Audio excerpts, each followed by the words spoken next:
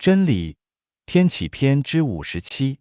The Truth, Xiefeng, translated by Treasure and edited by Care. Pontius Pilate, the powerful Roman governor, asked Jesus, "What is truth?" Jesus declared, "I was born for truth. I have come to the mortal world to give the truth. I have witnessed the truth. Hundreds of millions of people have sought and died for the truth. So what is truth?" Democritus, known to be the greatest ancient philosopher, said, "The truth is inscrutable." The most revered Socrates said, "What I really know is that I know nothing." The French philosopher René Descartes argued that only one undeniable truth exists. Ego cogito, ergo sum, I think, therefore I am. John Spall, governor of the Episcopal Church of the United States, said, "Absolute truth is something to which we may aspire, but that we can never attain." Influenced by Albert Einstein's theory of relativity, many people believe that truth is relative. Many religious organizations claim to be sole possessors of absolute truth. What is truth? Jesus said, "The Word of God is truth." Sakyamuni preached for 49 years. The core of his preaching was but one word, Tao. Lao Tzu mainly repeats one word throughout his Tao Te Ching, Tao. The Prophet Muhammad, PBUH, said, "Allah's ruling is based on Tao, truth." Confucius, the great sage of the Chinese nation, thought intensely and sought the truth for a lifetime. He finally grasped the core of Tao as he sighed and said, "Having heard Tao in the morning, one may die content in the evening." Lifechanyuan tells people again and again to take the way of the greatest creator. Why is Tao so important? Because Tao is truth and the truth is Tao. Both are the same. That is the reason why God, Buddha, the prophets, celestial beings, and saints have attached such great importance to Tao. In other words, they told us to follow the truth. Truth is truth. There is no absolute truth or relative truth. Truth can be described in eight ways. Truth is not optional. Truth is oneness without ambiguity. Truth is eternal, so there is no truth in the past, present, or future. Truth can be known but cannot be made. Truth is what scientists try to reveal.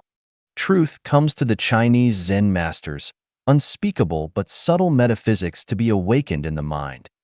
All religions profess to uphold the truth, but they actually contradict it. All parties appear to uphold the truth, but they actually oppose it. Everything in the universe, including humanity, floats in an ocean of truth. Truth has eight attributes: emptiness, universality, trust, reliability, naturalness, justice, kindness, uniqueness, eternity. Let us expand on each of these attributes. Emptiness. Emptiness does not differ from form. Form does not differ from emptiness. Form is emptiness, and its very emptiness is form. Whatever emptiness is, that is form. Form comes from emptiness, and emptiness is Tao, the truth. Universality. All visible objects in the universe, including all living beings, originate from Tao but are the metaplasia of Tao. This is to say that all manifestations of the universe are the embodiment of truth, so truth is everything. Trust, reliability, all the laws of nature are manifestations of truth. They exist and run without the will of mankind. All laws are of conservation, reliability, and dependability, so truth is trust.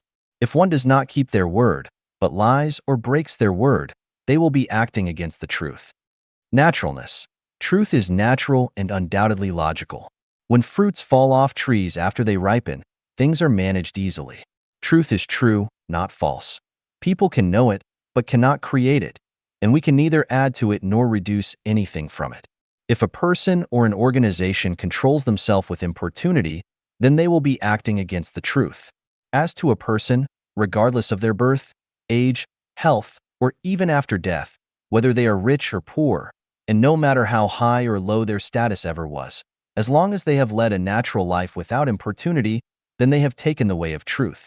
The dying who would rather live, the living who would rather die, the poor who are not content in their poverty, and the rich who are not content with their wealth all act against the truth. Justice. Truth is equal for all things and people, and does not favor anything or anyone. just as death and air are fair and equal to everything and everyone. This is to say that anyone, regardless of their religious faith or party affiliation, no matter whether they are a doctor or illiterate, whether they are a tycoon or poor, and no matter whether they are the president or a shepherd, is equal before the truth. Everyone has the same opportunity to learn the truth and to take the way of the truth. Kindness. We already know that truth is Tao, the consciousness and spirit of the greatest creator. Therefore, truth is alive. Those who come close to the truth will feel natural and cordial as if returning to their hometown from long ago, and will feel sure-footed, calm, and comfortable. Uniqueness. Truth is meticulous and unique.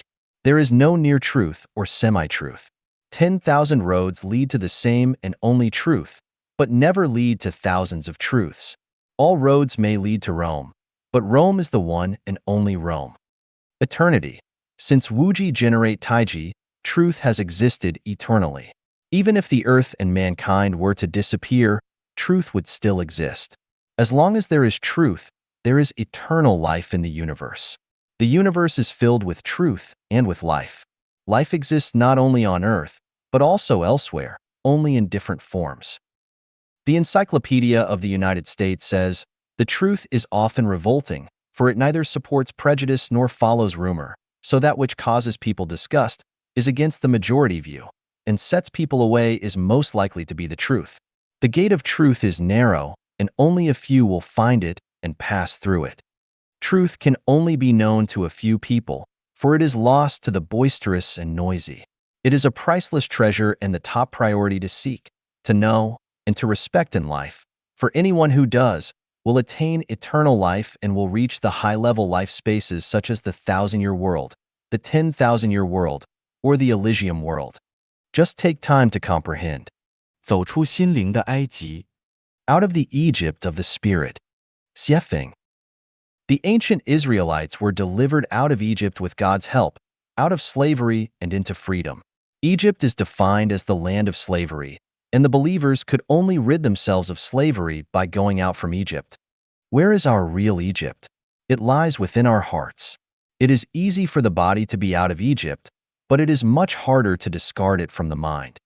We all suffer from the slavery of the Egypt of the Spirit in various degrees, and we lead our lives with the Egypt of the Spirit on different levels. You are a slave to your own Egypt of the Spirit because you have not felt the breath of the new era. An unimaginable era is coming. A wave of energy will reach from the universe to the earth. Its prediction has been shown.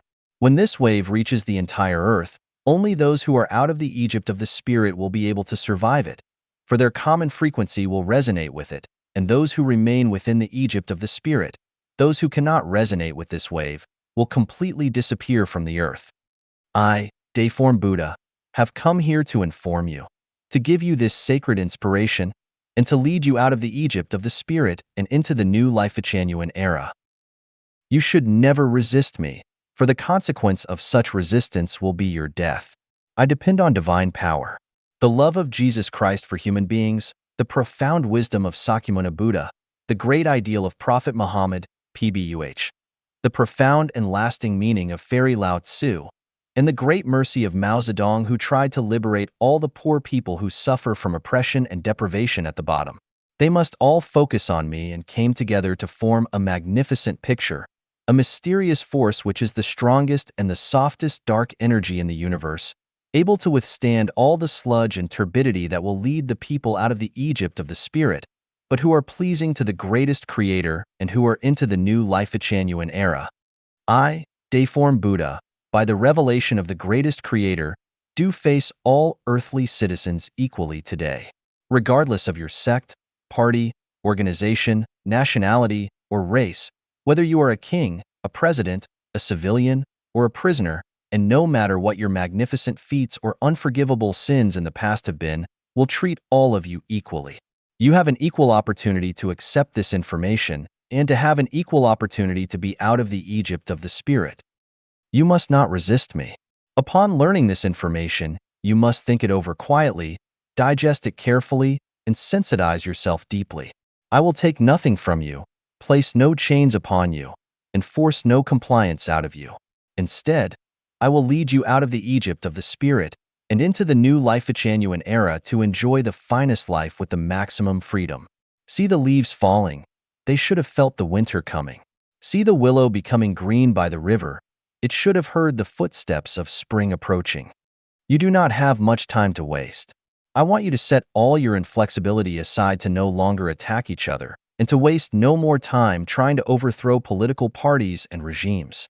Do not adhere to the opinion that we are right, they are wrong, because you have to think about your future.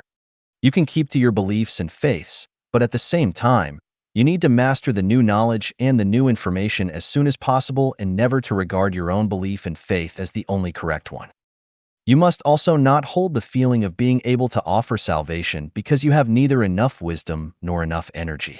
Not only do you not understand the non-material world, but neither can you make the correct judgment nor choice with what happens in your own home. Live on the eve of great changes, you should feel joy and happiness and neither fear nor worry because you have a chance to enter a new era by your own efforts. Do not blaspheme my words, for unhealthy words will hurt and eventually destroy you with a precision. But this is not me, for I am neither ego nor non-ego. The greatest classics are still the Bible, the Quran, the Buddhist scriptures, and the Tao Te Ching. You have to admire Jesus, Buddha, Muhammad, PBUH, and Lao Tzu in your heart. Before you read these four classics, you had better not say more or judge anything because what you would say could never equal to their wisdom. What you would say would be nonsense before you understand these classics which run in the opposite direction. The majority of people skim across the surfaces of things. You do not see the colossal forces below that support the icebergs above, and you think you are performing deeds of merit, but the truth might just be the opposite and you are actually sinning. I believe that you possess kindness, but kindness without great wisdom will more often than not lead to bad results. Taiji Celestial, the living messenger of Jesus, teaches us how much you have known of Tao and how much you can preach. Never judge or comment on things of which you do not know. Do not be an apologist, but be a preacher.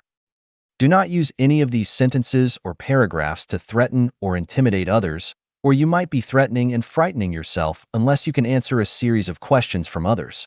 Family, nationality, race, party, and religion are the Egypt of the spirit. So you must walk out and just keep the greatest creator and your parents as your sacred territory. Do not rack your brains for your own family, nationality, party, race, or religion. It is helpless. It will not benefit humanity and is selfish behavior. These things will not exist in the coming Lifechanyuan era. Do not sacrifice for things that are about to disappear. You need to have the courage to fail, to forgive the people who hurt you, and to make your mind up to surrender the mindset of a vengeful and hateful attitude. This kind of attitude is helpless in the sublimation of your life quality, but it will distort your soul and evolve the structure of your life into false, ugliness, and evil. As a conclusion, even trotting our enemies under our feet and killing them is helpless for the evolution of our spirits toward truth, kindness, and beauty. If people do not forgive others, but just want to satisfy their vanity, get some small psychological satisfaction, and have revenge followed by more revenge, the whole human psyche will be trapped in a vicious cycle and never find peace. The greatest creator is pleased by people who revere him. Jesus, Buddha, and Muhammad, peace be upon them, were fond of their loyal disciples, and I, deiform Buddha, also like those who can be my friends, and I am willing to give the visas of life to those who are willing to be my friends. These visas of life sound ridiculous at first and seem to be nonsense. However, have you ever considered that life is a kind of non-material structure? If our spirit is sensitive enough, we can enter sesame seeds and go forward negative 10,000 kilometers to its center, and we can understand the meanings of life to see its structure. Quantum mechanics and string theory cannot explain the true meaning of life. Einstein and generations of master of scientists have tried to establish a unified field theory, but they have all ultimately failed. The reason is that they never understood the structure of non-material. What kind of life you lead depends on the attitude that you keep. It was said by Taiji Celestial that your state of life depends on your mode of thinking. Although this is true, it is not profound philosophy. It is reasonable and is easy to understand. Understand that you are able to understand the full meaning of the visas of life. The visas of life are kinds of non-material that will be directly embedded into the structure of the non-material substance of your life, speed up the evolution for the structure of your life to be perfect and symmetrical, put colorful halos around the structure of your life, and protect you in your race along the space tunnel toward the high-level space of life. The soul is total existence, non-material without weight. Bodies will die, but souls will never die. The soul goes through the universe at negative relativistic speed, but man does not understand this. The moment you die, you will become aware that you are not dead, but that you have only abandoned your body as your life carrier, but have taken on board another life carrier to begin a new life voyage. When I say that one who remains in the Egypt of the spirit will disappear from the earth, I do not mean that their life will end, just their life on earth. You will have no chance to enjoy the sun, the sea, white clouds, or blue skies. You will bid farewell to your loved ones, and you will never see them again. You do not understand this now, and it is only at the moment of death that you will, however, it will be too late by then, and your regret will be eternal. Every word in this article is true. You can validate them from the perspectives of religion, classical thought, science, telepathy, from the perspective of logical reasoning, and from all the facts that can be found. It is not only your good fortune to learn the content of this article, it is also your destiny, and I am very glad for you. If you are willing to understand something special, be grateful to the greatest creator. All glory goes to the greatest creator and none goes to Deiform Buddha. And if you share or discuss this information with others, you must always pay tribute to the greatest creator, but never to Deiform Buddha. It would be blasphemous to deify Deiform Buddha, for you and all others would be led astray. If you are offended by this article and think it is heresy, you are innocent. Never doubt the word of the greatest creator, but place all the blame to me. I accept all the responsibility for it and for all who accept it. From where it has come to where it returns. It is demanded that once you read this article, you must pass it on to others without omitting a single word. You may print it or send it as email, but never keep it to yourself. Never cut off the lifeline to other people. If you were to do that, you would have to pay a high price for the lives of others, for this is a curse. If this article is true, you will achieve merit and virtues for spreading it, but if it is evil, you will be held as blameless and without harm for sending it out in its entirety. If you can repost this article onto other websites or even publish it in newspapers or magazines, it would elevate your merit and virtues absolutely. One day you will understand the benefits of the merit and virtues. Why not just lift a finger and do it? A slight error in thought may lead to either paradise or to hell. We hope that everybody will escape from the disaster and enter into the new Lifechanyuan era. 最小阻力原则 Taking the principle of least resistance. Xiefeng. A watermelon that is picked violently will not be sweet, and a person acting under duress does not perform efficiently. Rowing a boat down a river is better than sailing up against the current, and buying a needle is better than grinding an iron rod into one. Enjoying hardships is better than struggling against them. So rather than forcing yourself to fight, you should just submit and relax. Cleaning the earth is better than terraforming Mars. Strengthening a nation is better than building the Great Wall. Dredging smoothly is better than preventing forcibly. Feeding a dog is better than training a pig to become one. And singing the praises of the living is better than flattering the dead. Use your head to create knowledge, rather than to defend dogma. Using local materials makes more sense than importing them from across the ocean, but if none are available, it is better to move to another place.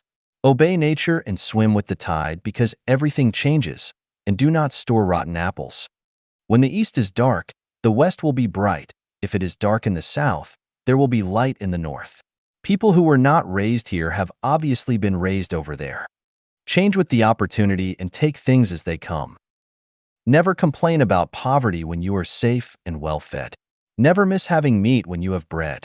Little birds that prefer to nest in the woods do not need to take to flying lessons from swans. One whose heart is not content is like a snake trying to swallow an elephant. An inflated desire will cause trouble, but a mind without material desire will remain calm. Ambition to fame may cause bitter revile. No diamond, no porcelain work.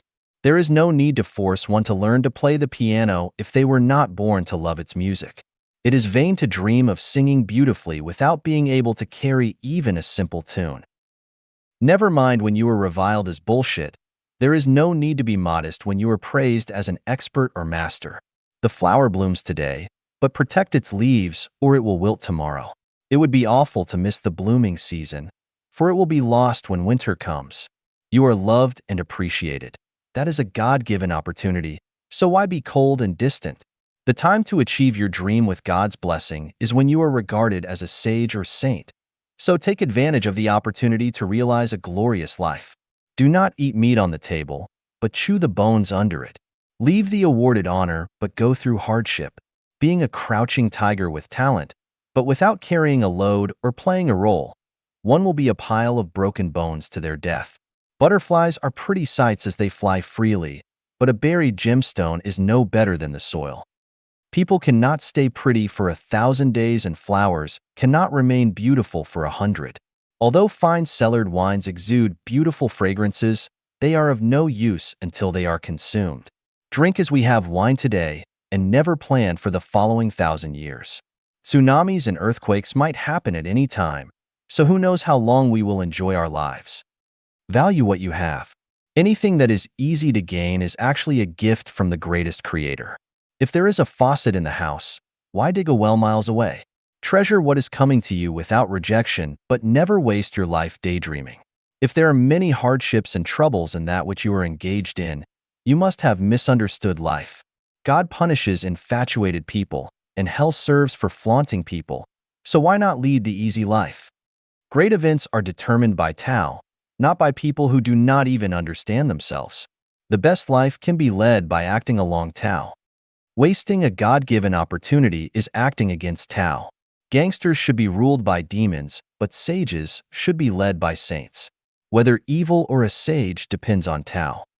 Speak words to people, talk ghostly when you meet ghosts, keep silent when you meet monsters, chirp and tweet with birds, howl with wolves, describe your aspirations when meet your soulmate, eat when you hunger, void when you must, but never complain to others if you made yourself starve or withheld waste.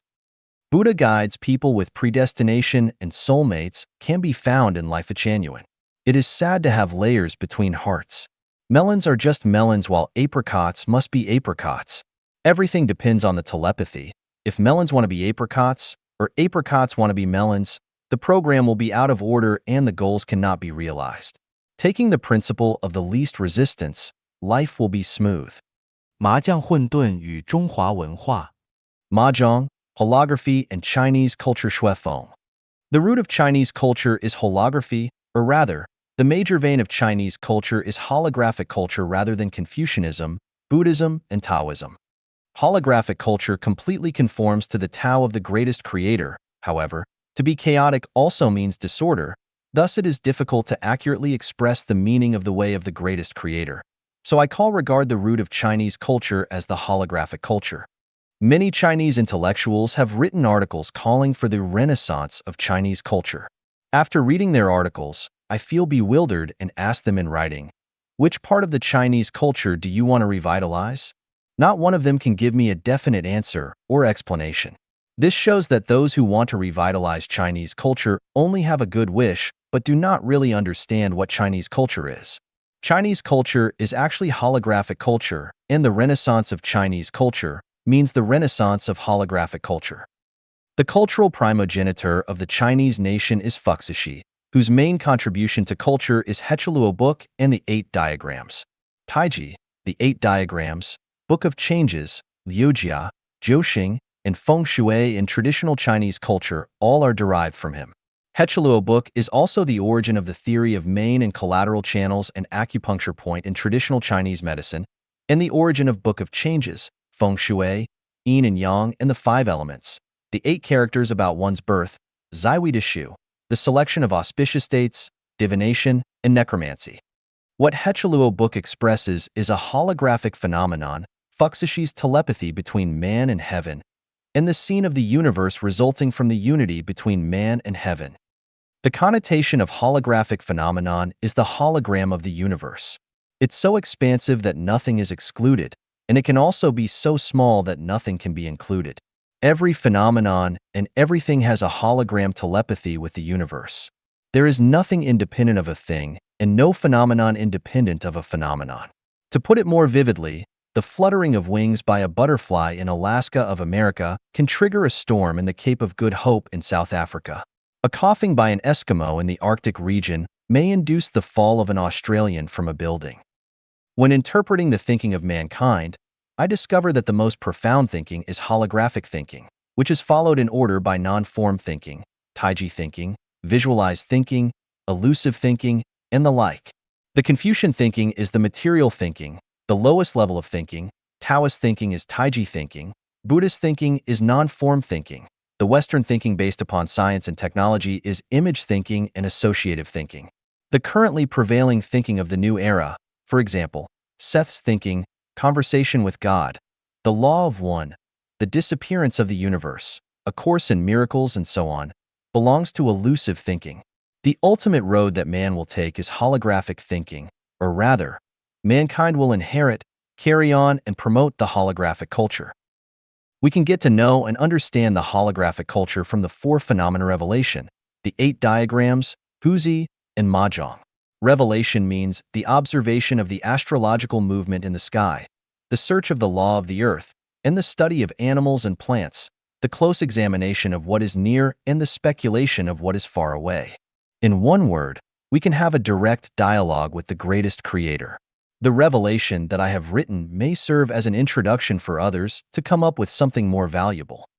The 8 diagrams means that Wuji gives birth to Taiji, Taiji gives birth to Yin and Yang give birth to 4 signs, 4 signs give birth to 8 Gua gives birth to 64 Yao images, 64 Yi images give birth to every phenomenon in the universe. Once the changes of 64 Yi images are understood, it will be easy to understand the dialectical relations between changeable and unchangeable and understand the holographic principles. Huzi was the teacher of Lizi.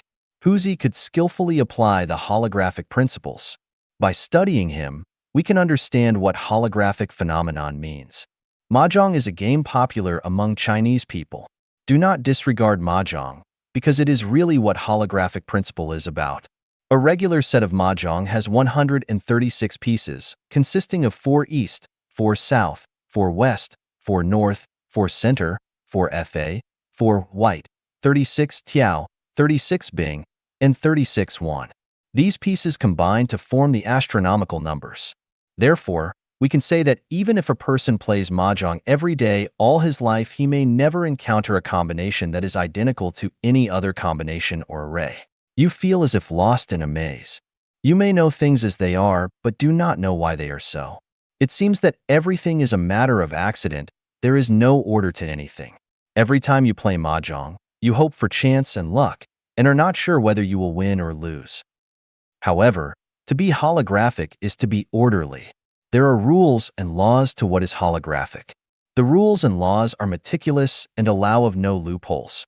What seems to be accidental and random is actually orderly and inevitable. People who play Mahjong all attach great importance to luck. If they win, they say they have good hand chi, luck. And if they lose, they say they hand chi is not good. What is hand chi? Everyone can have a try. If you do not have adequate sleep, if you are not in a good condition, or if you have had sex within the 24 hours, you will not have good hand chi.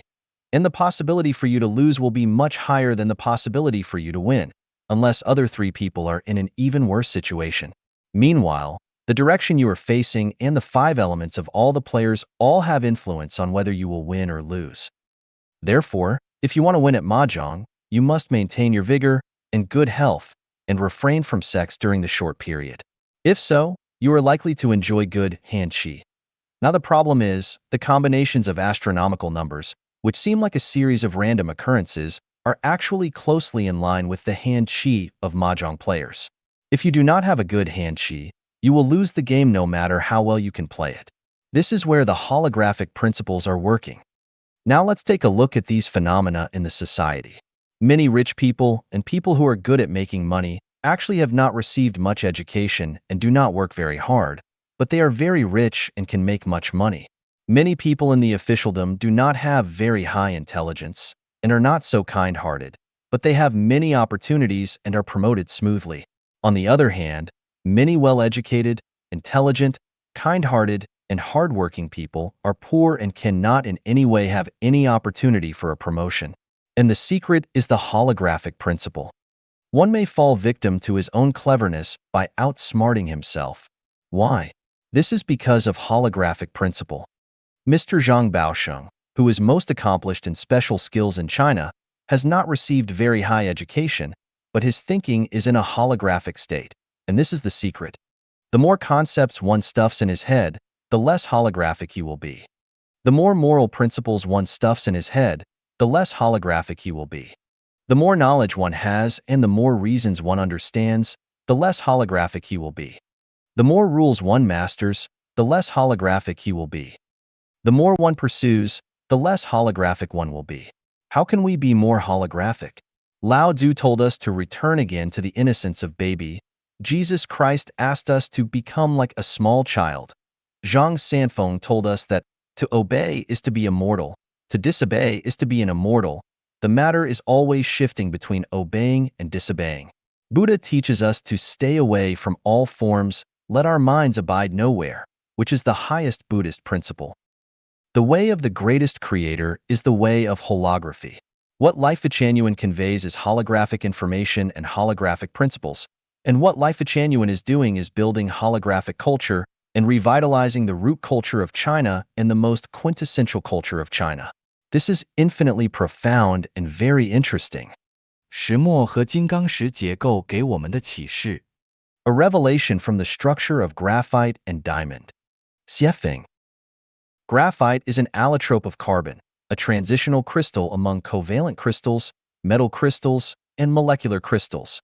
In crystals, the same layers of carbon atoms form covalent bonds by sp2, trigonal, hybridization. Each carbon atom connects with 3 others, and 6 of them form a regular hexagon ring on the same plane and stretch to form laminated structures.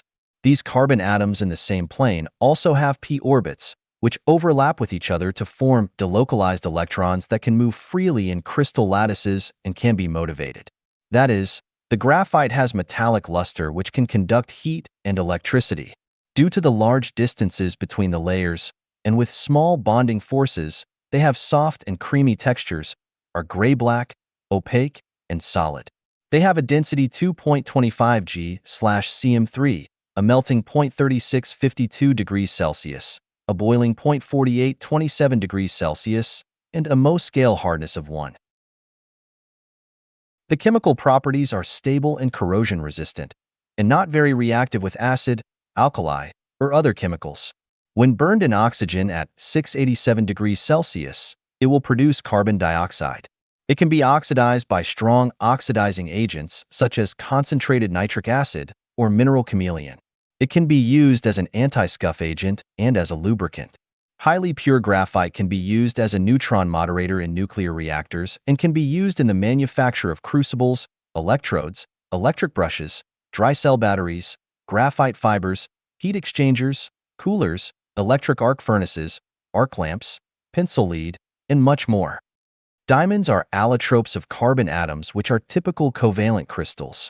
The carbon atoms form 4 sp3 hybrid orbits which connect to each other with covalent bonds. Each carbon atom is in the center of a regular tetrahedron formed by 4 other carbon atoms associated with it, forming a crystal, and the entire crystal can be regarded as a giant molecule. These crystals belong to cubic systems and are usually in forms with 8 faces. The purest quality ones are colorless, transparent, strong, and lustrous, but impurities will make them appear blue, sky blue, light yellow, red, or black. Their density is 3.15-3.53 G/cm3. Their melting point is 3550 degrees Celsius, and their boiling point is 4827 degrees Celsius. With a Mohs scale hardness of 10, they are the hardest of all materials. They are non-conductive and appear pale blue fluorescent under ultraviolet light. They do not react with most chemical agents and can be burned in oxygen at 777 degrees Celsius to produce carbon dioxide. Transparent carbides are known as diamonds after they have been carved and polished and are luxurious ornaments. There are few diamond minerals in nature. Diamonds can be made artificially, such as with graphite, subjected to high temperatures, high pressures, and catalyzing agents. What revelation can we obtain from the above data? Graphite and diamonds both consist of carbon atoms, which means that the material of both is the same, but the differences of their molecular structural permutations lead to completely different physical properties. The most scale hardness of graphite is 1 while that of diamonds is 10. The extreme differences between the two lead to extremely different uses, and that is to say that for the same material, when its molecular permutations change, its material properties also change. This principle can be used in the management of the production, life, and human resources, and that is by the permutation and combinations of the managers. Perfect permutations and combinations will make teams like diamonds, with powerful and efficient managing ability. Conversely, if the team is like graphite, it will be weak, ineffective, and have poor managing efficiency. Graphite has free, radical electrons, while diamonds do not.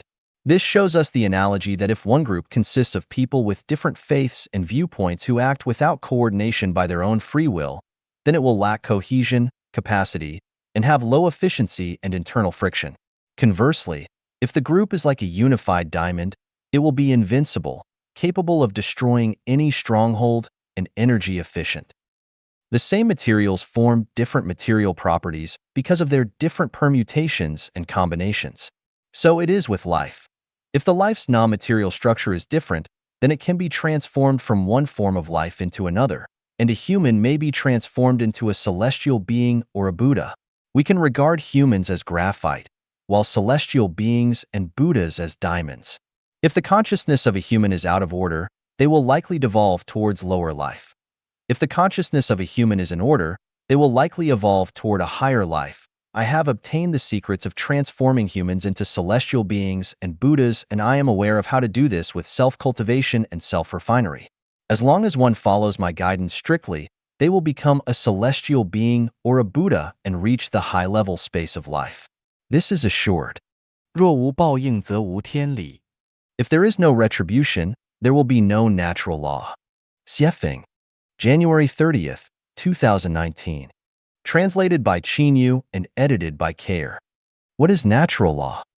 Natural law is the set of operational laws and principles of the universe and is the reward and punishment mechanism of Tao for all lives. What is retribution?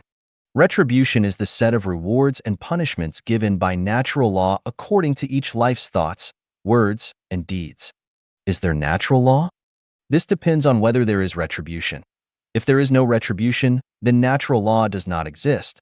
But if there is retribution, then there definitely is natural law. To know whether there is retribution, we have to analyze, sort out, summarize, verify, and judge from the ups and downs of human society, the rise and fall of each nation, and the joys and sorrows of each individual. We can also analyze and summarize the history and actual facts of each family and draw our own conclusions. If you find that there is indeed retribution, then you must follow natural law and not violate it. But if you find there is no retribution, then you can do whatever you want. Natural law is shapeless, formless, shadowless, traceless, invisible, intangible, and inaudible. To know whether it exists, we can only perceive, sense, and feel the changes in nature, in human society, and in everyone's status quo. To know natural law by way of retribution is called verification. We can also deduce whether it exists through logical reasoning. For example, if you killed a snake and had no son but then found that most people who killed snakes had no sons either, you could conclude that those who kill snakes generally have no sons. A connection between killing snakes and not having sons could be reached. If you kill a snake, then you will either have no sons or they would be accidents. If this were a common phenomenon, then it would prove that killing snakes is retributive, but if it were not a common phenomenon, then it would prove that there is no retribution for killing snakes and that that retribution does not exist. Another example would be between married couples.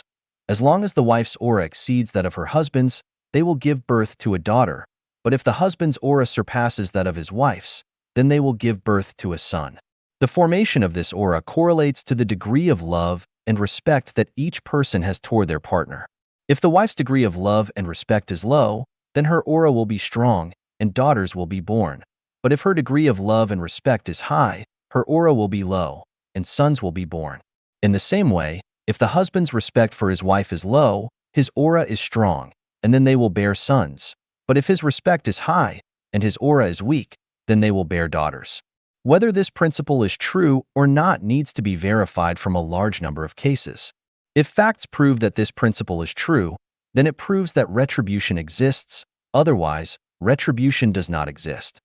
Due to their lack of experience, young people do not understand retribution, so it requires older people to tell them about it, and that if it exists, then people must be careful not to talk, act, eat, go, or think indiscriminately, otherwise there will be retribution. Once it is proven that natural law exists, then we should follow it, because if we do so, we will get its corresponding retribution, but if we do not follow it, then we get the corresponding retribution for not following it. For example, I see a phenomenon in cyberspace that no matter who you are or what you post, you will always be scolded. If you are sincere and have good intentions, then you will be scolded. If you publicize Jesus or Buddha, then you will be scolded. If you promote the goodness of communism, then you will be scolded. If you respect your ancestors, then you will be scolded.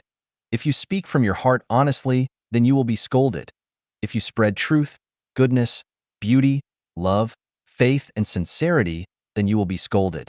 No matter what you say, there will always be someone out there who is ready to scold you. Even gods, Buddha, celestials, and saints will be scolded when they appear to preach. This cursing is so harsh that it brings bitter winds and miserable rains and makes dust and stones fly. It is so harsh that even good people bow their heads, thinkers dare not write articles, and those who want to do good deeds dare not do them. In addition, some people demolish other people's houses with plausibility, drive others out of their homes, add drugs to food, inject fake vaccines into children, cheat people out of money, dump garbage into rivers, and so forth. They are very aggressive. But you do not need to worry, because if the existence of natural law is proven, then retribution will surely come. Natural law cannot be controlled by anyone. No matter who they are subject to its rewards and punishments. Otherwise, millions of the Ming Dynasty imperial family would not have been killed. All 10 clans of Feng Xiaoru's family would not have been killed because of implication. Emperor Chongzhen would not have hanged himself.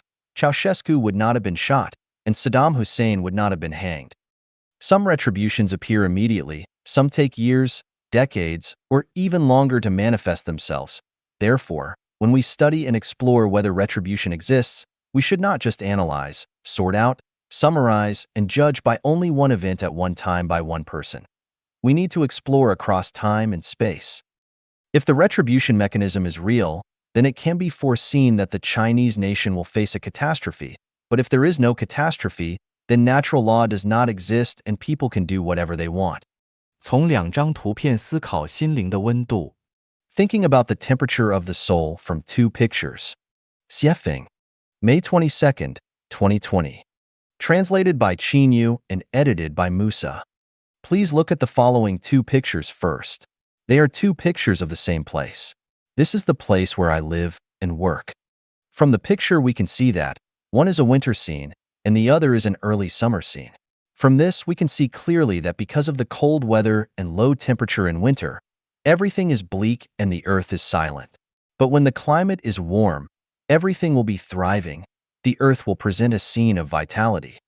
The enlightenment of this phenomenon is that when the temperature of one's spiritual sky is appropriate, one's soul will be full of vitality and creativity, but when the temperature of one's spiritual sky is very low, one's soul will be dead and lack of vitality or creativity. So, what is the temperature of the soul? The spiritual state that measures the strength of a person's mental state, thinking ability, and creative ability is called the temperature of the soul. People with high temperature of soul are flexible, full of enthusiasm, passion, and vitality, and full of creativity, just like the summer of nature, while people with low temperature of soul are sluggish, rigid in thinking and lack of creative ability, just like the winter of nature. The temperature of the soul is composed of and determined by affection, love, and sex. If a person has rich affection, is full of love, and his sex is not suppressed, the temperature of his soul is high. If a person is effectively discouraged, desperate, dejected and self-abandoned, lack of gratitude, full of resentment to the surroundings, and his nature is suppressed and cannot be released, then the temperature of his soul is low.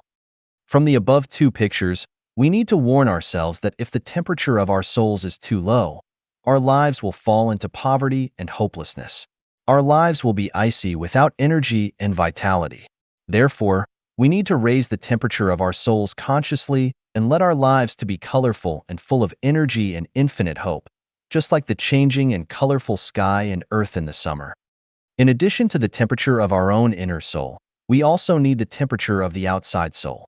This requires us to consciously participate and devote ourselves to those people who are full of enthusiasm and passion, full of love, full of happiness, joy, freedom, and blessedness, where it can let our lives bloom brilliant shines. 名牌给我的启示 Enlightenment from famous brands. Xiefeng, May 27th, 2020. Translated by Qinyu and edited by Care. At the end of last fall, I bought a Lifechanyuan kitchen knife from a Chinese store in Vancouver. I cherished my new knife but failed to use it for a long time until I lost my old kitchen knife last month and finally began using it. It was easier and handier to use, and the good experience that it provided was like a cow eating lotus or removing hair from yak butter. A quality product is easy to use and works really well. The old kitchen knife was eventually found, but I never used it again until yesterday when I placed the Lifechanyuan in the sink after I had cut some meat and picked up the old kitchen knife unconsciously when I needed to cut some vegetables. The moment I held it in my hand, I found it to be quite unpleasant, and it was at that moment that I realized the value of the famous brand. 10 years ago, Xintao Celestial gave me a Philips razor which is still good after I had used it for 10 years. Then, I accidentally lost a small holder while cleaning my hair half a year ago, so I had to buy a new razor at 100 Mile House. I bought one of the best ones in that store, but it did not work well and failed after only a month. I eventually found the small holder for my Philips, but although I wanted to use the new one, it did not work well, so I returned to using the Philips. The advantage of the Philips is that after charging it for slightly more than 10 minutes, it can be used for about 20 days. After 10 years, the battery is still intact. In addition, it feels comfortable in my hand, shaves cleanly, never pinches me or pulls any hairs out painfully, is fairly silent, and the original blade is still sharp. From these two examples, I have concluded that whether it is appliances, clothes, or other utensils, it is best to use quality brands if one can afford them. They might be more expensive, but in terms of long-term benefits, they are more cost-effective. Thus, I realized that people can also be divided into various grades. If you can get acquainted with, interact with, and cherish quality brand characters in your life, then your blessings will be great. Brand characters are like Lifechanyuan kitchen knives and Philips razors. They always make people feel comfortable and bring them wisdom, joy, safety, and tranquility, but never disturb them or make them feel uncomfortable. The benefits of getting along with brand characters are many. The greatest wealth in life is being able to meet and cherish one or several of them. I can be considered a blessed person because when I counted the treasures in my spiritual warehouse, I found several brand characters worth mentioning. 2 male secular friends are Shuebinyi and Lu Jinkai. 2 male Chanyuan celestials are Tongtian Celestial and Qinxi Celestial, and 3 female brand celestials are Huiying Celestial, Jingying Celestial, and Xiangrui Celestial. Their common features are that they all have rich personalities and first-class quality. They are picturesque like mountains and rivers or poems and paintings, high in taste and state, treat me sincerely and without deception, have never made me feel uncomfortable in the slightest degree, and have helped me a lot. We should cherish brand objects while using them and treat them with awe because they are expensive, and do the same with brand people. When facing the brand people whom we are lucky enough to have in our lives, we can only venerate and admire them in our hearts without the tiniest secular affection or lust. It is best to enjoy them as quietly as you would appreciate peerless landscape paintings. Never take them down and hang them up repeatedly. When several government websites described Lifechanyuan as a cult several years ago, I, as its godfather, immediately broke off my relations with Shuebinyi and Lu Jinkai because I did not want to negatively impact the futures of my best friends. Sacrificing oneself and protecting brand friends is the best way to cherish and respect them. Brand objects have exquisite structures, high quality, and long service lives, making them easy to use. Brand characters have rich personalities and are transcendent, lofty, exquisite, sincere, selfless, and desireless beyond words. They are inexhaustible spiritual sources from which one can benefit for a lifetime, so they should only be admired without the slightest profane thoughts. Of course, there are still many brand characters who are worth cherishing in my life, most of whom are Chanyuan celestials. I hope that my existence will be valuable and useful to my dear friends, and I pray that one day my relationships with Chanyuan celestials will no longer be as ones between a tour guide and tourists, but rather those of close friends. It is not easy to meet brand characters. Not only does it require a gift from the greatest creator, but also the matching of one's own quality. It is even more difficult to become one. It takes a lifetime of self-cultivation and self-refinement to hope to accomplish that. A person who never meets a brand character throughout their life would not know that there are mountains beyond mountains, how high the sky is, or how lush the land can be. They would always use old kitchen knives without knowing that Zhangzioquans exist, but always think that all kitchen knives are the same. This is both pitiful and pathetic, just like a woman who has never experienced an extreme orgasm never knows what it is really like to be a woman. I hope that I can become like a Zhang Shaoquan kitchen knife or Phillips razor one day. 日常生活中能获得天启。Revelations from Daily Life. Xiefeng, December 1st, 2020. Translated by Qinyu and edited by Care. Everything and all phenomena are the words of the greatest creator, and changing phenomena are the greatest creator speaking them. This is Zen, the book without words. Reading the book without words is talking to the greatest creator, and you can listen to the greatest creator's words in daily life without pursuing a lofty posture. I placed a bag of flour inside my refrigerator, but not in the freezer section. When I reopened it a year later, I found that it had formed into lumps, which made it inedible. Revelation: flour should be placed in a dry and ventilated place because it will rot and deteriorate in a damp place. People should change their homes frequently, and they should always ventilate their thoughts. Otherwise, over time, they will become stubborn. I kept some eggplants in my refrigerator, the temperature in which was kept between 0 degrees C and 4 degrees Celsius. Within a few days, they had turned black, were frozen, and tasted stale. Later, I left other ones at room temperature, and within a few days, they too had rotted. Revelation: some vegetables cannot be kept too cold or too hot. Some people cannot be loved or hated. If you do not take a bath or change your clothes for a month, lice will appear. Revelation: as long as the conditions are right, species will find them. Viruses appear in the same way. So if humans do not adopt new ideas and new ways of living often, viruses will arrive. The coronavirus is telling people that they must think and live differently. Revelation: people who do not learn to perceive and accept new ideas and new lives often will invite parasitic thoughts to grow in their minds. When boiling mung beans, you will always encounter iron beans. Their shapes and colors are exactly the same as those of mung beans, but no matter how you cook them, they do not soften. In fact, the more you cook them, the harder they become. Revelation: within groups of people, there will always be some special ones such as saints and rogue thieves who are born thusly and will not change. It is very cold here in the winter, so our window glasses are double layered and there are empty, insulating layers between them. In this way, the cold is blocked out. Revelation: worries are cold. With 2 layers of selflessness, we can keep our worries out. I bought a water bamboo shoot 2 years ago and placed it in a glass vase and changed the water from time to time, but other than that, I never gave it any nutrient fertilizer. I would sometimes forget to change the water, and sometimes there was only a little bit of water left in the vase, but the bamboo has still been growing well. Revelation: in crowds, some people are like water bamboos. You do not need to establish special relationships with them, and you do not need to give them special care, but they will be happy as long as you smile at them or say hello to them occasionally. They need very little encouragement in order to maintain intimate relationships with you. They are the most content and sincere water bamboo-like people among us.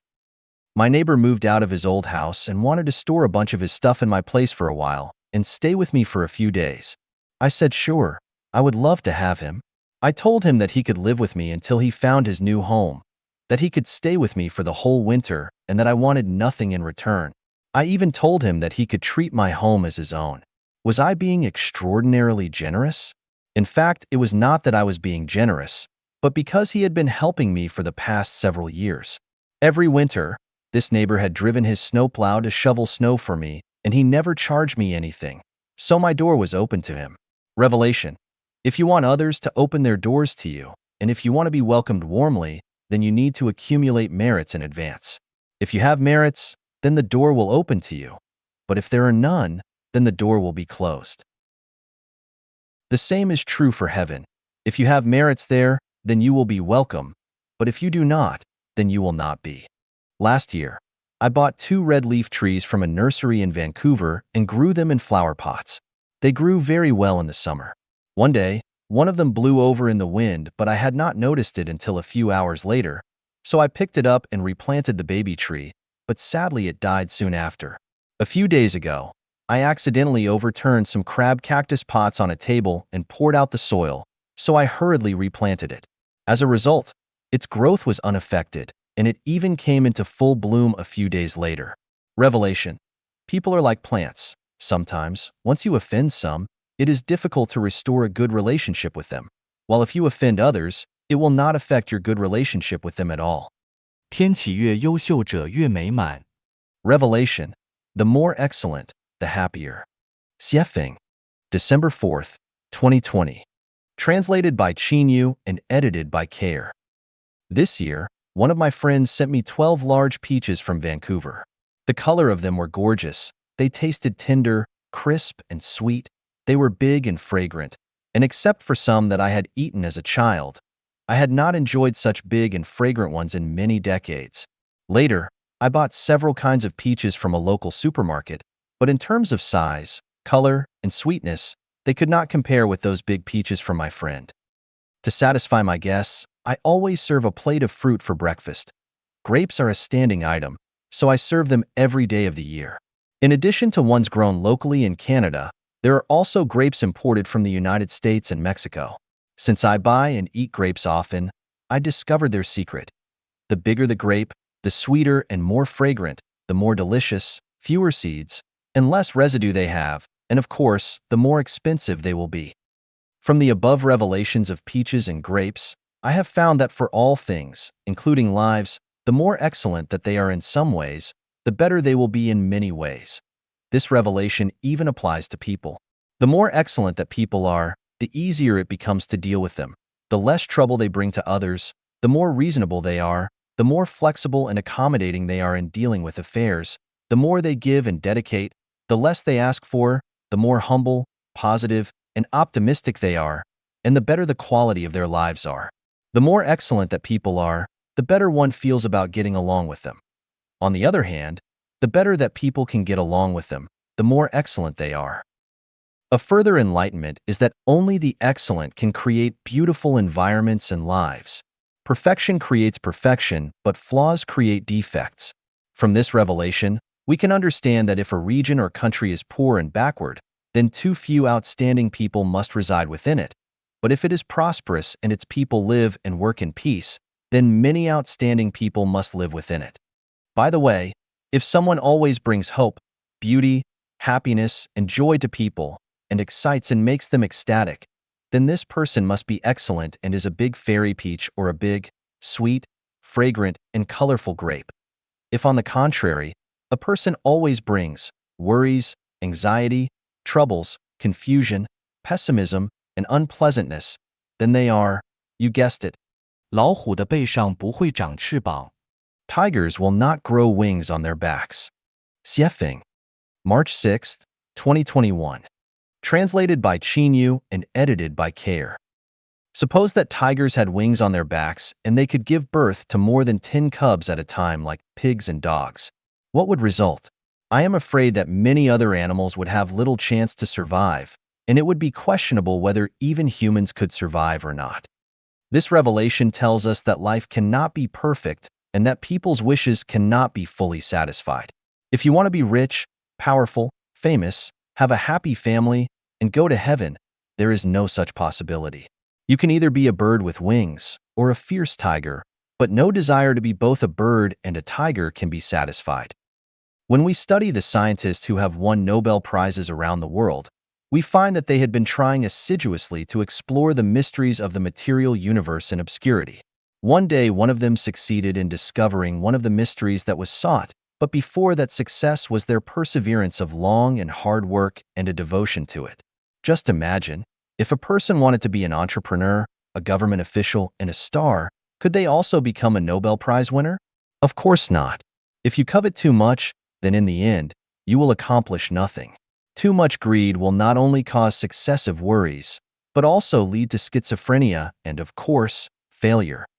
If a man wants to get a beautiful, sexy, charming, gentle, considerate, artful, loyal woman who can entertain guests and cook well, with a successful career and who can make a lot of money and always accompany her husband to serve him tea and coffee, could he find her? No way. She does not exist. That would be like looking for a tiger with wings on its back. For those who are determined to trek to the peak of life and finally reach heaven, when you decide to start, you must say goodbye to your desires for money, power, fame, profit, status, and carnal bliss. You must no longer want to own anything. You must reach the state of zero, possess nothing, and be selfless. In your process of trekking and climbing, you cannot look back, nor look around to compare, but you must remain focused on your way forward. In this process, what you should overcome are not the difficulties and obstacles on your way forward, but rather your inner hesitation, anxiety, pain, fear, lack of confidence, your inner purgatory, and your mental and spiritual torture. Do not expect people around you to understand and support you. That would be impossible. Consider yourself fortunate if they do not try to pull you back.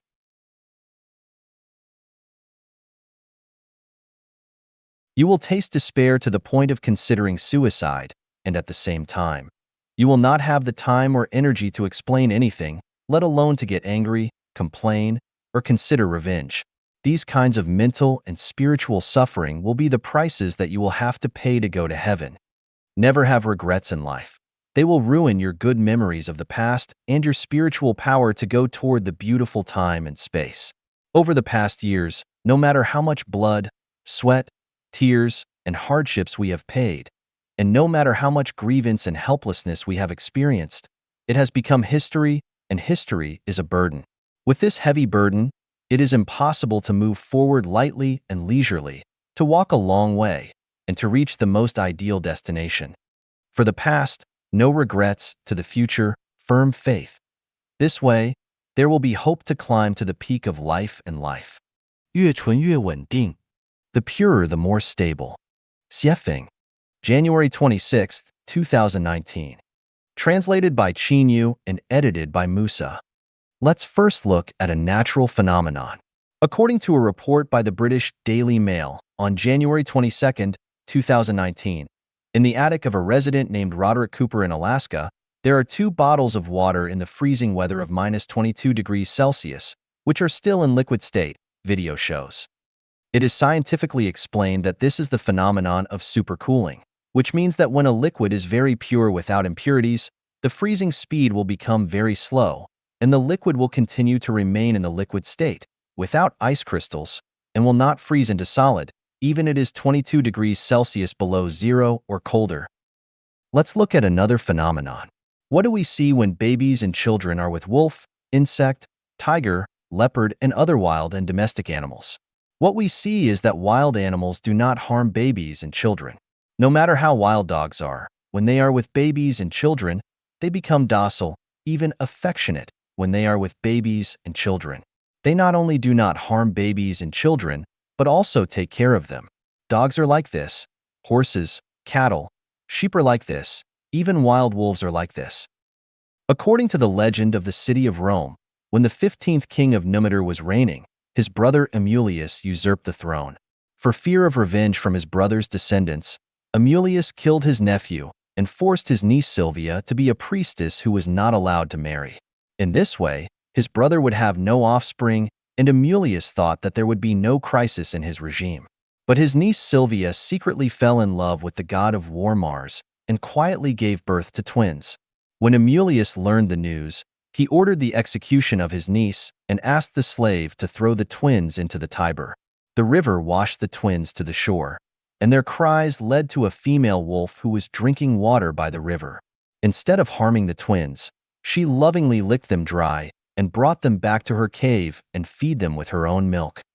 In 1920, in a small town called Midnapal in the northeast of Kolkata, India, people found two human-like monsters walking on all fours trailing behind three big wolves. The two human-like monsters turned out to be two naked girls. It was later confirmed that the two girls were raised by wolves since childhood. By the 1950s, it has been discovered scientifically that 30 children were raised by beasts, 5 by bears, 1 by leopards, 14 by wolves, as well as by monkeys and sheep.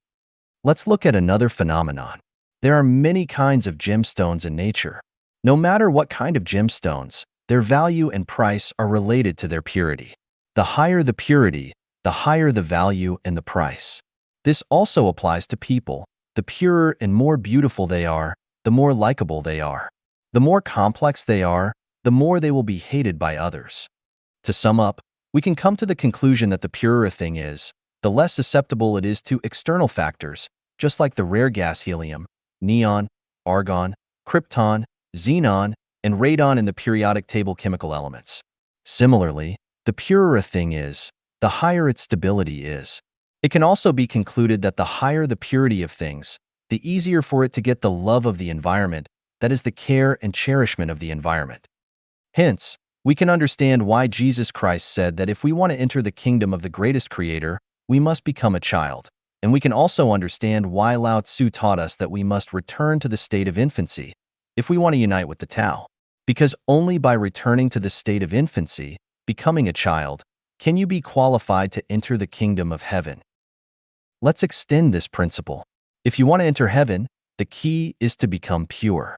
Only pure things can show their nature. Nature is Buddha. Nature is celestial. Showing nature is equivalent to becoming celestial and Buddha. Celestial and Buddha will definitely enter heaven. Babies and children are very pure, and what they expose are completely nature. So even a ferocious wolf will not hurt them but will love them. Therefore, whether one can enter heaven or not has nothing to do with learning, knowledge, and wisdom, how many classic books you have learned. It has nothing to do with religion, how many good deeds you have done, how much truth you have understood and spread. It has nothing to do with kowtowing, burning incense, or making pilgrimage. The key is whether a life is pure.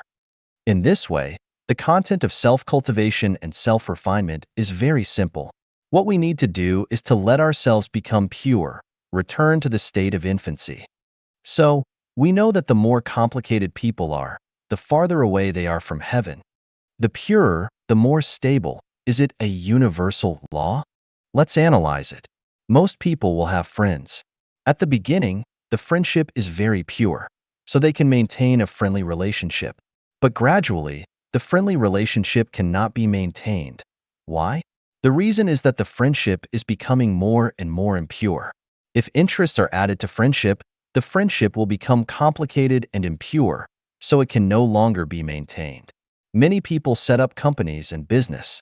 At the beginning, the company developed smoothly, but as time passed, the company began to decline and close. What is the reason? The reason is that the company has become impure. Some companies began to marry politics. Some companies began to get involved in the real estate business. Some companies began to get involved in the stock market. Some industrial companies became interested in the cultural field. And some companies that only provided food began to engage in business of restaurants, breeding, and planting.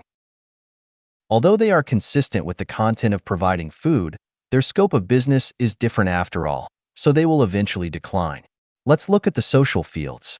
Romania, Yugoslavia, the Soviet Union, Venezuela, Vietnam, and China all are socialism. The result is they all have almost collapsed. China's socialism is also on the verge of collapse. The reason is that none of them is pure. Socialism is socialism. If you mix it with the market, family and party interest and corruption, it will surely collapse. Pro-socialism is definitely superior to capitalism, but if you make the socialism rather impure, how can it be better than capitalism? Collapse is inevitable because it violates the rule of the purer, the more stable. Flies always find the cracked eggs. Why? Because if there is no crack on the egg, it can keep relatively pure, so flies won't bite it. Once there is crack on the egg cannot keep pure. Flies will certainly come to bite. In the process of founding Lifechanyuan, I found out that people with more complex thoughts are more likely to be disturbed by external factors and gradually leave, while those with simpler thoughts are more likely to remain. This fact also proves the rule that the purer, the more stable. Thus, we can get another conclusion. For a person, the more knowledgeable, the more complex the thinking, the greater the ability, the more mindful and smarter, the more experienced, the more deeply involved in society, the more flexible, the more he is unreliable, because he or she violates the rule of the purer, the more stable. He might vow to you today and part ways with you tomorrow. Thus, we can get one more conclusion that the more complex one is, the most silly and stupid the person is in the world. 越纯越稳定。 The purer, the more stable. Xiefeng, January 26, 2019. Translated by Chinyu and edited by Musa. Let's first look at a natural phenomenon. According to a report by the British Daily Mail on January 22, 2019, in the attic of a resident named Roderick Cooper in Alaska, there are 2 bottles of water in the freezing weather of -22 degrees Celsius, which are still in liquid state, video shows.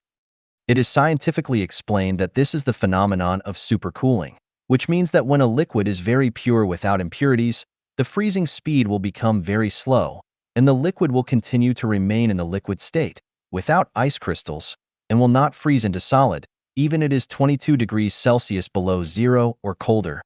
Let's look at another phenomenon. What do we see when babies and children are with wolf, insect, tiger, leopard, and other wild and domestic animals? What we see is that wild animals do not harm babies and children. No matter how wild dogs are, when they are with babies and children, they become docile, even affectionate, when they are with babies and children. They not only do not harm babies and children, but also take care of them. Dogs are like this. Horses, cattle, sheep are like this. Even wild wolves are like this. According to the legend of the city of Rome, when the 15th king of Numitor was reigning, his brother Amulius usurped the throne. For fear of revenge from his brother's descendants, Amulius killed his nephew and forced his niece Silvia to be a priestess who was not allowed to marry. In this way, his brother would have no offspring, and Amulius thought that there would be no crisis in his regime. But his niece Silvia secretly fell in love with the god of war Mars and quietly gave birth to twins. When Amulius learned the news, he ordered the execution of his niece and asked the slave to throw the twins into the Tiber. The river washed the twins to the shore, and their cries led to a female wolf who was drinking water by the river. Instead of harming the twins, she lovingly licked them dry and brought them back to her cave and feed them with her own milk. In 1920, in a small town called Midnapal in the northeast of Kolkata, India, people found 2 human-like monsters walking on all 4s trailing behind 3 big wolves. The 2 human-like monsters turned out to be 2 naked girls. It was later confirmed that the 2 girls were raised by wolves since childhood. By the 1950s, it has been discovered scientifically that 30 children were raised by beasts, 5 by bears, 1 by leopards, 14 by wolves, as well as by monkeys and sheep. Let's look at another phenomenon. There are many kinds of gemstones in nature. No matter what kind of gemstones, their value and price are related to their purity. The higher the purity, the higher the value and the price. This also applies to people. The purer and more beautiful they are, the more likable they are. The more complex they are, the more they will be hated by others. To sum up, we can come to the conclusion that the purer a thing is, the less susceptible it is to external factors, just like the rare gas helium, neon, argon, krypton, xenon, and radon in the periodic table chemical elements. Similarly, the purer a thing is, the higher its stability is. It can also be concluded that the higher the purity of things, the easier for it to get the love of the environment, that is the care and cherishment of the environment. Hence, we can understand why Jesus Christ said that if we want to enter the kingdom of the greatest creator, we must become a child. And we can also understand why Lao Tzu taught us that we must return to the state of infancy if we want to unite with the Tao.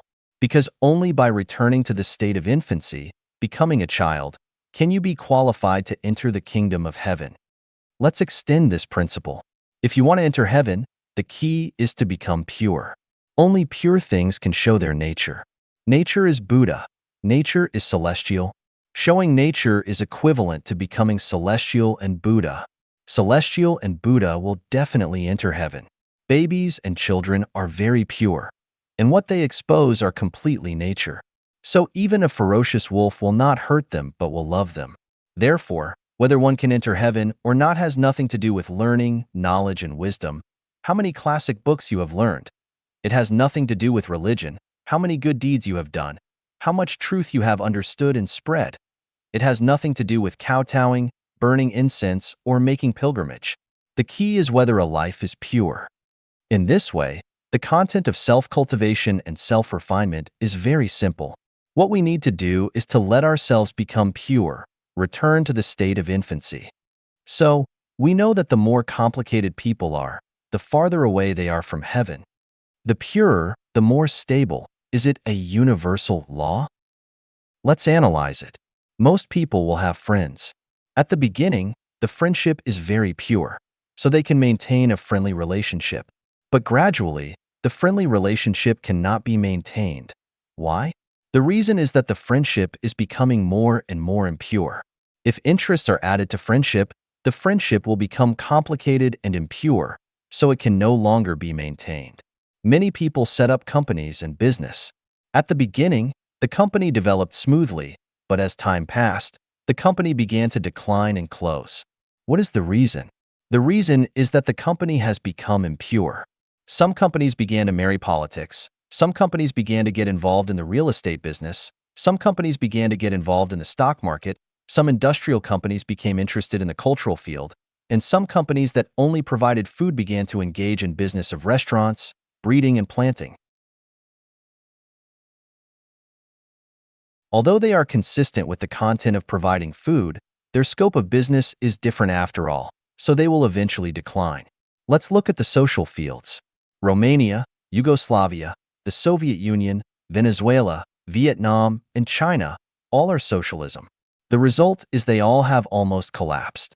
China's socialism is also on the verge of collapse. The reason is that none of them is pure. Socialism is socialism. If you mix it with the market, family and party interest and corruption, it will surely collapse. Pro-socialism is definitely superior to capitalism, but if you make the socialism rather impure, how can it be better than capitalism? Collapse is inevitable because it violates the rule of the purer, the more stable. Flies always find the cracked eggs. Why? Because if there is no crack on the egg, it can keep relatively pure, so flies won't bite it. Once there is crack on the egg cannot keep pure. Flies will certainly come to bite. In the process of founding Lifechanyuan, I found out that people with more complex thoughts are more likely to be disturbed by external factors and gradually leave, while those with simpler thoughts are more likely to remain. This fact also proves the rule that the purer, the more stable.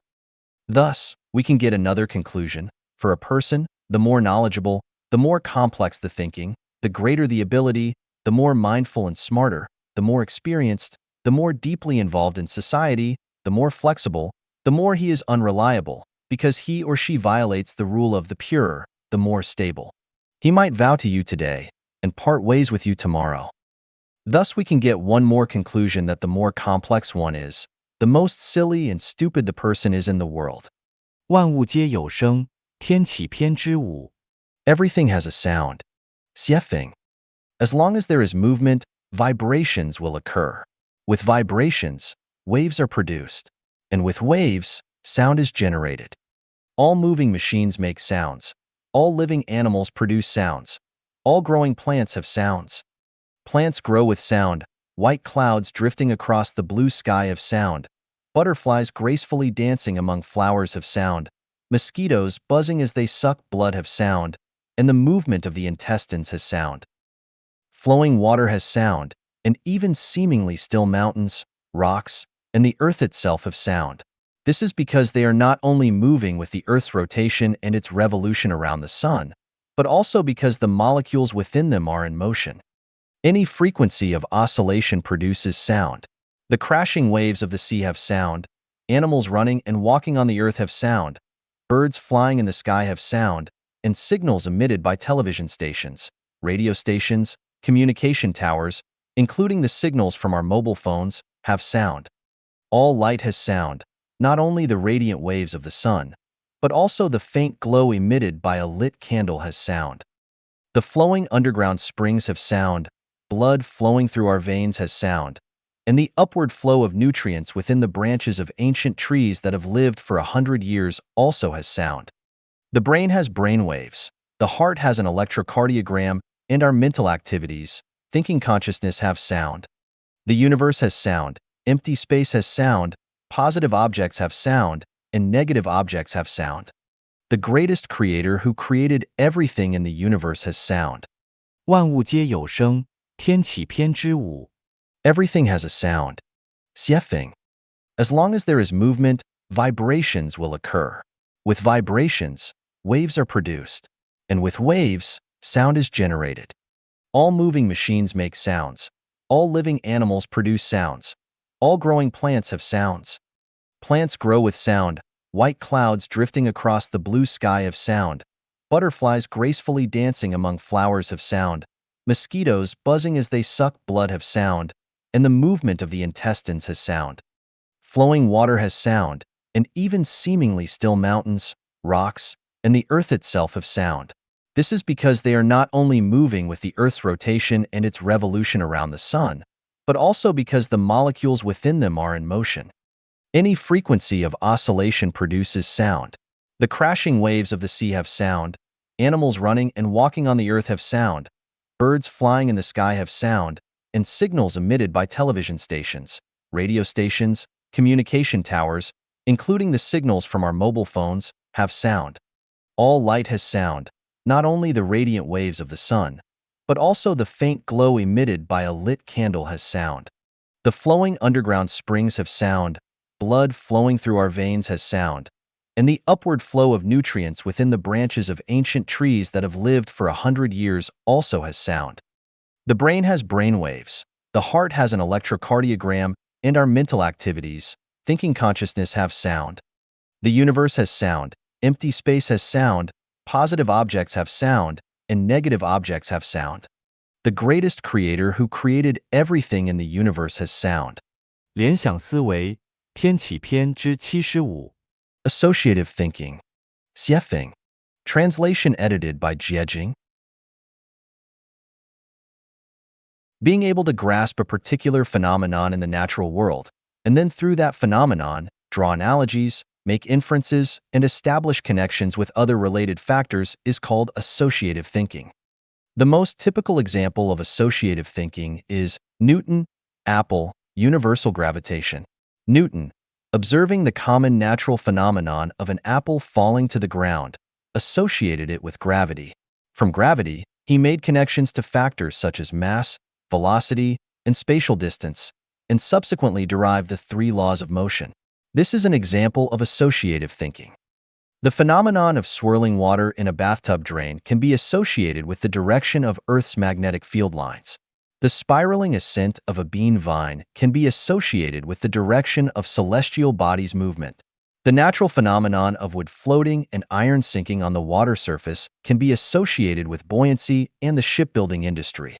The discontinuity observed in certain events can be associated with quantum mechanics. The concepts of motion, mass, and gravity can be associated with the curvature of space-time. The role of consciousness can be associated with the holographic nature of the universe, and so on. All of these examples fall under the category of associative thinking. A qualified detective can deduce the character traits, motives, and whereabouts of the parties involved from the smallest clues. A qualified forensic expert can infer the physical characteristics, facial expressions, and even the appearance and attire of the perpetrator from the victim's injuries and facial expressions. A qualified traditional Chinese medicine practitioner can identify internal organ disorders based on a patient's complexion. A qualified fortune teller, based on a person's facial features, can make predictions about their past actions, future fortunes, and misfortunes. A qualified feng shui master can assess the quality of a person's living environment based on their handwriting and habitual movements.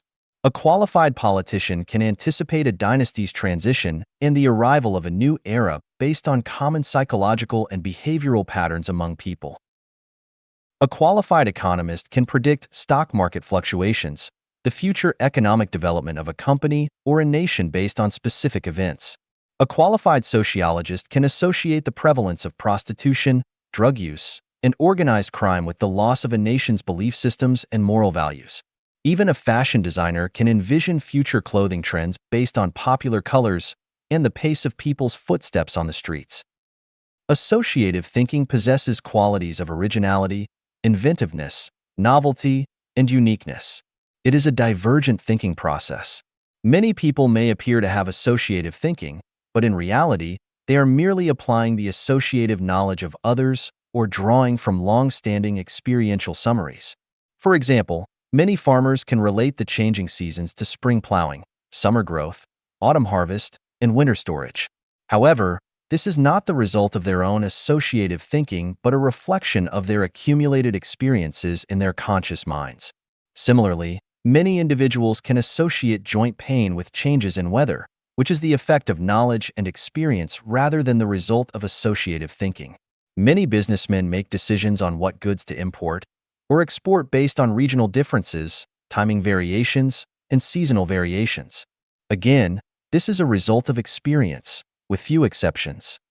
When we look at the professions of engineers, technicians, experts, scholars, ordinary detectives, doctors, economists, and others, it may seem like their work relies on associative thinking.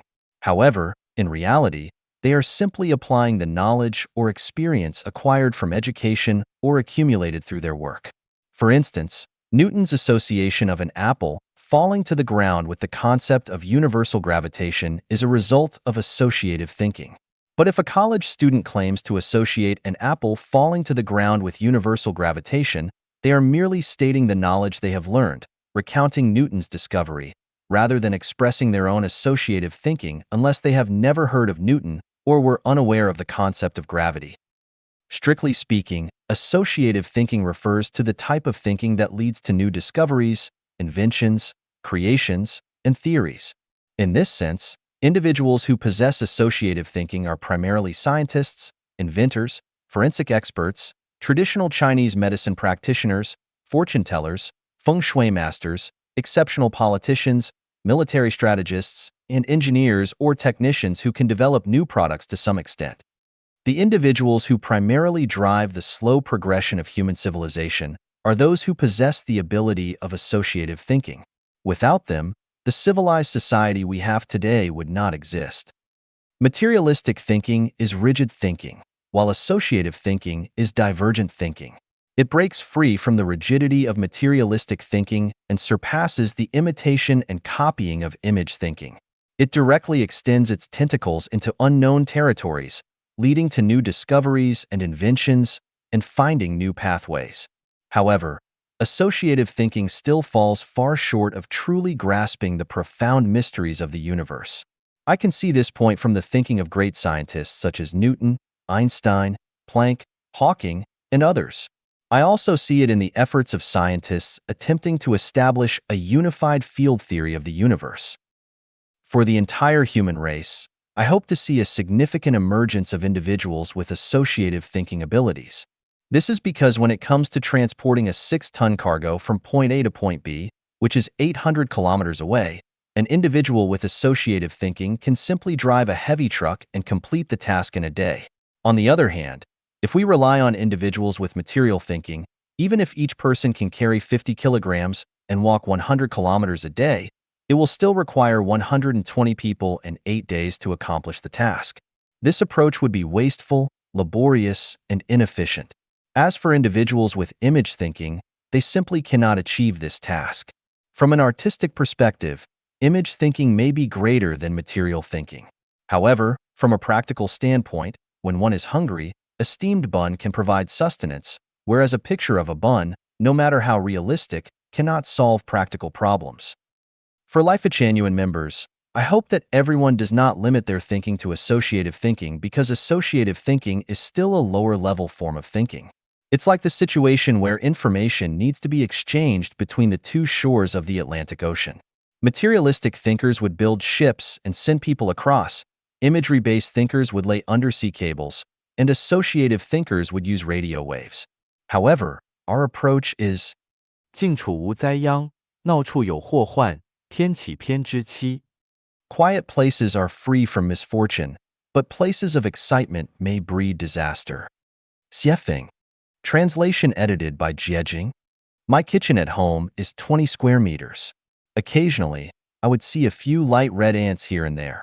On the floor, by the sink, on the countertop, or hurriedly searching for food on the cupboard.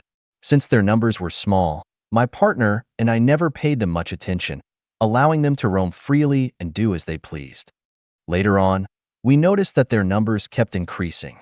Sometimes, we would see more than 10 of them scurrying around, so we had no choice but to take appropriate measures to remove them. One day, I suddenly discovered that they were gathering in large groups, marching back and forth through a gap beneath the kitchen cabinets and sink. Curiously, I opened one of the cabinets and to my surprise, there were nearly 1,000 ants crawling inside a box of rock sugar, which a friend had brought from my home country a few days ago. This was unacceptable, so I fetched a can of insecticide called Super Kill EM and sprayed it along their trail, covering their entry and exit points with a substantial amount of the spray. In less than 10 minutes, the ant colony was completely wiped out. After that, I didn't see a single ant for the next 2 weeks. This incident illustrates that nothing should not be allowed to develop excessively, nor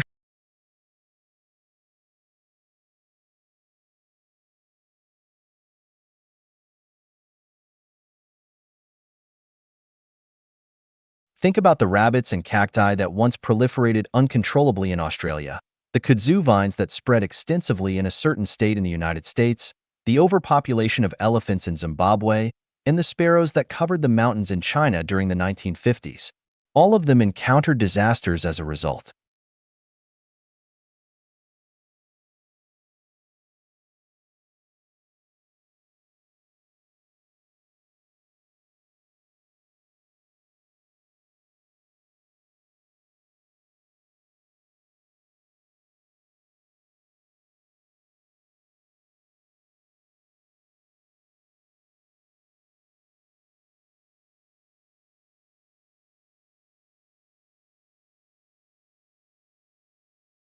Result. Let's take a look at China's trade with Russia in the 1980s. Initially, it was smooth and unimpeded, then it prospered and flourished, but eventually it faded away. The main reason behind this was that things got too lively. The Great Leap Forward was very lively, the race to surpass the UK and the US was very lively, the Cultural Revolution was very lively, the nationwide practice of Qigong was very lively, the sit-in demonstrations at Tiananmen Square were very lively, venturing into business after the market reform was very lively, engaging in corruption and abuse of power was very lively, online commenting was very lively. There is a connection between two extremes, and when something reaches its extreme, there will be a backlash. Following trends and seeking excitement inevitably lead to disappointing outcomes. When university students choose their majors without considering the future rise and fall of professions 4 or 5 years later, blindly pursuing popular fields of study, they will face disappointment upon graduation. Similarly, if farmers only see the high value of peaches this year and everyone rushes to plant peach trees, when the planted peach trees bear fruit 3 years later, it will be a period of devaluation for peaches. Observing the prevalent trend in China today where many people exhaustively strive to strike it rich through primitive accumulation, alongside government officials eagerly leveraging their positions to amass wealth, it appears to be considered normal, a case of to gain without working. However, when this fervor reaches its peak, it signals the commencement of tragedy in many people's lives. In chaotic situations, there are hidden dangers, and wise individuals should avoid them. 贵者不清闲，天启偏之六。 The noble rarely appear. Xiefeng. Translation edited by Jiejing. There were 3 strange encounters that made me realize the noble do not easily reveal themselves. The first one was in March 1994, in the Kiorokio area of Matabiland North Province in Zimbabwe. It was a quiet day, and I was driving my pickup truck along an abandoned path, venturing deeper into the jungle.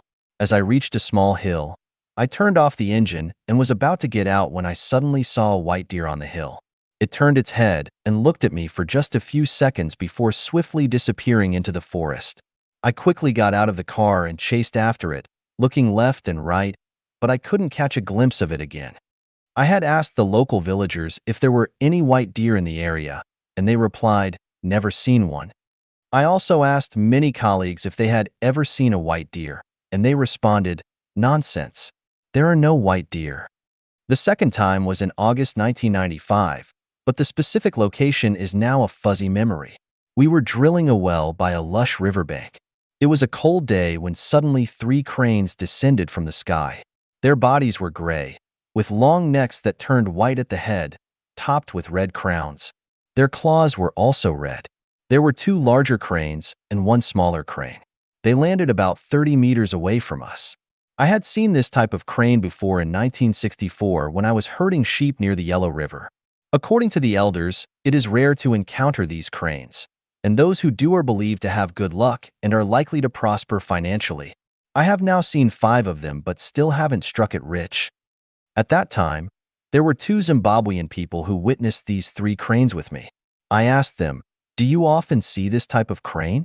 They replied, "This is actually the first time we've seen this kind of crane." The third time was on a day in February 2003. The location was my residence at 46 Pendennis Road, Mount Pleasant, Harare. It was around 6 o'clock in the morning. Having lived in Harare for nearly 8 years, I often observed birds in the early morning. I visited 2 bird parks and had seen dozens of bird species. However, what excited me was that particular morning when I encountered a peculiar bird. It was slightly larger than a sparrow, with a green head, black body, and a red tail. What stood out the most was its tail, which was vividly red and measured approximately 25 centimeters in length. It perched among the treetops for only about 10 seconds before flying away. The white deer, cranes, and exotic bird. What do they signify? They signify that the noble do not easily reveal themselves. This leads me to think of the Emperor of Japan, who seldom appears in public because of their nobility. Diamonds are hard to find because they are precious.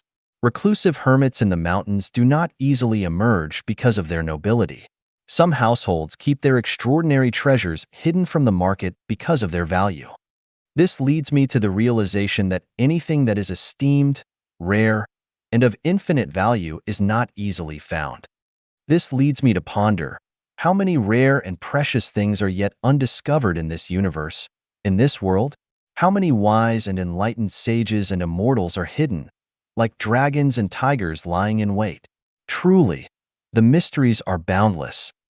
Wise ministers choose their lord, while virtuous birds select their tree for perching.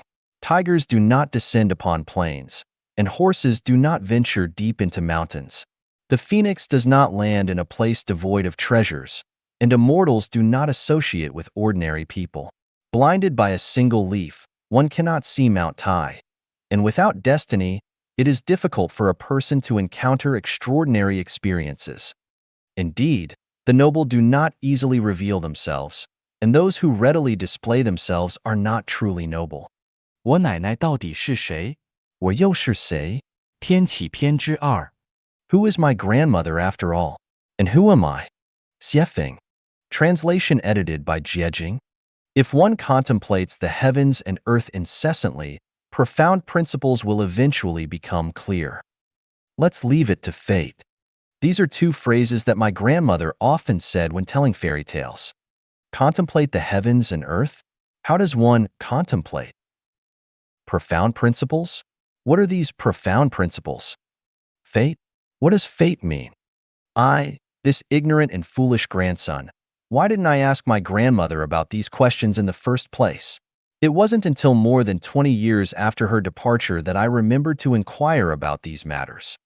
I have asked the sun, moon, stars, inquired about the mountains and rivers, questioned the gods, Buddhas, and immortals, and even inquired about the winds, clouds, rain, and snow. The answer I received was mystery. I have no choice but to trace back to my grandmother, and suddenly realized that this grandmother of mine is extraordinary. Grandma was illiterate, yet she knew countless fairy tales and could speak eloquently, presenting one set of principles after another. This left my highly educated uncle and other learned individuals with no opportunity to interject, but instead compelled them to listen attentively. Grandma's cleanliness and tidiness were renowned. Her cleanliness was not only reflected in her immaculate attire and perfectly arranged hair, but also in the spotless and bright tables, chairs, and benches, as well as the orderly interior decor. It was further evident in the often overlooked dark corners that most people easily neglect, such as under the table and cabinet, in the corners of the walls, behind the door and under the food steamer, and inside the bucket next to the stove, where cleanliness surpassed even the external appearance. In my memory, Grandma never went to burn incense or worship Buddha, yet she strictly abstained from meat. Not only did she refrain from eating beef, mutton, chicken, duck, or fish, but she also never even tasted eggs, involving any of these. One summer during the harvest season, while Grandma was cutting wheat, a wheat awn got stuck in her throat. As my uncle and father recounted, Grandma immediately threw down the sickle, stood up, and said, "Whether you continue harvesting this wheat is your business. I will never engage in farming again." The next day, she rented a storefront in the county town and opened a Zhang family steamed bread shop. Within a year, this Zhang family steamed bread shop became renowned far and wide. When my father was young, during an argument with Grandma, he wanted to show her a little lesson. He took a pig-killing knife and a rope, stabbed his own ankle bone and tendons, then looped the rope through and hung himself upside down on a forked tree branch in the courtyard. If such a scene had occurred with an ordinary mother, she would have been terrified, at the very least shouting and screaming. However, my grandmother, witnessing her son's foolish act, calmly and disdainfully pointed at her own neck and said, "Son, stabbing your ankle is nothing remarkable. If you want to stab here next time." After saying this, she completely disregarded her own son hanging upside down on the tree as if nothing had happened and walked away. My father, watching Grandma's receding figure, was completely conquered. Instead of giving Grandma a little lesson, she ended up giving him a little lesson. My mother held great respect for Grandma and often exclaimed to me, "If your grandmother were a man, she would pierce a hole through the sky." It is vulgar and intolerable to simply describe the extraordinary and unconventional actions of my grandmother. How could she, an illiterate peasant woman, possess knowledge of so many fairy tales? Why would a person who does not burn incense or worship Buddha abstain from meat? In the ever-changing weather of the scorching summer, when the golden ripe wheat must be urgently harvested, why would my grandmother, just because of a minor incident of a wheat awn getting stuck in her throat, angrily abandon farming without hesitation? When her own son pierced himself and hung upside down from a tree, why didn't the mother feel any distress and simply walked away as if nothing had happened? It's a mystery. I remember my grandmother telling me, I was in the 5th grade at the time, "Let me tell you about the origins of our family. Take some time to write it down." But being ignorant and playful, I didn't take it to heart and casually replied, "Grandma, let's talk about it later." Little did I know, shortly after, my grandmother passed away. Opportunities once missed may never come again. One misstep became an eternal regret. I lost my roots. As a lost individual without roots, I'm like a drifting duckweed, aimlessly floating on the vast sea, carried by the currents without a sense of direction. I don't know where I came from or where I'm heading. While reading the Bible, it suddenly dawned on me that everything my grandmother did was for my sake. Before Jesus came to earth, heaven sent John as a precursor to prepare the way for him. Before I came to this world, the kingdom of heaven sent my grandmother to enlighten and guide me, who was about to be born. So, who is my grandmother after all? And who am I? Countless sleepless nights of realizations and the wonders of nature have led me to contemplate the profound principles and discover my own roots. I have come to understand why the greatest creator has laid down the 36 8-diagram arrays in the universe and have unraveled the mysteries of deciphering these 8-diagram arrays. Oh, the greatest creator! Your love for me is immeasurable, and even if I had billions of years, it would be difficult to repay. 伊甸园是这样失落的，天启篇之10。The Garden of Eden is lost like this. Xiefeng. Translation edited by Jiejing. I have 2 German shepherds, belonging to the military dog breed. One of them is named Luanbei, and the other is called Lambua. Whenever the night is deep and quiet, I enjoy taking a leisurely stroll on the lawn in my courtyard, which is even bigger than a soccer field, and ponder in tranquility. During this time, the 2 dogs joyfully run around me, both guarding the courtyard and providing me solace. Due to their loyalty, I treat them well. They receive meat every day, and their monthly food expenses are at least 200 yuan. I bathe them once every 2 weeks, and I never scold or beat them. There exists a harmonious and mutually beneficial relationship between humans and animals. 3 months ago, my animal-loving wife brought home a small pet from a friend. Its scientific name is West Highland White Terrier, belonging to the small hunting dog breed. These dogs have a small size but are highly alert and intelligent. They are capable of both being affectionate and understanding human emotions. Due to their likable and adorable nature, they often live indoors with humans and enjoy all the luxuries and comforts of a dog's life. The next day, my partner bought a large circular plastic basket specifically for it, lined with a thick layer of old window screen folded into a mattress inside. The little dog lies on it, and the level of comfort is no less than me lying on a memory foam bed. To address the issue of the pet's waste, my partner deliberately found a large box made of hard cardboard with only a 3-inch high edge. Inside, she laid a layer of clean sand as the dog's bathroom. Everything was prepared, and only enjoyment remained.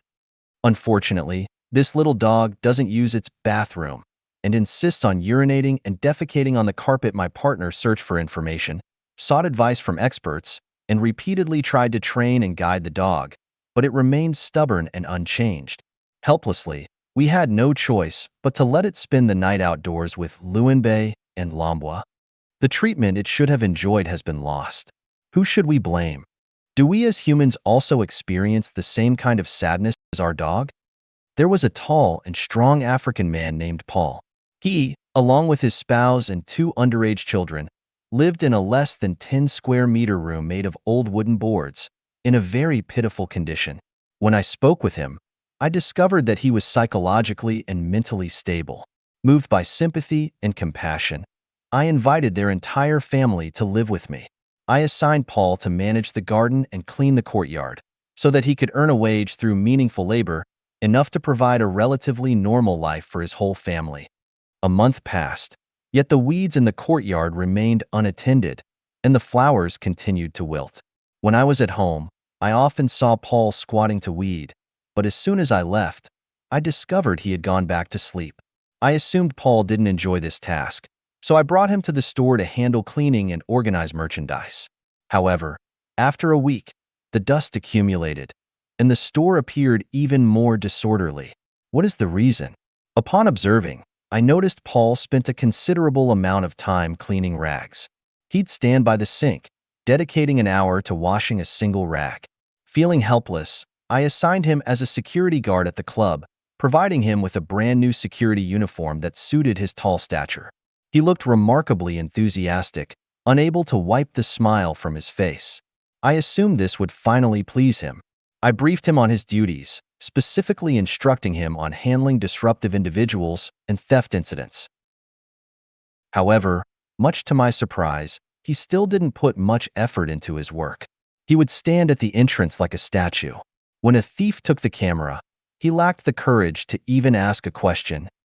Feeling utterly helpless, I had no choice but to ask Paul and his family to leave, allowing them to fend for themselves outside. Such examples have occurred more than 20 times in my vicinity alone. How was Eden lost? It wasn't because God was unjust, or the deities lacked compassion. It was because we as humans are unworthy of living in Eden. We do not deserve it. I had a colleague who, a few years ago, begged me to send him an invitation letter to help him do business abroad. Despite the difficulty of the situation, I actively assisted him in handling various procedures. When everything was ready and only the departure for overseas remained, he became arrogant and boastful. In a dark corner with his group of friends, he started devising an evil plan. First, they belittled me, saying, he, a nameless and insignificant pawn in the company, can survive overseas only because of the government's support. If he can survive abroad, aren't we all better than him? They then developed a detailed plan on how to initially rely on my assistance to establish themselves overseas, and subsequently, how to kick me aside and surpass me. Upon hearing this news, I immediately sent him a fax message.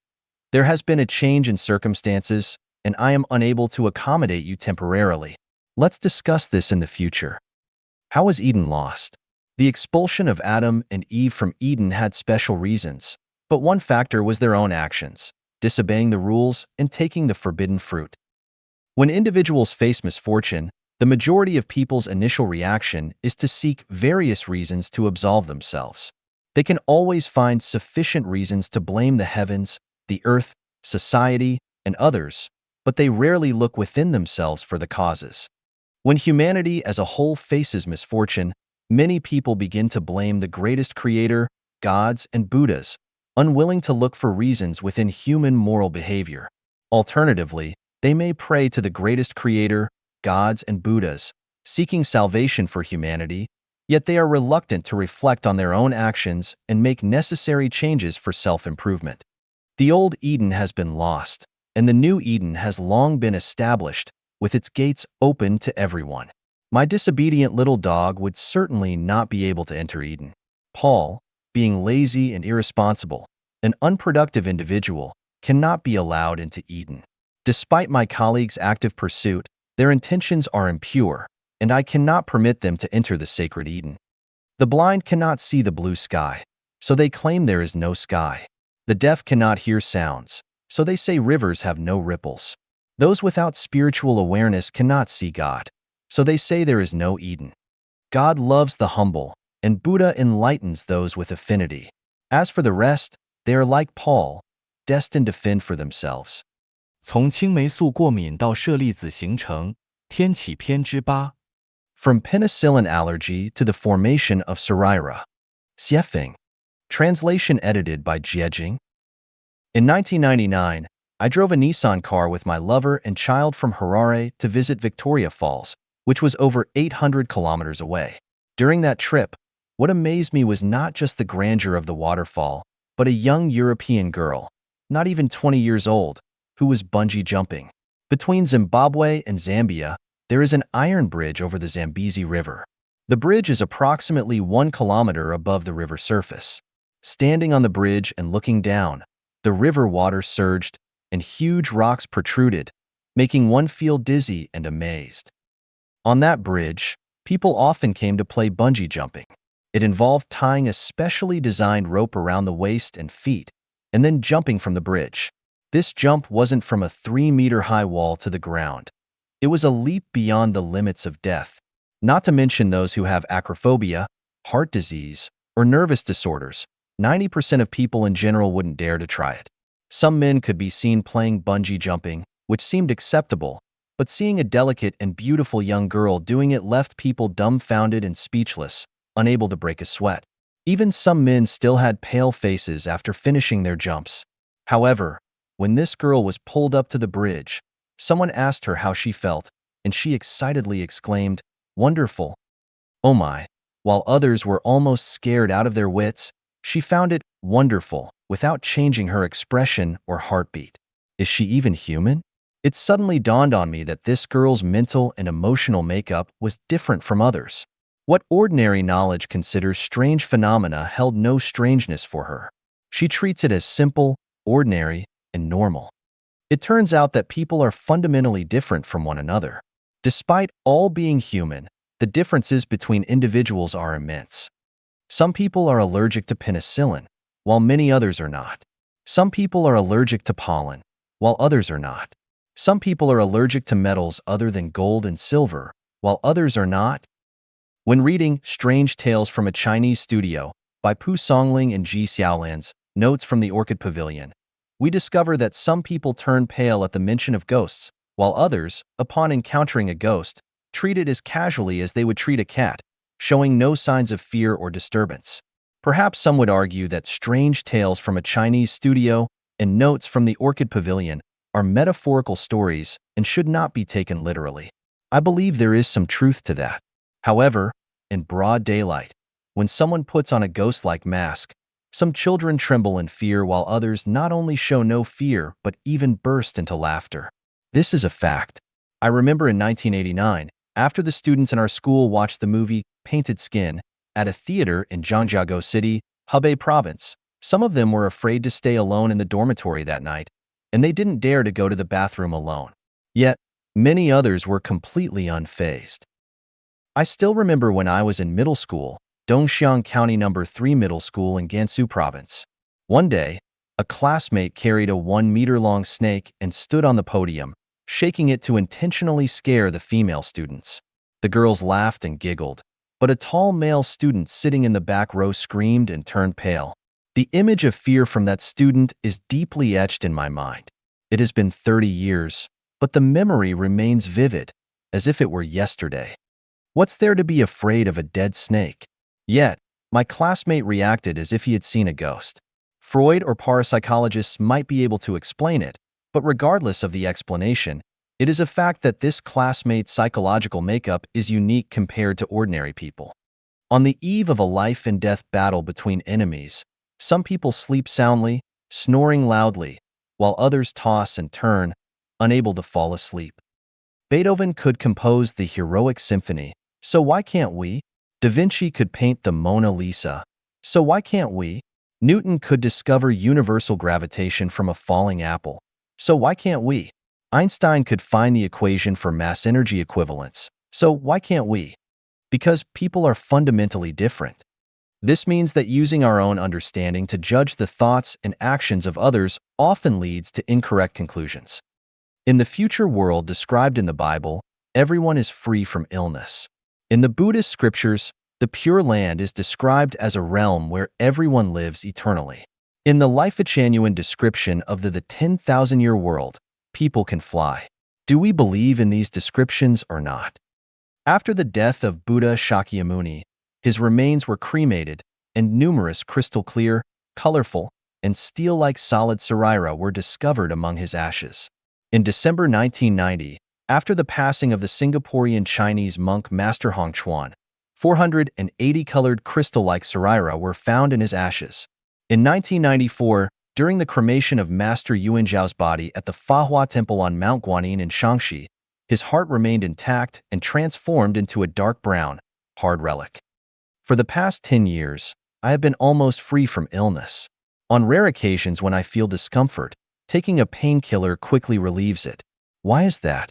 It's not because I have naturally good health, but rather because of my cultivation practice. I have developed a simple and effective method, and the results have been remarkable. When practicing, I am oblivious to extreme cold or hot weather. My mind becomes empty during the practice, and afterwards, my mind is exceptionally clear. The Viagra that can excite human nature, as well as opioids, heroin, and other pain-relieving drugs that can evoke intense emotions and a sense of transcendence, may have no effect on some people. Perhaps you have not heard of this before. In the recent days, in the article, The True Face of Chinese History in 5,000 Years of Up and Down, published on the website Chinese Soul, the author Xingyuan stated, "The perfect return of the Yellow Emperor indicates that human beings can return to the heavens through cultivation. The only channel of communication between humans and gods is cultivation." The Bible, the Quran, the Diamond Sutra, and the Tao Te Ching all contain basic knowledge. However, many people are allergic to this basic knowledge.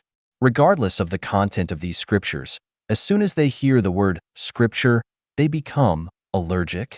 Furthermore, some people randomly interpret the scriptures, making the originally profound and spiritually scientific wisdom appear mysterious and unfathomable, causing people to feel intimidated. When the seasonal flu virus arrives, many people may catch a cold, but when SARS strikes, some people will never get SARS. In 1348, the Black Death, a widespread outbreak of bubonic plague, claimed the lives of 1/3 of Europe's population. But why didn't the remaining 2/3 die? When periodic cosmic waves arrive, many people die. Whether you flee to the ends of the earth, dive underwater, or burrow underground. You cannot escape the impact of these waves on your nerves and psychological structure. Only those who have cultivated and practiced to an advanced level, whose nerves and psychological structure resonate with these waves, not only do they not feel the arrival of cosmic waves, but they are also unaffected by their negative effects. If you receive the cowpox vaccination, you won't get smallpox. If you enter Lifechanyuan, you won't fear periodic cosmic waves. In the next 3 years or so, perhaps several extraordinary phenomena will occur, and by then, people will understand the true meaning of the birth of Lifechanyuan. Are you allergic to penicillin? What are you not allergic to? Do you have psoriasis in your body? When will you have psoriasis? People, what are you really living for? Where are you rushing to in your busy lives? What have you truly understood? 意识能听到上帝的声音，天启篇之4。Consciousness can hear the voice of the greatest creator. Xiefeng. Translation edited by Jiejing. In the vast universe, there are billions and trillions of voices, each expressing their own thoughts. As long as we use spiritual perception, consciousness, to listen, we can hear them. Common sense tells us that hearing relies on ears, and without ears, we cannot hear any sound or better understand the intentions of others. However, I advise we discard common sense and explore whether we can hear without ears. Let's start with an example. Helen Keller, an American blind writer, hailed by the Encyclopedia Britannica as one of the most accomplished representatives of disabled individuals in history. She embodied blindness, deafness, and muteness in one person. Despite being deaf, she could hear the voices of others, not through her ears but through touch.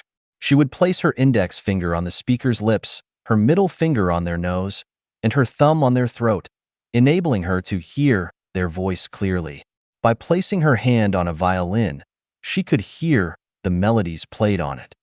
This fact demonstrates that we can understand the voices of others even without using our ears.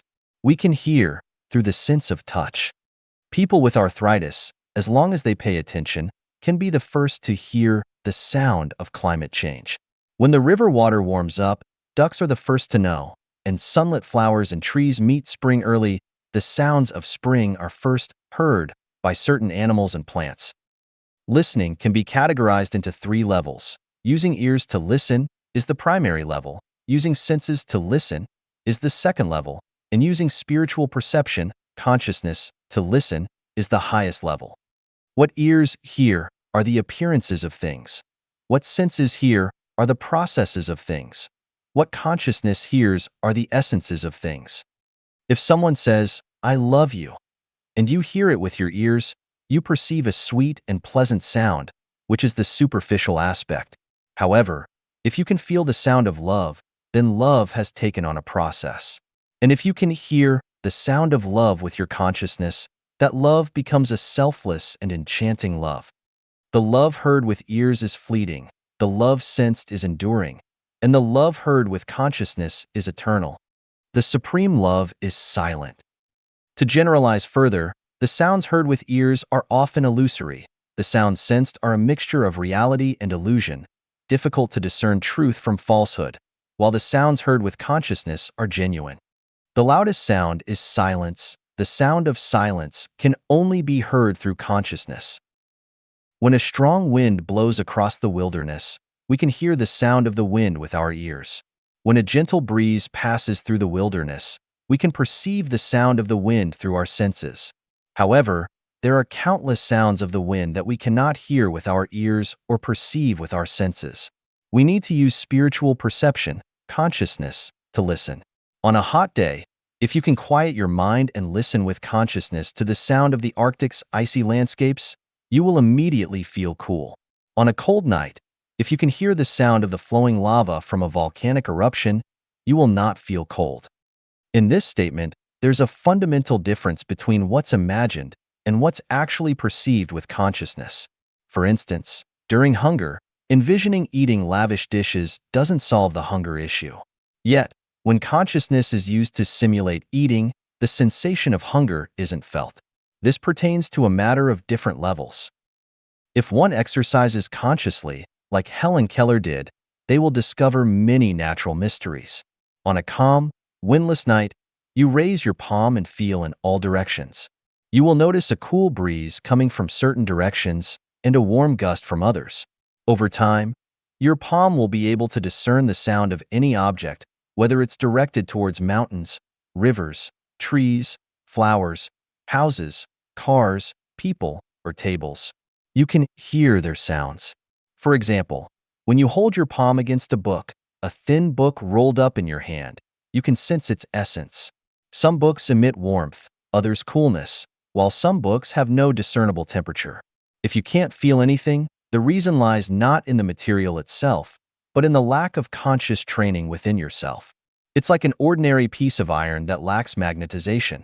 It has no magnetism and therefore lacks north and south poles to distinguish between them. If we plug our ears and place our fingertips on someone's lips, we won't hear the person speaking, but Helen Keller could. The reason is that we haven't undergone conscious training. The creator of the universe created human beings, but did not grant us extraordinary hearing. Instead, our range of hearing is limited to 20 to 20,000 hertz. We are unable to hear sounds outside of this range. If we were able to hear infrasound and ultrasound, our days will have no peace. The sound of our heartbeat would be louder than drums. The sound of brushing our teeth would be like the earth shaking, and the sound of drinking water would resemble the roaring of the Victoria Falls. How could we bear such intensity? Everything has a sound. Any movement generates sound. When a jet plane takes off, it creates a deafening noise.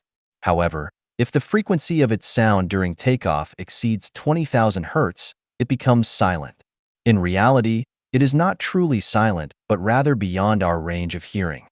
There are certain sounds we cannot hear because we are ordinary individuals, and only a few exceptional people can hear them because they are extraordinary beings. There are certain sounds we cannot hear because we are listening with our ears, while some individuals can hear them because they are listening with their consciousness. The thoughts and activities of the human mind have sound. The processes of conscious thinking have sound. These sounds accurately and unmistakably reveal the inner world of every individual to the vast world. Consequently, the greatest creator also accurately and unmistakably knows the nobility and baseness of our inner world. In Chinese history, many extraordinary individuals emerged who possessed knowledge of numerous mysteries of the universe. They warned us, even whispered words are heard by heaven like thunder, hidden intentions are seen by divine eyes like lightning. Keep your heart pure and your thoughts clear. Desire no guilt in the open. Offend not in the unseen. In all matters, advise against concealing the truth, for within 3 feet above your head, there are divine beings, and so on. They explicitly conveyed to us that any activity within our inner world generates a sound that may be inaudible to humans, but is distinctly heard by the greatest creator and gods and Buddhas, resonating like thunderous lightning. Jesus, Shakyamuni, Laozi, and others have left us with wisdom rather than the mysteries of the universe. Jesus explicitly stated that pearls should not be thrown to pigs, and that he spoke in parables so that those with wicked hearts would not understand. Shakyamuni also primarily spoke for those on the path of the Mahayana.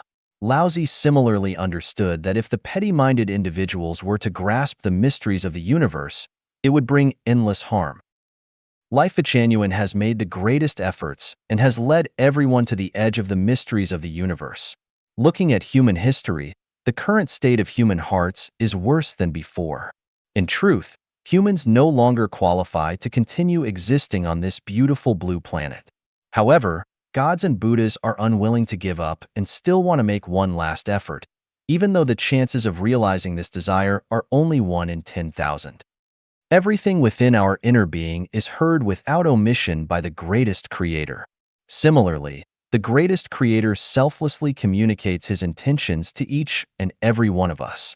The reason we cannot hear the voice of the greatest creator lies in the fact that our spiritual perception, consciousness, has become deaf.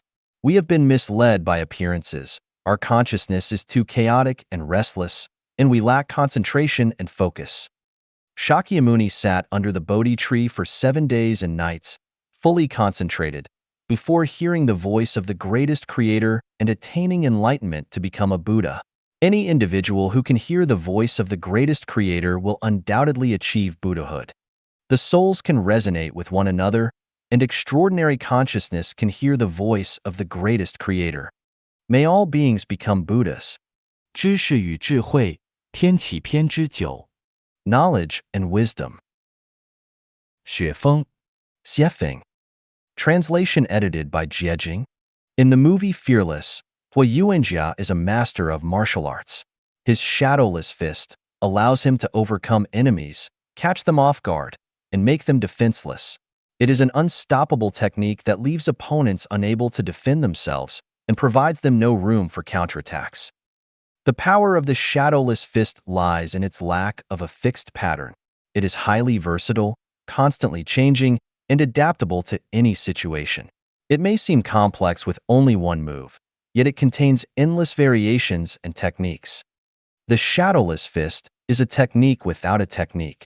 If you were to ask Huayuanjia, Master Huar, how many patterns does your shadowless fist have, and how can one learn it? Huayuanjia would not be able to give you a definitive answer because even he himself is uncertain. The secret of the shadowless fist lies in its embodiment of the essence of martial arts. Regardless of the specific martial art, philosophy, thoughts, or methods, once it becomes one with the Tao, it becomes unfathomable, only to be comprehended through personal insight, impossible to express in words. Confucius once questioned Laozi about the Tao and later said to his disciples, "Birds, I know they can fly. Fish, I know they can swim. Beasts, I know they can run. Running beasts can be caught in a net, swimming fish can be caught with a mesh, and flying birds can be shot down with an arrow. As for the dragon, I simply don't know. It rides the winds and ascends directly to the ninth heaven. Today, having met Laozi, isn't he just like a dragon?" Confucius, a sage renowned for his profound knowledge and wisdom, when faced with the wisdom of Laozi, lacked the ability to fully comprehend it. He could not perceive the limits of Laozi's wisdom because Laozi's wisdom, much like Huayuanjia's shadowless fist, is something that is without action yet accomplishes everything. It is elusive, just like not seeing its head when approaching, nor its tail when following. It is like a tiger trying to swallow the sky, with nowhere to find an opening. The Buddha, Shakyamuni, spent over 40 years teaching the Dharma, yet in the end, he stated that he had not truly said anything, nor had he given any teachings. He said to Subhuti, "Subhuti, do not say that the Tathagata thinks, I must expound the Dharma. Do not have such a thought. Why? Because if someone says so, he will truly slander the Buddha and be unable to understand my teachings. Subhuti, when the Tathagata expounds the Dharma, there is truly no Dharma to teach. Yet, this is expediently termed as teaching the Dharma." He went on, circling around, reversing and repeating, but ultimately, he informed us that he had not said anything at all. Wonderful, because Buddha Shakyamuni attained enlightenment. When I was contemplating how to explain the origin of the universe, unsure of how to effectively articulate it, one evening, as I was reading the Diamond Sutra, I burst into laughter. I laughed so hard that I had to bury my head in the blanket and suppress my laughter. I saw Buddha Shakyamuni laughing heartily too, and saw the greatest creator smiling as he walked away with hands behind his back. In the novel Heavenly Sword and Dragon-Slaying Saber, by the renowned Master Jin Yong, Zhang Sanfeng teaches Zhang Wuji a unique sword technique. The peculiarity of this technique lies in the ability to forget about the sword technique itself. No matter how many moves or forms are taught, the ultimate goal is to reach a state where, after learning everything, one realizes they haven't learned any specific sword technique. Yet it seems as if they have mastered all sword techniques. In reality, the sword technique taught by Zhang Sanfeng to Zhang Wuji bears a resemblance to Huayuanjia's shadowless fist in its profound nature, with the essence lying in the entering of the Tao. The entire universe is composed of different levels of life. We can liken this universe to a courtyard of life, or a home of life. However, to understand the mysteries of this courtyard of life, one must utilize Zen. Zen, in this context, refers to ascending to a state of great wisdom through profound insights into life. The significance of Lifechanyuan lies therein. The purpose of the Revelations section is to provide explanations and insights into everyday phenomena, inspiring everyone to gain enlightenment. By extrapolating from specific instances and making connections, one can ultimately enter the Tao. In Revelations, I only write 100 articles, but in reality, I could write 100,000 articles, a billion articles, even countless articles.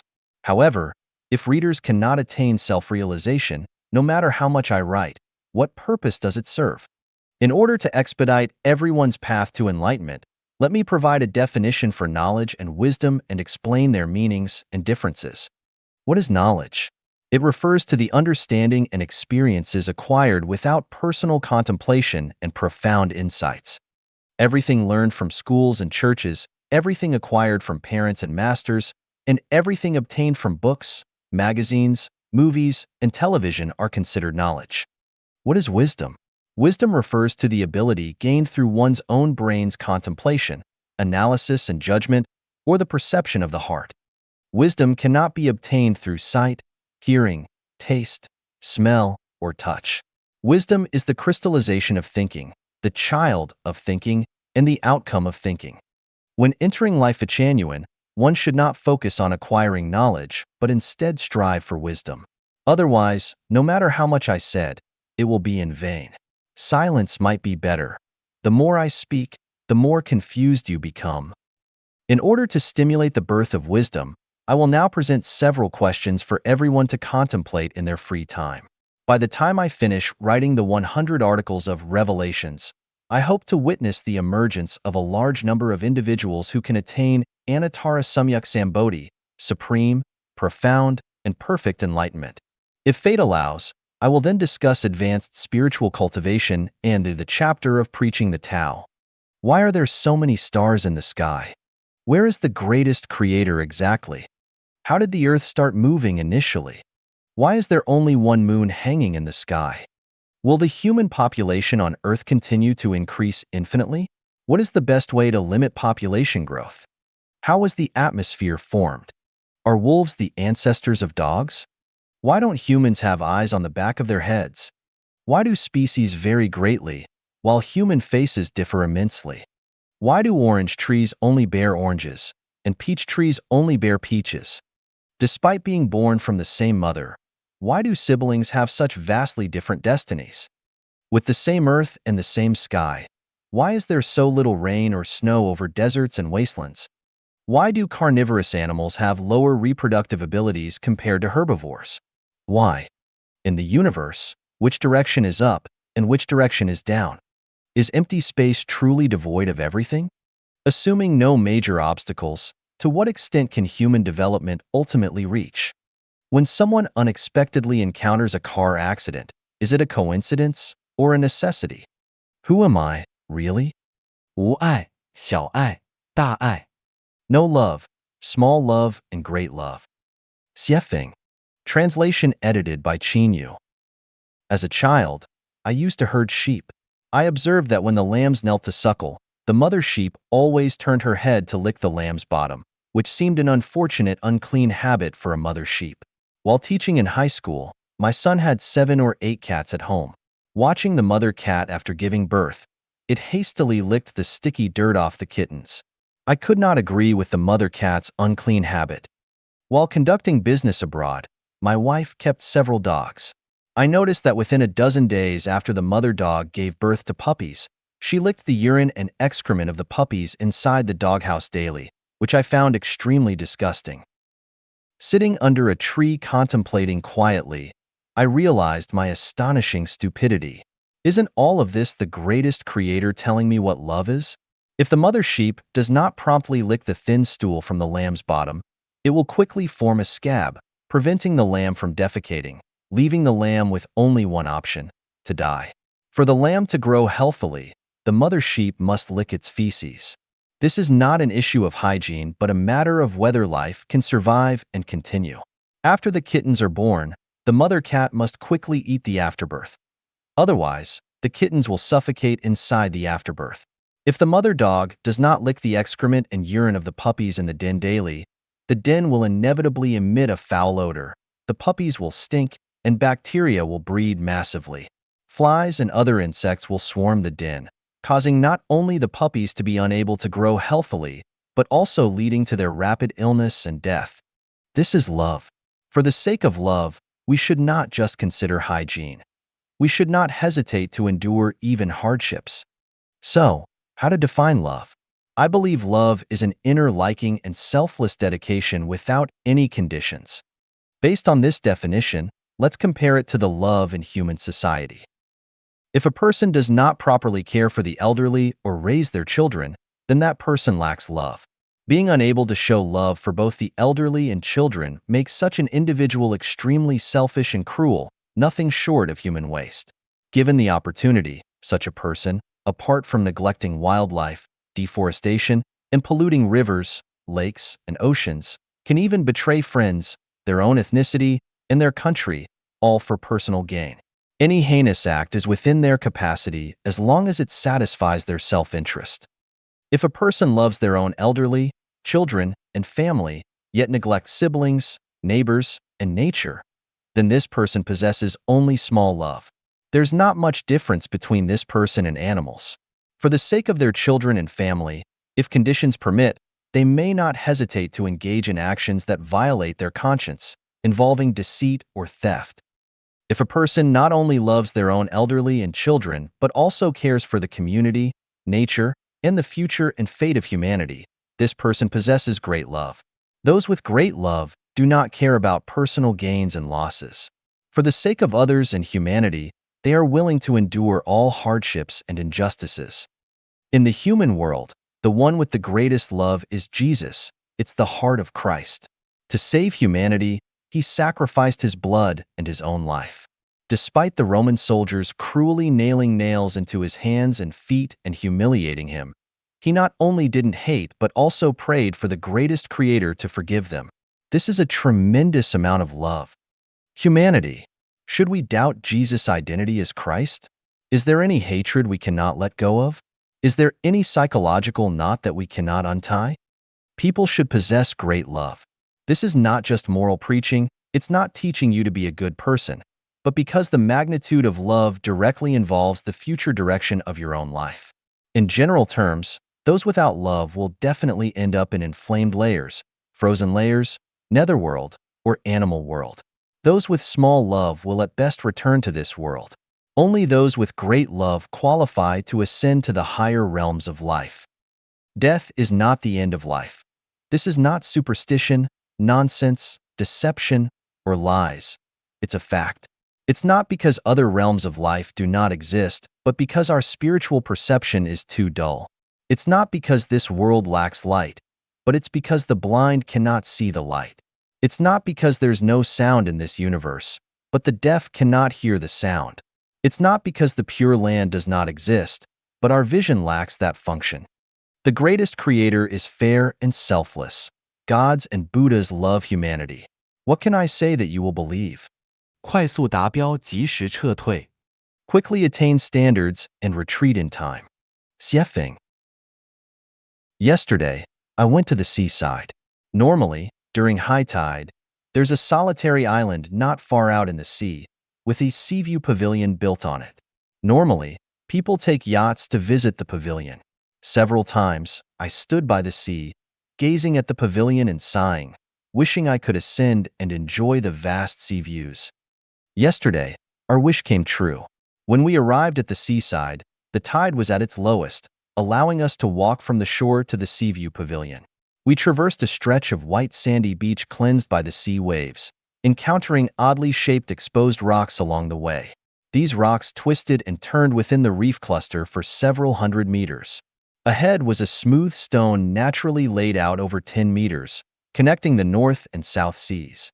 Carefully stepping on the stones to cross this open space, we then crossed several hundred meters of rugged reef jungles, reaching the usual site of the isolated island. Typically, during high tide, the island appears as a dot. But yesterday, due to the low tide, we witnessed the island's vastness, spanning several kilometers. The goal was to reach the Seaview Pavilion, and it was crucial to timely retreat from the island before the tide rose. However, we made two mistakes yesterday. The first error was taking our time. leisurely enjoying the scenery along the way. One moment, we admired the colorful sea anemones. The next, we picked up seashells and caught starfishes. Now and then, we paused to take pictures, expressing emotions like, "Ah, oh, mighty sea, how many tales of joy and sorrow have you stirred?" Sometimes we stood atop the rocks, pretending to be philosophers, with a cold gaze over the vast expanse, winds howling, waters surging, myriad events challenging to comprehend.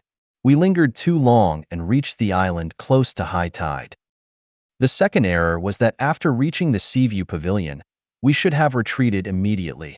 Instead, we dawdled, reluctant to leave, continuously looking around and taking photos, expressing emotions and lamenting. While the people gathering seafood hurriedly left, we remained indifferent until someone shouted at us, "If you do not run now, it'll be too late." It was too late. The open space of over 10 meters was already submerged. Wait? Absolutely not. The longer we waited, the deeper the water would become. So, on this bitterly cold day in the lunar year 2006, wearing thick clothes, we rushed into the biting sea water. What does it teach me? In life, the most important thing must be addressed first. So, what is the most important thing?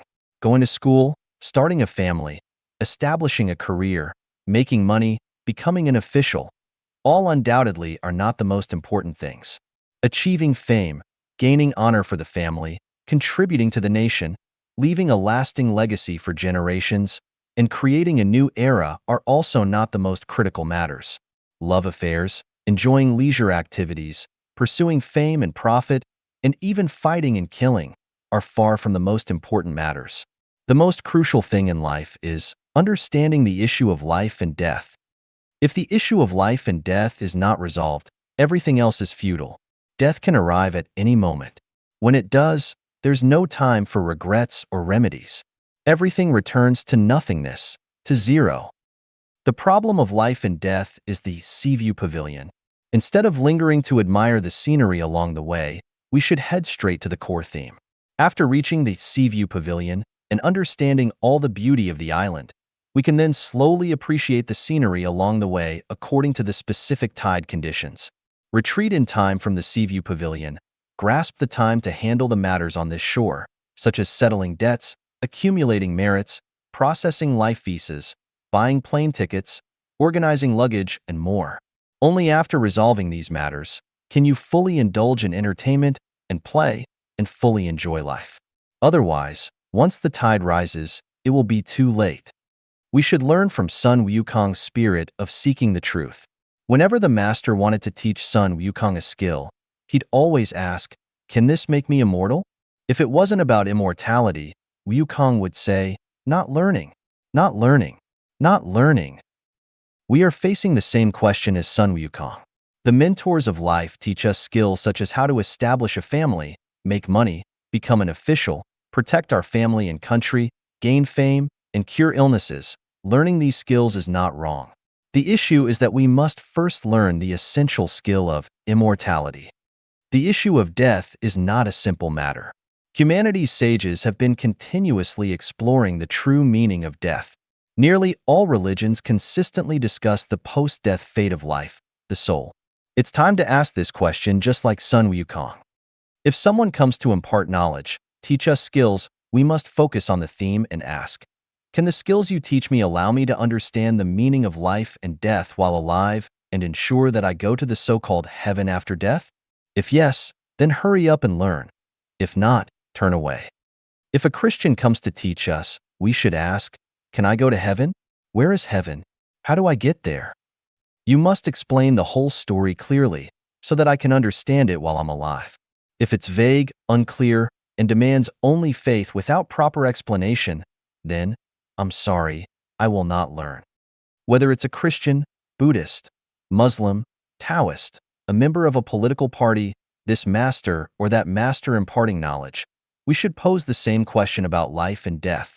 If they can explain clearly, we'll learn. If they cannot, sorry, we will not learn. Because time is precious and the tide could rise at any moment, blocking us from passing that vast open space. In summary, We need to quickly meet the standard and then retreat in time.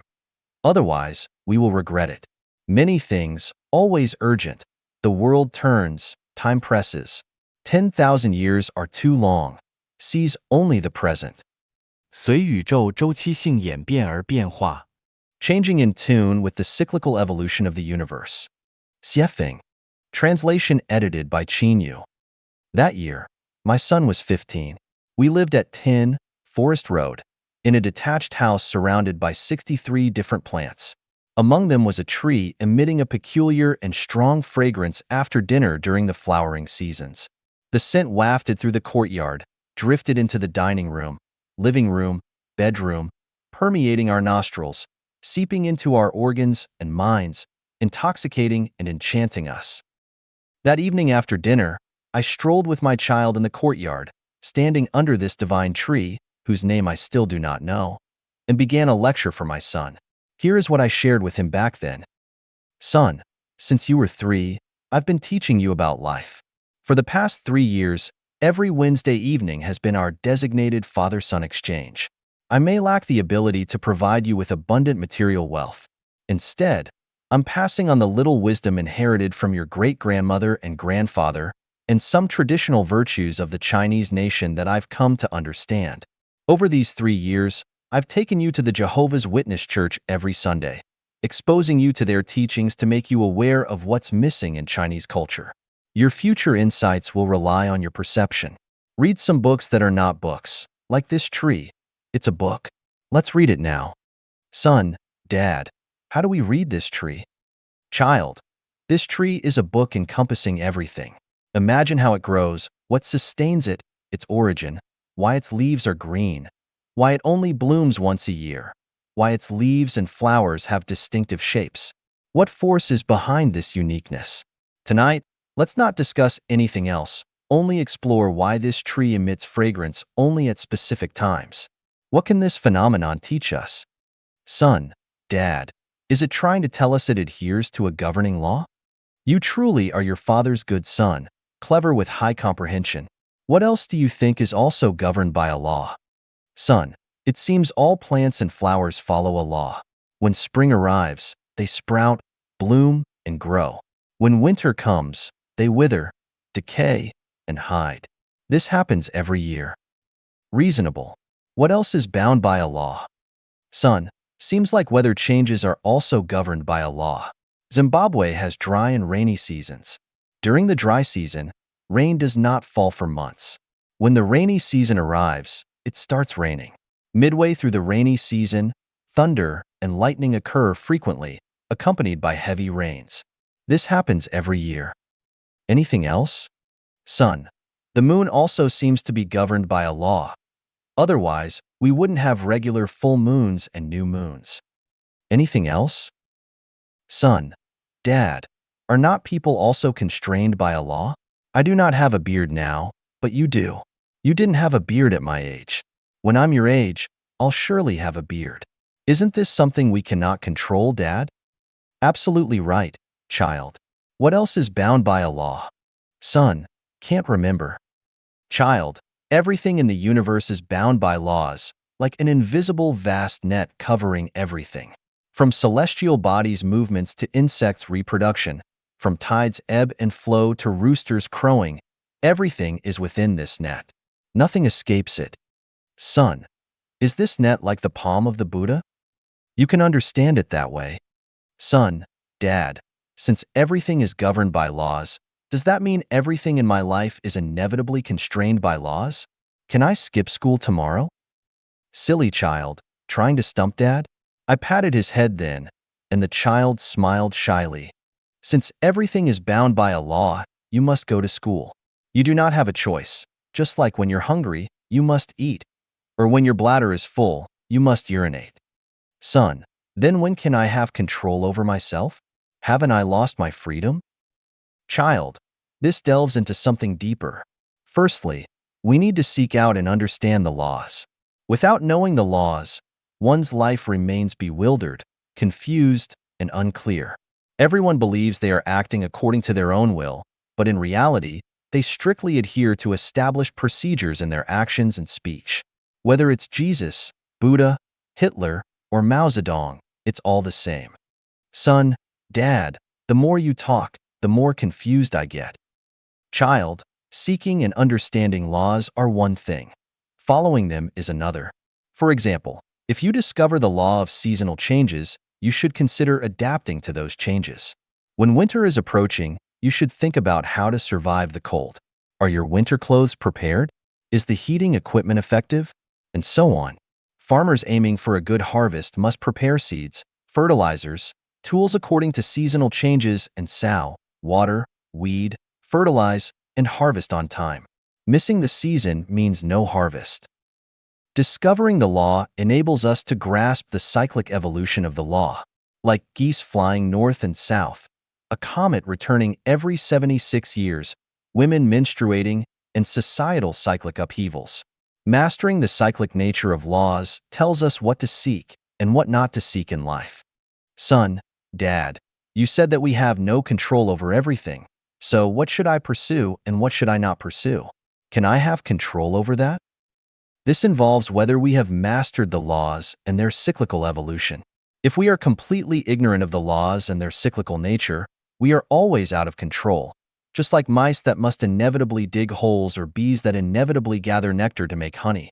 However, if we have mastered the laws and their cyclical evolution, we have control over ourselves. The more laws we comprehend, the more freedom we have. Son, so, people should first seek and understand laws. But how many laws are there in the universe?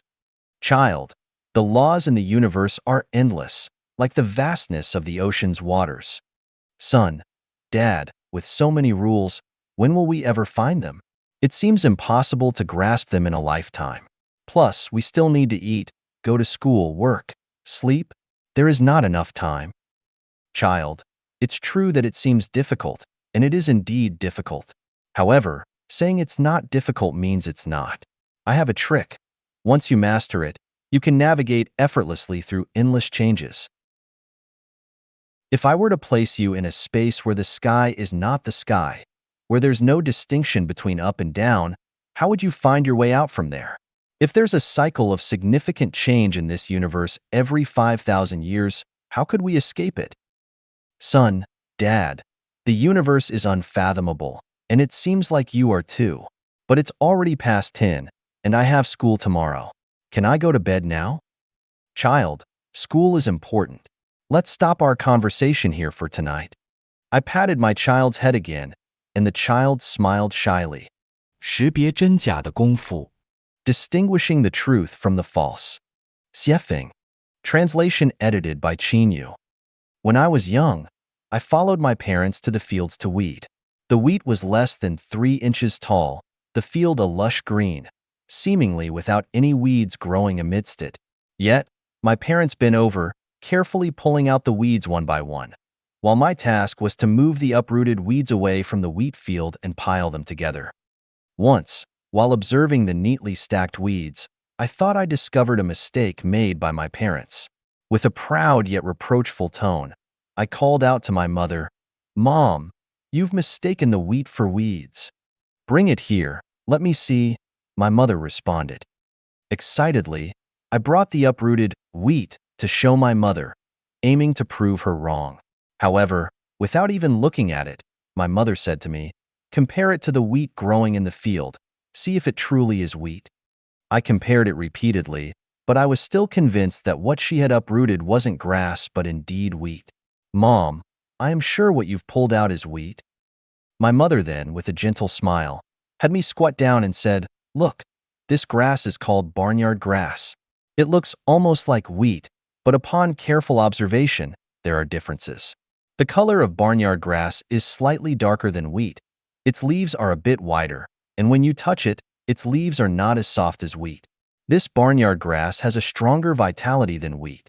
If we do not pull it out now, it will absorb all the nutrients nearby, hindering the wheat around it from growing well." I earnestly compared it again and found my mother's point to be completely accurate. I mimicked her actions, searching the field, and discovered many barnyard grasses that looked like wheat among the seemingly wheat-filled field. I uprooted one barnyard grass and asked my father to identify it. He glanced at it, his dirty hand touching my head, and praised, "My child is so clever." At that moment, the pride I felt was no less than Columbus discovering a new continent. Now, I can also tell the difference between barnyard grass and wheat. But as an adult, I've been deceived time and again. Why cannot I distinguish between the wheat and barnyard grass among people? Bull can distinguish between horses, identifying the outstanding ones among the many, discerning which are inferior, which are good runners, and which are exceptional. This ability, akin to my parents' differentiation between wheat and barnyard grass, requires considerable effort and stems from long-term observation and analysis. It's a skill that's challenging for an amateur to master. Thus, I admire all those who possess such skills, and I realize that in every matter, it requires experts to make judgments. The flamboyant words of novices not only create confusion but also distort the truth, making it difficult to distinguish between true and false, right and wrong. I imagine how wonderful it would be if in this world, all novices refrained from interfering in matters of experts, refraining from meddling in what they do not understand, refraining from casually writing articles to critique. What I cannot comprehend is why those with shallow understanding and superficial skills are so fond of criticizing and commenting on philosophy, thoughts, politics, arts, and spiritual studies. Without deep expertise or unique talent, how do they comprehend the deeper truths? Why not be a bit humble? Displaying one's limited knowledge only shows shallowness and immaturity. Boasting shamelessly only signifies arrogance and conceit. Unconditionally affirming or denying only reflects ignorance and foolishness. Denying the greatest creator is due to dull spiritual perception. Negating deities is because of worldly eyes. Not acknowledging other spaces is due to ignorance about non-material and negative universes. Human understanding of the mysteries of the universe and life is quite limited, so why deny it? Our vision, our hearing, are confined to a relatively narrow and limited area, but through perception, we have the capability to transcend these limitations and enter an infinitely vast space. With such a beautiful future, why not explore? Why not pursue?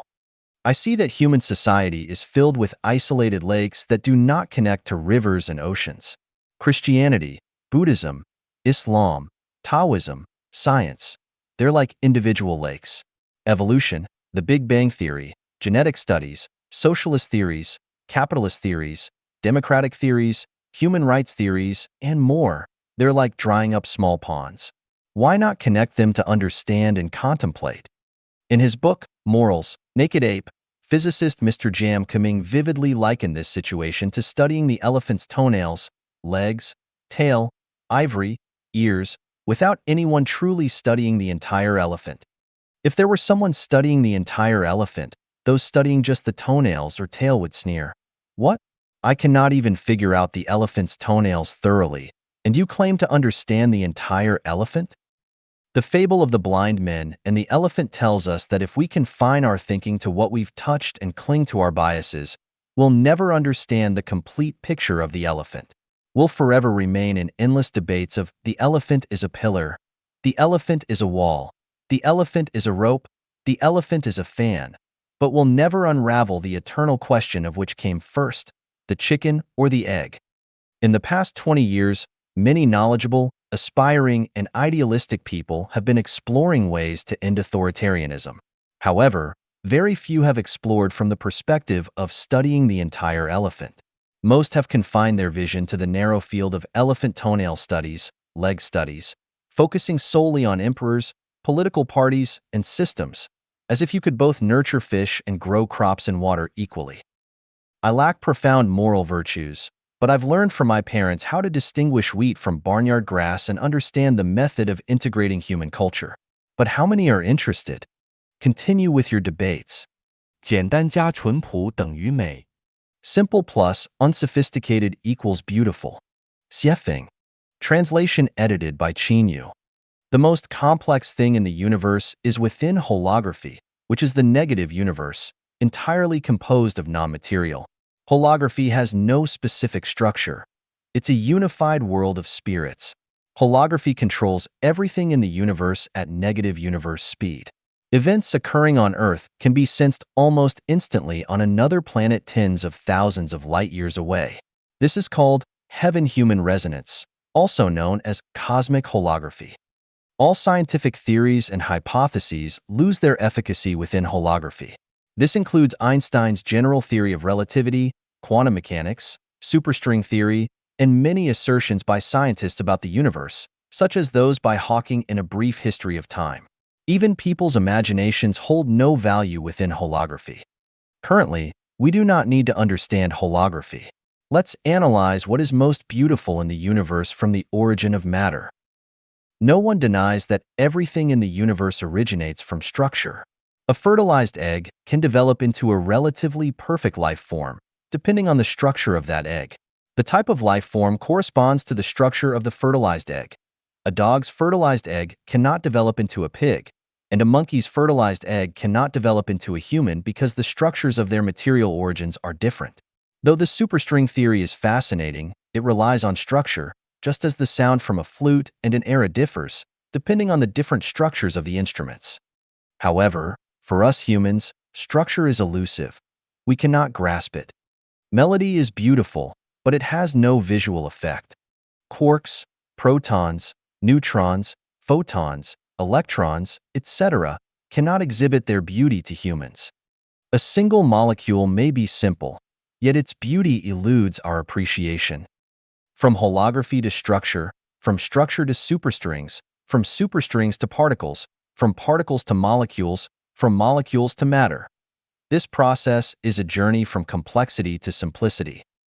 Why simplify? Because simplicity aligns with the way of life on Earth. Without simplicity, the emergence of human society is impossible.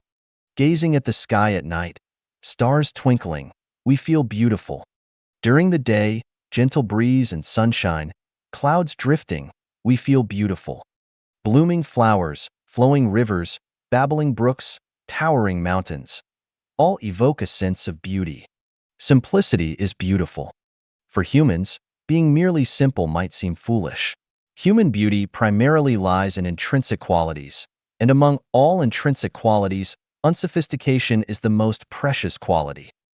People in urban areas polluted by consumerist society, if they go to remote, untainted, simple countryside areas and see green hills, leisurely cattle and sheep, shy yet respectful greetings from the villagers, they will undoubtedly experience beauty because the countryside is not only simple but also unsophisticated. Rural people going to big cities, witnessing the hustle and bustle, flashing neon lights, charming men and women, apart from amazement, may not experience much beauty because the city is too complex and superficial. Recall, how many people have provided you with a sense of beauty? What exactly are the factors of their beauty? If someone looks beautiful but is superficial, can you feel beauty from them? When people are young, they experience more beauty because everything is simple and pure.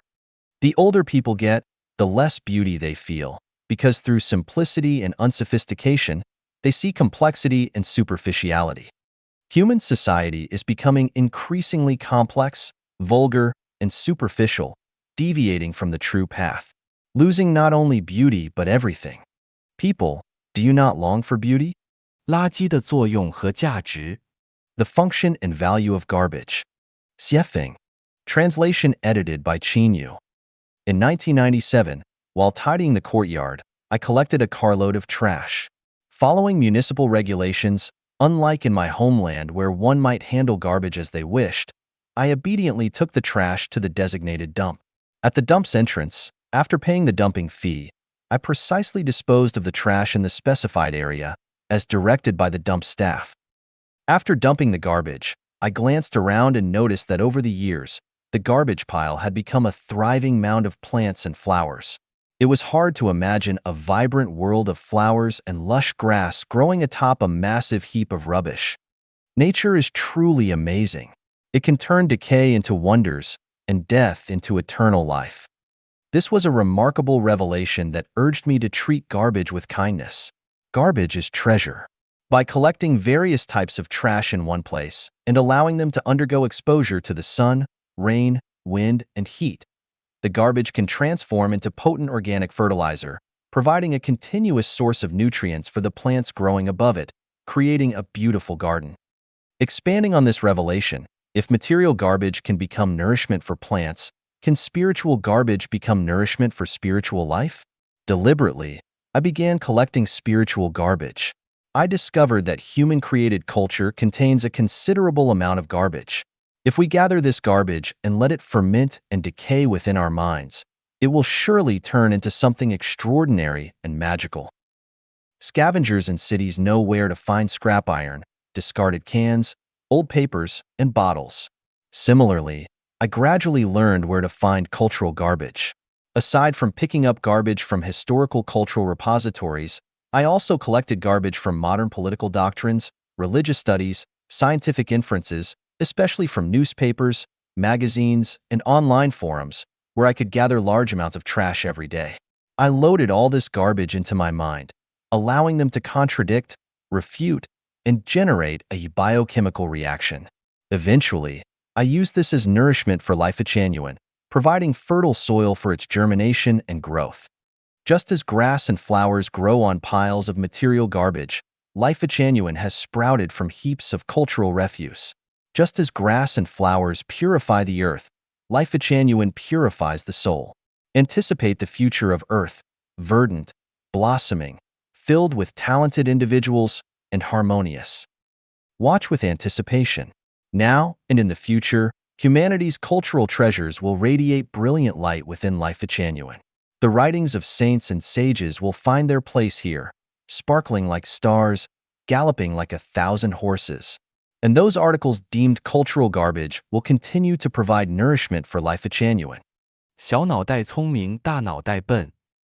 Small minds are clever, big minds are foolish, shrewd but unwise. Xiefeng. Translation edited by Yu. It was a summer day in 1976 when I, age 19, served as the Deputy Secretary and Document Officer of the Production Brigade. This brigade comprised 5 natural villages with a total of 11 production teams. 5 teams were made up of relocated residents from the Lujiaxia Reservoir, while the other 6 were local residents, including 2 Muslim villages. Due to the diverse composition, I handled matters and spoke with extreme caution. I never dared to offend any production team. The best way to maintain smooth production operations, I learned, was to be fair and humble, respecting all the elderly. My father taught me, wherever you go, as long as you respect and show politeness to the elderly, you will not have major troubles. Therefore, I always held respect for all the elders in the brigade close to my heart and translated it into my actions. Strangely enough, just this tactic of respecting the elders allowed me to serve as the local emperor for 3 years peacefully and smoothly. Among all the elders in the brigade, there was one who left an indelible memory with me. He was a landlord. His family's courtyard walls were the highest and thickest, and their gate tower was the most magnificent. Before liberation, he gradually gave his land to tenant farmers and distributed his property among relatives and neighbors. Therefore, after liberation, the government gave him the classification of an enlightened landlord. He escaped the hardships of various political movements, including the Cultural Revolution. He also sent his son, in the 1950s, to Tsinghua University. I knew this elderly man was quite astute. Whenever I met him, I was always respectful. He seemed to have some fondness for me, a son of a poor farmer. Between us, there seemed to be no class hatred, and certainly, there was no ethnic resentment. That day, in my leadership capacity, I went to the greening station for an inspection, wanting to assess the survival rate and growth status of the fruit trees planted there. Coincidentally, this elderly man was there too, and we started chatting. First, I praised the young people in their village for being smart. During our middle and high school years, several young people from their village dropped out to earn money and support their families. All those who continued their education ultimately returned to the village to farm, seemingly wasting a few years of their time. Unexpectedly, this elderly man said something that deeply resonated with me. He said, "Those young people have clever small minds and foolish big minds." "What do you mean?" I asked, puzzled. He adjusted his beard and explained, "In a person's life, Especially during adolescence, laying a good foundation is essential. If the foundation is poorly built, no matter how much effort you put in later, there will not be much future. With a solid foundation, efforts pay off double. Without it, efforts pay off half as much. Those with clever small minds are always lazy in laying foundations, eager for fame and profit, while those with clever big minds prioritize laying a solid foundation, even if it means temporarily giving up fame and profit. The result is that those eager for fame and profit end up with nothing, while those who temporarily gave up fame and profit for the foundation eventually achieve fame and profit. Those young people in our village who didn't go to school but went to earn money may seem to have gained a lot, but they've ruined their lives. So, I say they have clever small minds and foolish big minds. Small minds being clever and big minds being foolish has been a guiding light for me since then. If one seeks mere survival, having a clever small mind is sufficient. But to attain wisdom and expand the meaning of life, the smarter one's small mind, the more they cause trouble and harm. One must abandon small cleverness and strive to develop a clever big mind. Although both small cleverness and big cleverness are forms of intelligence, they operate in vastly different dimensions of time and space. One is concerned with pursuing immediate gains in the present moment, while the other looks to the future, seeking long-term gains. Ordinary people are clever with small minds, but foolish with big minds. Only those accomplished saints and sages possess a foolish, small mind and a clever big mind. The clever small mind focuses on the present, while the clever big mind plans for the future. The clever small mind is eager to display itself, while the clever big mind is busy seeking the truths of the universe. The clever small mind aims for the brilliance of life, while the clever big mind aims for the eternal nature of life.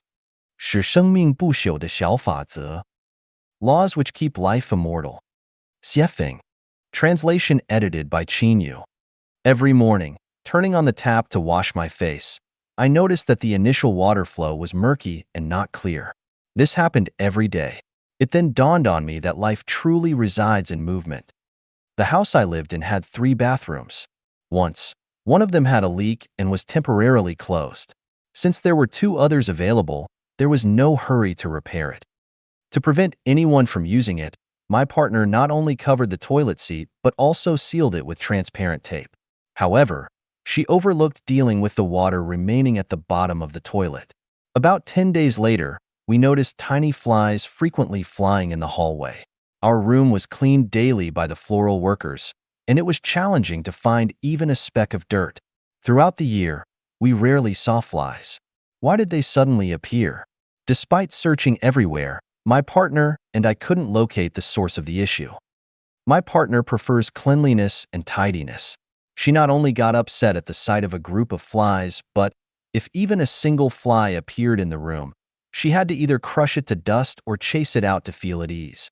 As expected, while I was typing at the computer, I suddenly heard her excitedly exclaim, as if she had discovered a new continent, "Honey, I found it." I went over to take a look, and there were already hundreds of tiny flies hovering inside the toilet she had opened. The water at the bottom of the toilet, once clear, had turned murky and filthy. We used a bucket to flush the water and then sprayed it with a solution called Toilet Active Kills Germs for washing. Finally, we scrubbed it with a cleaning agent. After more than 3 hours, all the flies retreated and the room returned to cleanliness. The lessons from these 2 natural phenomena are: flowing water does not stagnate, and a door hinge does not get worms. With both coming and going, peace naturally prevails. A further lesson is, water only stays pure when it keeps flowing. Life remains eternal only when it keeps moving. Movement is life. Stillness is death. As life comprises 2 parts, the physical body and the spiritual soul, it demands simultaneous movement in both aspects. For the physical body, a person must be active regularly to keep the circulation of qi and blood flowing. This circulation effectively delivers nutrients and oxygen to all parts of the body, keeping the body vibrant. For the spiritual soul, this movement requires continuous thinking without allowing the brain to remain dormant. Similar to water flowing from its source to rivers and oceans for eternal existence, life must connect with the past and envision higher-level life spaces to endure eternally. We often lament someone's rigid thinking, likening them to rigid wood that's difficult to carve. The reason behind this is that they adhere to their own views and confine their thinking within a dead pool of specific doctrines, ideologies, thoughts, or isms. Over time, they unknowingly become rotten and stinky, neither accepting new thoughts, fresh water, nor willing to come out of their closed well to flow into rivers and oceans. As a result, not only does their original purity deteriorate, but they also create many flies, polluting the surrounding air and environment. For instance, major religions consider their own religion as the only true one, branding all others as false. They clutch onto a few scrolls and seek disciples everywhere, advocating the pure nature, eternity, and truth of their dead pool, showing such stubborn bias and ignorance that they are unaware of their own extremity. What future could they possibly have? For example, some scientists believe that only scientific matters are universally applicable truths, and that only science can ultimately save humanity. They prefer to run vigorously on a one-way street, completely ignoring the existence of the non-material world and negative universe. Can they see through everything? For example, 最后一趟航班 The Last Flight, Xiefeng. Translation edited by Lifechanyuan. A friend of mine, busy buying gifts, ended up running late on the way back and encountered traffic due to another accident. Helplessly, they missed the last flight and were forced to stay at Bangkok Airport in Thailand for a day. During journeys, missing the last mode of transport often happens. Whether it is a bus, a ship, or a plane, there is always one last trip within a day. If missed, one has to wait for several hours, or even days. However, when it comes to life's final flight, missing it means waiting not just for a few days, years, or several decades, but potentially for centuries, millennia, or tens of thousands of years. The saying, "too late for regrets," profoundly resonates with those who've missed life's final flight. During life's journey, it's crucial to be aware of the departure time of the last flight and allocate sufficient time to catch it. To board that last flight, it's better to temporarily let go of less important matters. Avoid spending too much time sightseeing or shopping to prevent deep regrets. The timing of life's final flight can be calculated through Nostradamus prophecies, Mayan prophecies, the 9-year-old Martian from Russia, descriptions in the Lungyan Sutra by Buddha Shakyamuni, and the descriptions in the 3rd chapter of 2 Timothy in the Bible. These can help calculate this time. Below, I've transcribed a passage from 2 Timothy for your reference. I urge you to compare it with the current human society to check if it is worth your reflection. However, you should know that in the last days there will be very difficult times. People will love themselves, love money, boast, be proud, abusive, disobedient to their parents, ungrateful, unholy, without love, unforgiving, slanderous, without self-control, brutal, not lovers of the good, treacherous, rash, conceited, lovers of pleasure rather than lovers of the greatest Creator, having a form of godliness but denying its power. Turn away from such people, always learning but never able to come to a knowledge of the truth. Do not miss life's final flight. Once missed, your wealth, power, and fame will be worthless. Crying out will be in vain. The flight of life will not be delayed because you're a president, CEO, scientist, master, professor, scholar, billionaire, or an engineer of human souls. Do not assume that being kind or poor would allow for changing the date and route of life's flight. Truly just as the last flight of life. 道、德、法、仁、义、礼、智、信、术 Tao, virtue, law, benevolence, righteousness, rituals, wisdom, credibility, magical art. Xiefeng. Translation edited by Lifechanyuan. Observing human history, it always seems like a tangled mess. Looking at the current state of humanity, it appears as a complete mess. Where do the problems lie? Can we organize this tangled mess and find some order? The universe operates in order, seasons change in a timely manner. Does human society have to remain forever like history, forever like the current state? Must humanity forever repeat its mistakes? Let me first provide definitions for Tao, virtue, law, benevolence, righteousness, rights, wisdom, trust, and art, and then examine the causes behind human history and its current state. Tao, it's the spirit of the greatest creator.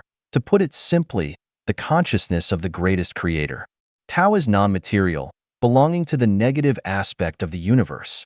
It's the force governing the evolution and changes of the universe, representing laws, principles, vitality, and the blood of the universe. Virtue, it's the quality of gods and Buddhas, celestial beings. The thinking quality that strictly conforms to the essence of Tao while aligning with the flow of Tao. Law, it's a way for gods, spirits, Buddhas, and demons to utilize Tao and manifest their respective abilities. Benevolence, it's the internal standard used by sages in human society to restrain themselves and all people to uphold the inner quality of virtue. Righteousness, it's a behavior of noble people and gentlemen. Rituals, it's a method used by rulers to maintain their rule. Wisdom, it's the cleverness and ingenuity acquired by the common people for survival. Trust, it is a mutually binding covenant devised and created to maintain the orderly life of humanity. Magical art, it's a trick played by lower-class individuals in society to highlight themselves through abnormal channels. By analyzing human history and current state from these definitions, when humanity prioritizes Tao, all aspects of human society can operate in order, presenting a state of national peace, favorable weather, natural harmony, and genuine modesty and accommodation. When humanity forsakes Tao but prioritizes virtue, the trend of seeking gods and Buddhas starts to prevail. Waves of religious movements emerge, the mindset of seeking divine blessings becomes increasingly prominent, and religions begin to dominate various social domains.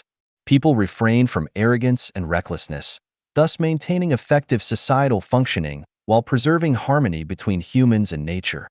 When humanity abandons both Tao and virtue in favor of law, the situation of warlords rising gradually emerges. Inevitable wars and plundering escalate, intensifying the destruction of nature. Humanity plunges into a phase of frenzied development. When humanity esteems benevolence, with Tao and virtue in decline, law can receive appropriate restraints. However, cunning and sophistry begin to prevail. Various doctrines, thoughts, and ideologies proliferate, and humanity gradually loses spirituality, relying more on rationality for survival. When righteousness becomes a trend, numerous political parties, social groups, and civilian factions emerge, intensifying the competition for self-centered interests. Human society becomes restless and unstable.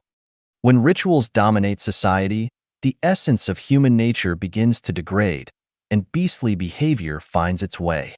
Everyone strives vigorously to climb upward, leading to prevalent acts of oppression, slander, false accusations, mutual deception, opportunism, and a surge of deceitful practices. These phenomena proliferate like mushrooms after the rain. When wisdom is promoted as human cleverness, people become excessively shrewd, constantly striving for personal gain. Seizing every inch of merit, their hearts and words at odds, lies pervading streets and alleys, faith completely lost. Their small minds exceedingly bright while their larger minds are exceedingly foolish. They appear human but resemble ghosts, making it difficult to distinguish between the two, making it hard to differentiate between humans and demons. When credibility is recognized by the masses as the best tool to restrain humanity, constitutions, laws, regulations, and systems multiply, becoming increasingly intricate. Coupled with religious doctrines and ritual constraints, human nature is almost entirely lost. Everyone becomes a cog in society's machinery, struggling and fighting, yet finding it challenging to realize their noble ideals. When magical art takes center stage in society, superstition prevails, the distinction between humans and ghosts becomes blurred. Falsehoods, ugliness, and evil replace truths, beauty, and goodness. People become akin to those under a spell, chaotic, disordered, rendering it almost impossible to find a remedy for humanity. Isn't this the cause of human history and its current state? 关闭一扇门，另几扇门会自动打开。 Close one door, and others will open automatically. Xiefeng. Translation edited by Chinyu. Many movie theaters, auditoriums, conference halls, and such have multiple entrances and exits. After watching a movie, all the doors in the cinema open, but we can only choose one to leave. One person cannot exit through two doors simultaneously. Similarly, one cannot enter through two doors at once. There are 36 doors in the universe, but available for humans, there are only 12. We can only choose one. We cannot simultaneously pick several doors. The 12 doors available for human entry and exit remain open at all times. They never close. We have the power to choose at any moment.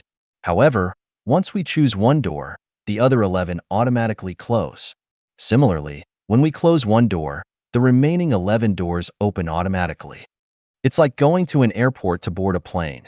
Dozens of planes wait on the tarmac for passengers. We can only choose one. We cannot fly on two or several planes simultaneously. Likewise, a high school graduate who passes the university admission score has dozens of universities to choose from. They can only make selections from the list and ultimately enter one university. They cannot study at several schools simultaneously. The saying, "A man fears choosing the wrong profession, a woman fears marrying the wrong man," implies this philosophy. If we regard Tao, virtue, law, benevolence, righteousness, rituals, wisdom, credibility, and magical art as doors within the human value system, we also face the issue of choice. Moreover, it's a situation where we can only choose one, unable to possess them all. If we choose Tao, virtue becomes void. If we choose virtue, law is forfeited. If we opt for law, benevolence is sacrificed. If we choose benevolence, righteousness is relinquished. If we prefer righteousness, rituals are forsaken. If we choose rituals, wisdom diminishes. If we opt for wisdom, credibility is forfeited. If we select credibility, magical art is relinquished. Conversely, choosing magical art means no credibility. Choosing credibility means no wisdom. Choosing wisdom means no rituals. Choosing rituals means no righteousness. Choosing righteousness means no benevolence. Choosing benevolence means no law. Choosing law means no virtue. Choosing virtue means no Tao. Regarding this, 99% of people might disagree, thinking Tao, virtue, law, benevolence, righteousness, ritual, wisdom, credibility, and magical art are like 9 dishes on a banquet table, and individuals can freely pick and choose. If one holds this view, he fails to grasp understanding of the contradictory nature among these 9 dishes. Some may believe they can perfectly embody both Tao and virtue, which is impossible. Having Tao would inevitably mean lacking virtue, and possessing virtue would surely mean lacking Tao. If someone claims to have both Tao and virtue, then the Tao they possess must be a facade, a false front. The complexity of human history lies here, and the root cause of human confusion resides here. Please contemplate this on your own. Closing one door automatically opens several others. Opening one door automatically closes others. Choosing death, the door to life automatically closes. Opening the door to life, the door to death automatically closes. The key is to be clear about which door you are currently in. Once you become a farmer, you have no connection with being a worker. If you become a thief, you cannot become an upright gentleman. If you become a corrupt official, you are no longer a representative of the people. If you become a prostitute, you cannot be called a lady. Many people know which door they are in, and they are aware of the difficulties in their current door. However, they lack the courage to close it, fearing that once closed, there will be no door to enter. In fact, such concerns are unnecessary. There are only 12 doors of life, speaking only in terms of human existence, and there are countless paths in life. Regardless of which path you take, eventually, you will enter one of the 12 doors of life. All roads lead to Rome, but not all roads lead to heaven. Many paths lead to hell. It's time to choose which door to enter. Delaying decisions will only lead to lifelong regrets. Lifechanyuan is one such door, primarily leading to the 1,000-year world. 邪恶的善良 Evil kindness. Xiefeng. Translation edited by Chinyu. The noble die for their confidence. As someone influenced by Confucian culture, I also hold this view of life. While I doubt whether I could die for a confidant, Walking the path with those who understand me, sharing joys and sorrows, is what I pursue. Drinking tea, chatting, climbing mountains, traveling with those who understand me always brings a sense of delight. True friends are hard to find in life. Although they say, grass is green everywhere under the sky, in this finite life, if one finds a confidant, discovers a patch of green grass, and fails to cherish it, assuming there's an abundance ahead, they are likely to miss opportunities and regret for a lifetime. If we do not walk with those who understand us, should we stay with those who do not? Repay kindness received with gushing gratitude is a value I adhere to. When someone helped me at a critical time, pulling me out of a predicament, guiding me out of confusion, showing me hope, healing wounds, how could I forget the pain? Repaying kindness is the virtue of a true gentleman. Repaying kindness with enmity is the conduct of a petty person. Before going abroad, I encountered a confidant who was the CEO of a limited industrial development company that I met after starting my own business. I mentioned his name in the postscript of Lifechanyuan, saying, "Meeting you during my journey, receiving your help is like being nourished by the rain. I throw a spiritual beam toward the sky, wishing you a smooth journey ahead." This is my blessing for him and for all the other confidants I've encountered on my life journey. After going abroad, I discovered a massive potential market. In gratitude, I soon wrote to this CEO, informing him about the considerable profits from overseas markets. He was excited and promptly replied, appointing me as the manager of the company's overseas department. Everything was running smoothly for a while. To expedite progress, I made a request to the CEO.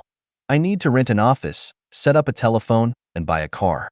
Please have the corporate headquarters consider this request." Anyone who has run a company overseas knows that an office, a fax machine, and a car are basic necessities. However, those who haven't traveled abroad might think riding a bicycle or taking public transportation suffices. Stalled. After my request, I received no further response from the CEO. Later, I learned that the hitch occurred due to several vice presidents, the CEO's spouse, and caring friends who concerned about him.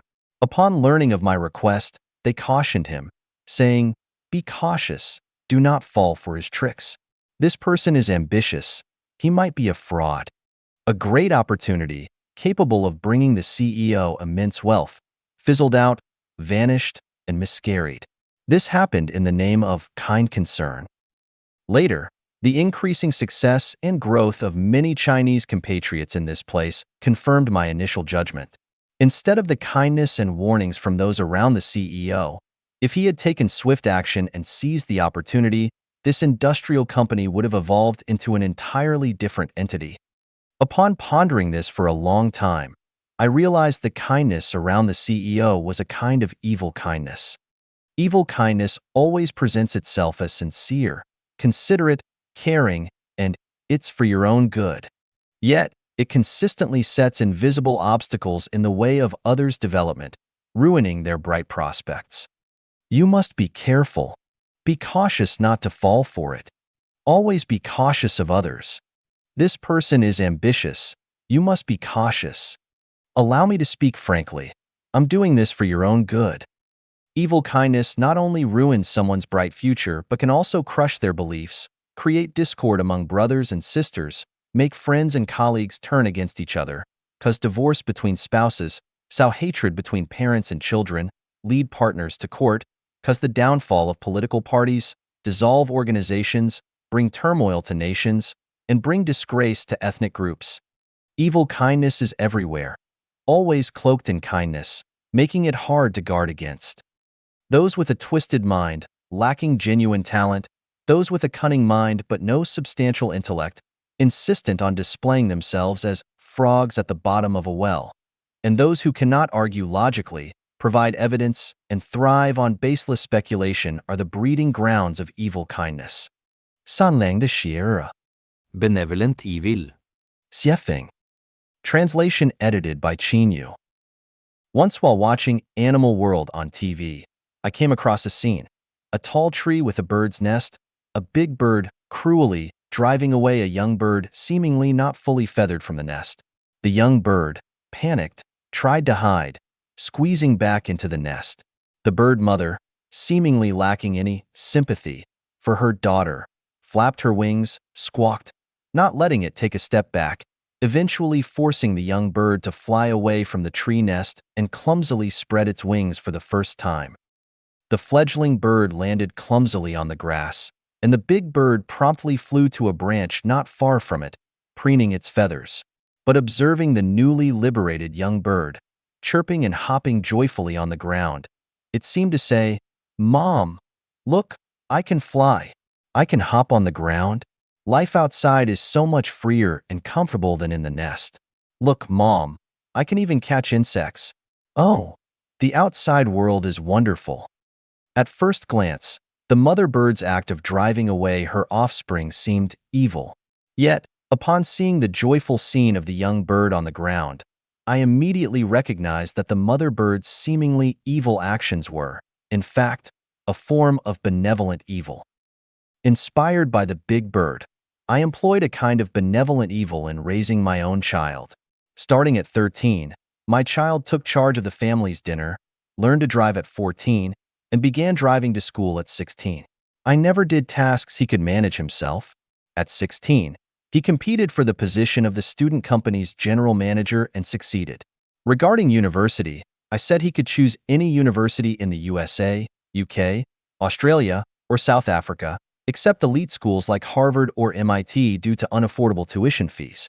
Eventually, he researched online, contacted universities, and chose a top-ranked university within the global top 100. At 18, he left home, the nest, went to the US and UK embassies to apply for his visa himself, bought a plane ticket, registered in the USA, found accommodation, opened a bank account, and everything went smoothly. Finally, like the big bird, I drove my child out of the nest. Consequently, just like the young bird landing on the grass, he discovered a broader world and a space of freedom beyond the nest. His academic performance remained outstanding, and he received care and support from various quarters. People who know us envy our obedient and sensible child, but little do they know that I employed an evil educational method.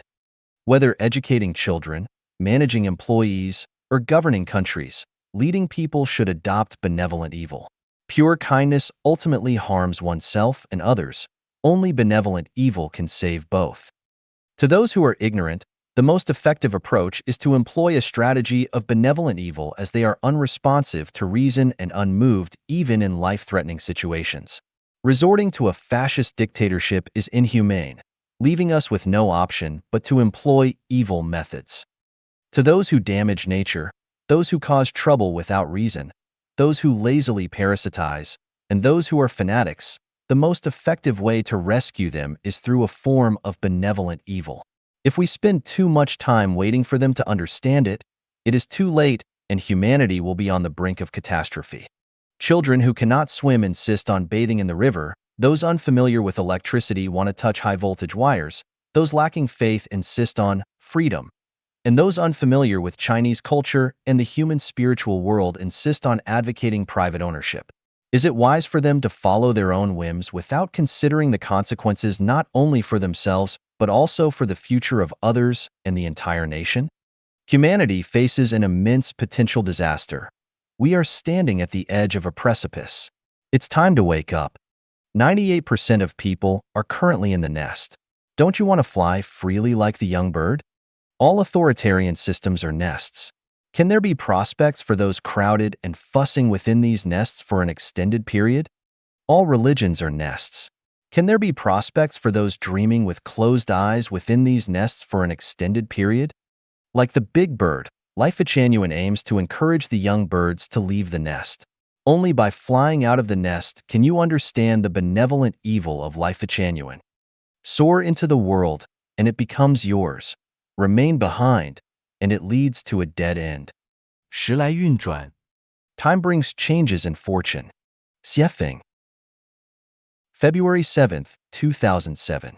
Translation edited by Chinyu. All things await their opportune moment to act. When it arrives, greenery flourishes, insects take flight, solid ice melts, thunder is born. When the time has not come, no storms brew, flowers lack buds, Gold appears as iron, and even geniuses seem mediocre. All things await their moment to act. When it arrives, injustices are revealed, secrets come to light. The scenery changes from fortune to misfortune. When it's not time, the oxen bully the tigers, cats fear mice, diligent studies go unnoticed, exceptional talents seem worthless. Time, geographical advantage, support of people, time takes precedence. Even with remarkable talent and ambitions spanning the universe, without favorable timing, one can only sip the northwest wind. Even with a heart of passion, without opportune timing, one's efforts find no outlet. Time brings changes in fortune. Without opportune timing, fortunes do not change. Even with full seeds, they'll lie dormant underground. Even with brilliant minds, they'll reside in obscure places. Even with perfect plans, they'll gather dust. Even with resounding voices, they'll only shout in vain. At the right moment, in the turning of fortunes, the ugly duckling may become a white swan. A cowherd leads 1,000,000 valiant soldiers. A golden phoenix emerges from a mountain nest, and barren lands transform into lucrative markets. Those who bowed their heads lift them high, while those who once held their heads high bow their heads. For some, wealth flows in abundantly, and their career paths are clear. For others, they stumble and face poverty and illness. The heavens have their fortune, nations have theirs, individuals too. If the heavens' fortune falters, so does a nation's, and thus an individual's.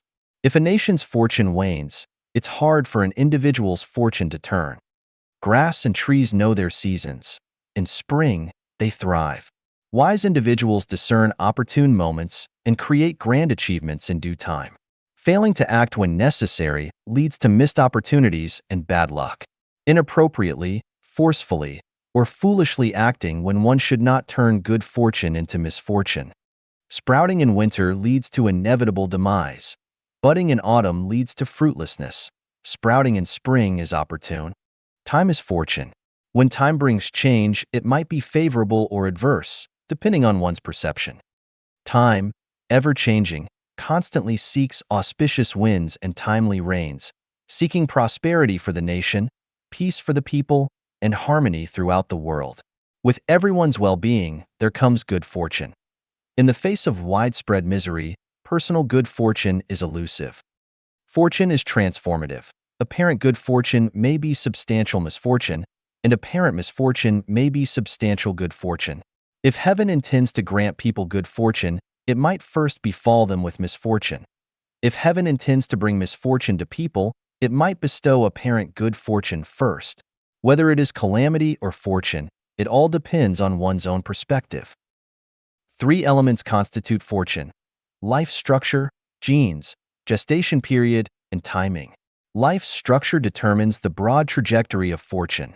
An egg can only hatch into a chick, not into an eagle. A dragon begets a dragon. A phoenix begets a phoenix. A mouse's offspring dig holes. We cannot grow into corn. Ordinary people cannot become geniuses. Not all cowherds can command 1,000,000 soldiers. Not all music students become Bach, Beethoven, or Mozart. Not all compassionate individuals become Jesus, Buddha, or Muhammad. Not all college dropouts become Bill Gates. The transformation of fortune requires a gestation period. 10 months pregnancy leads to 1 day of childbirth. Peach trees take 3 years, apricots take 4, and walnut trees need 18 years to bear fruits. Without or insufficient gestation, even with opportune timing, fortune is hard to transform. Inspiration favors the contemplative, opportunities embrace the prepared mind, and miracles do not happen on the desert of the soul. Those who eagerly await good fortune must accumulate the basic materials in that direction. Waiting aimlessly will not bring good fortune. All preparations ready, just waiting for the east wind. Only with complete preparation can one utilize the east wind. Without readiness, even with the wind blowing, the fire cannot burn at Chibi. Similarly, without the wind rising, all prior preparations are meaningless. Therefore, good fortune also depends on timing. The 5th, 9th, 11th, 14th, 16th, 17th, 34th, 53rd, and 56th hexagrams of the Book of Changes primarily discuss cultivating and awaiting the opportune moment, awaiting changes in fortune. The cart travels on the road. The horse runs on the track. People walk on paths. Immortals tread immortal paths. Without changing the trajectory of life, a dog remains a dog, and commoners remain commoners. Even when the time comes, it only smooths the trajectory but does not change it. It means that people cannot become immortals. To transition from the trajectory of a human life to that of an immortal, one needs to foster the structure of an immortal life, then step into the immortal path at the opportune moment. Times are changing. Take the opportune moment.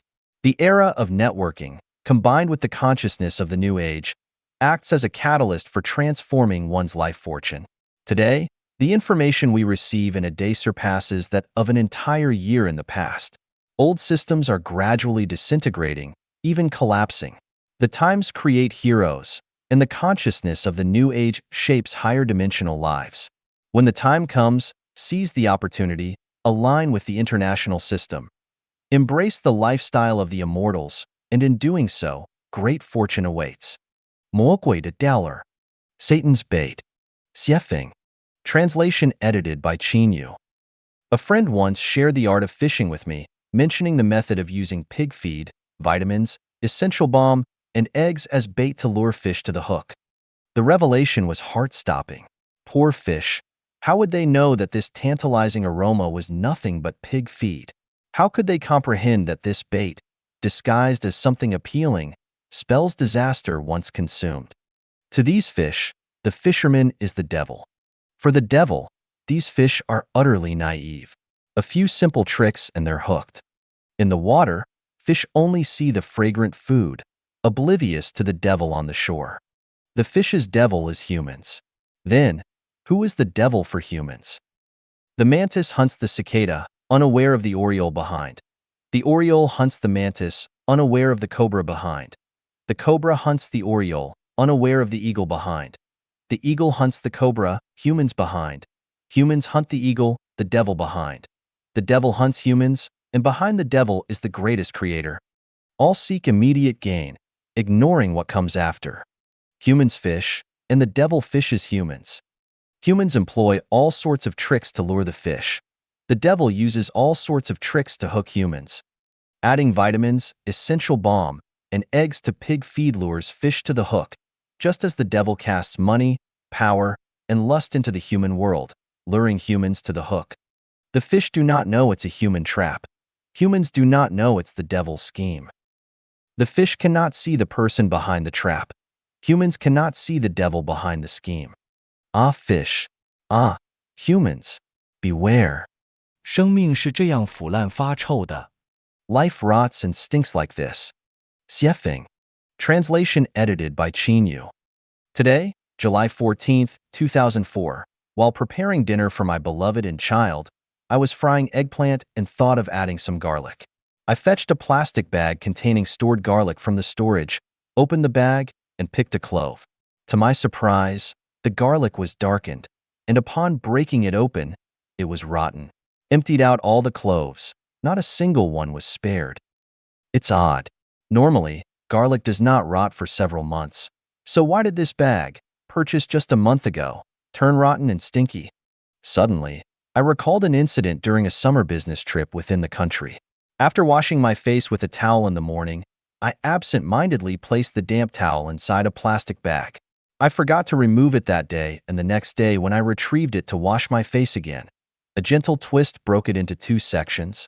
The reason lay in the fact that the moist towel, in the sweltering heat, confined within the plastic bag without contact with external air, turned stale. The gases of staleness within the plastic bag caused the towel to decay, reducing its strength and elasticity, thus making it easily breakable. Yes, the garlic's rot and stink in the plastic bag resulted from its lack of contact with external air. Ordinarily, garlic is placed in a basket, allowing air circulation, hence it remains unchanged for months. It seems that everything material, when not allowed to circulate with external air, inevitably rots and stinks. If material things are like this, then what about non-material things?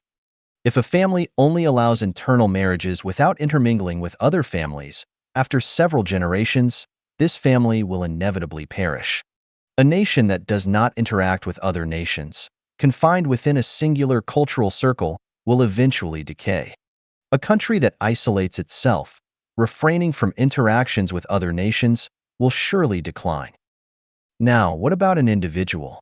If they do not learn from others, avoid communication, isolate themselves, and keep their mental windows closed, over time, they will inevitably become rigid, stubborn, experience ideological stagnation, leading to decay, stagnation, and eventually death. An individual, a family, a nation, a country, such is the case. What about religious groups? Historically, some disappearing religions have also attributed their decline to self-righteousness and arrogance.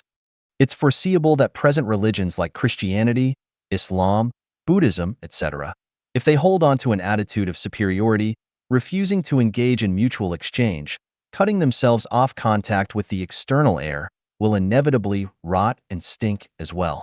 The question now is, how can human life prevent rot and stench? The human being is composed of two parts, a material body and a spiritual soul. If the material body does not engage in exchange with the external elements such as air, water, and energy, it will inevitably decay and emit an unpleasant odor, ultimately leading to death.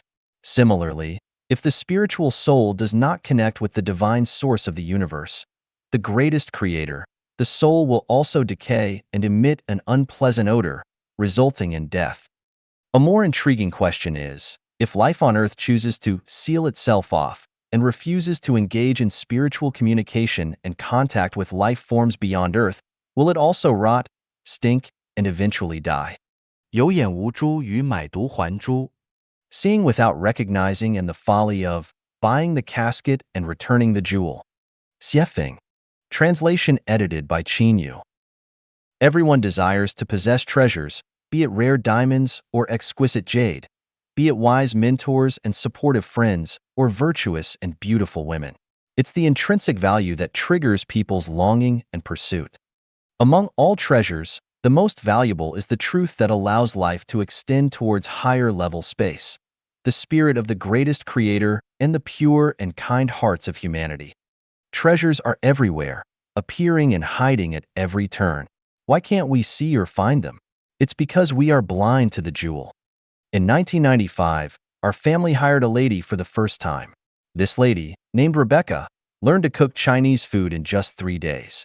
After she tidied up the house, it was sparkling clean, spotless, well-organized, and neat.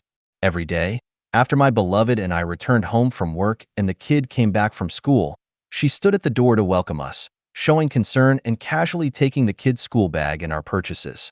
It felt like we were reuniting with long-lost relatives.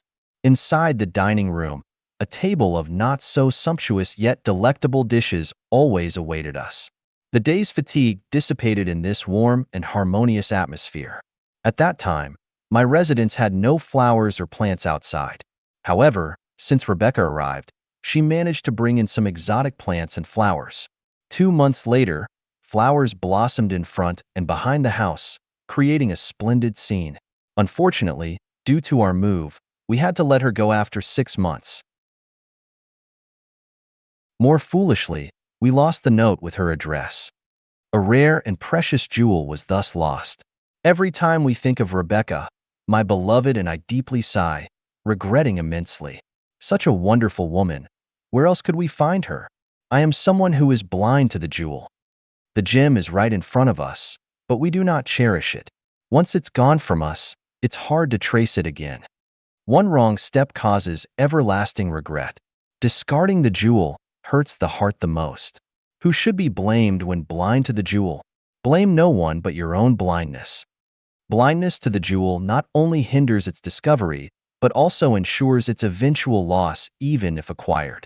The story of buying the casket and returning the jewel is due to the people of Zhang State only seeing the gorgeously decorated wooden box but not recognizing the gem inside, leading to a lamentable event spanning ages. The ancients had their foolishness, just as modern individuals can be ignorant. Often encountering bookworms, their memory may be strong, their reasoning abilities not weak, they can eloquently expound on principles, citing references after references. Yet, Besides regurgitating some worn-out cliches, there's not a glimmer of wisdom in their discourse. It's not problematic if they lack their own thoughts. However, they insist on using history to shackle and restrict the development of reality, speaking only in traditions and orthodoxy. It's akin to the scholars and Pharisees of Jesus' time. Although Jesus preached the truth, they spouted dogmas, pretending to uphold orthodoxy, vehemently hindering the spread of truth. These individuals are like the people of Zhang State, interested not in the gem within the box, but in the gorgeously adorned wooden box containing the gem. The truly invaluable gem lies within people's hearts. If we do not protect the gem in our hearts, but blindly pursue the externally decorated wooden box, are we not like the people of Zhang State buying the casket and returning the jewel? 回应天启，走出迷途。Responding to the revelation, finding the way out. Xiefeng. August 16, 2005. Translation edited by Chinyu. A lightning bolt streaks across the expansive sky, accompanied by distant rolling thunder, foretelling an impending storm. On September 11th, the towering and sturdy World Trade Center collapsed abruptly, trapping people inside. If someone had warned those inside the building of its imminent collapse and urged them to evacuate, would they have heeded the advice? Nonsense. How could such a solid, world-class building collapse? They might have replied in disbelief. Humans, how much do you understand the mysteries of the universe? How much do you comprehend? Why don't you respond to the revelations? Someone explicitly tells you that he is a messenger of the greatest creator. Here too. Harvest the crops, yet you mock, ridicule, and scorn him. Even when, in humility, he kneels before you as a commoner, begging for your response to the revelations, you continue to mock, ridicule, and scorn him. What kind of person do you need to save you? The immense love of the greatest creator for humanity, the care from God Jesus Christ, and Buddha Shakyamuni for humanity have been clearly and evidently revealed to you. Do you desire wealth or life? Life or your status, wealth and reputation? Which is more important? There was a notorious pirate who amassed countless treasures. One day, he was caught. In court, he arrogantly told the judge, "I have countless treasures. I'm willing to give up 1/3 of my wealth to buy my freedom." The judge replied, "You've committed robbery and murder. Your wealth cannot buy your freedom." "Judge, I'm willing to give up all my treasures to save my life. You should know, my wealth is enough for the whole nation to spend for 3 years. People die for wealth. Birds perish for food. Don't people love wealth?" The pirate began pleading. The judge resolutely replied, "Debts must be repaid, and life must pay for murder. Your wealth wasn't rightfully earned. It was plundered. The law is not negotiable. I declare that tomorrow at 3 in the afternoon, you will be hanged." The pirate, with tears of regret, lamented, "Had I known that wealth couldn't spare my life, why did I strive so ardently to amass it?" Human laws are not child's play.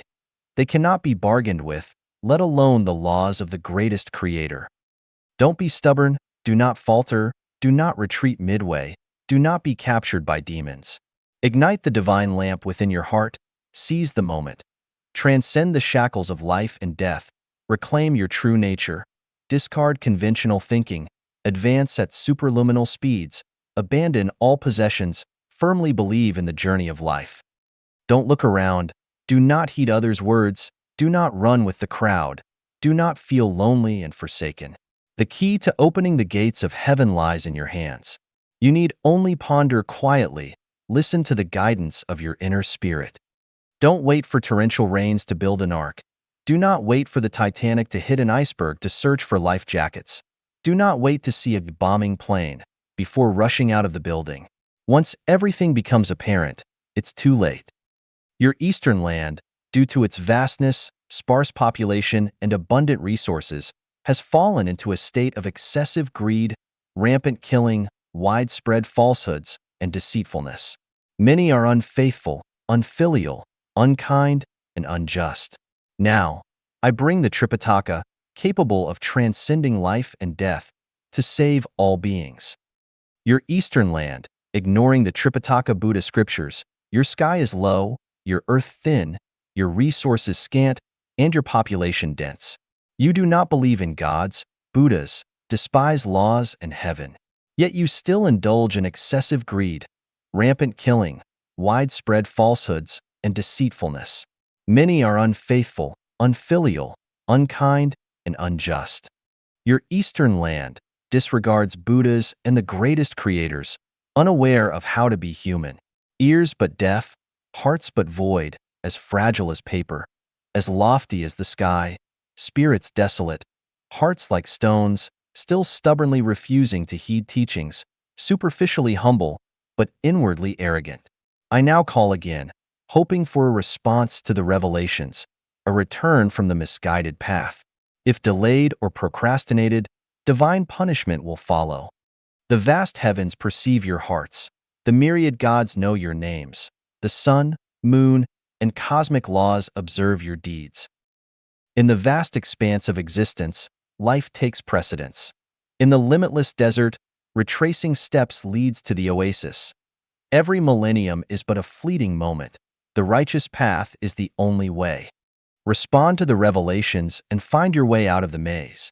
别人不信，我信。 Others may doubt. I believe. Xiefeng. Translation edited by Qinyu. A friend from Tianjin visited my office the day before yesterday and inquired about matters related to space and time. I asked him why he was interested in such questions. He said, "Not long ago, I had a dream.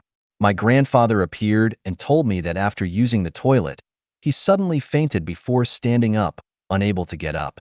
He said he was leaving and urged us to live well while he waited. The next day, my father called from China, saying my grandfather had passed away. He told me my grandfather had collapsed and passed away while using the toilet. I found it quite strange. How could my dream about my grandfather match the actual events? What's going on with time and space?"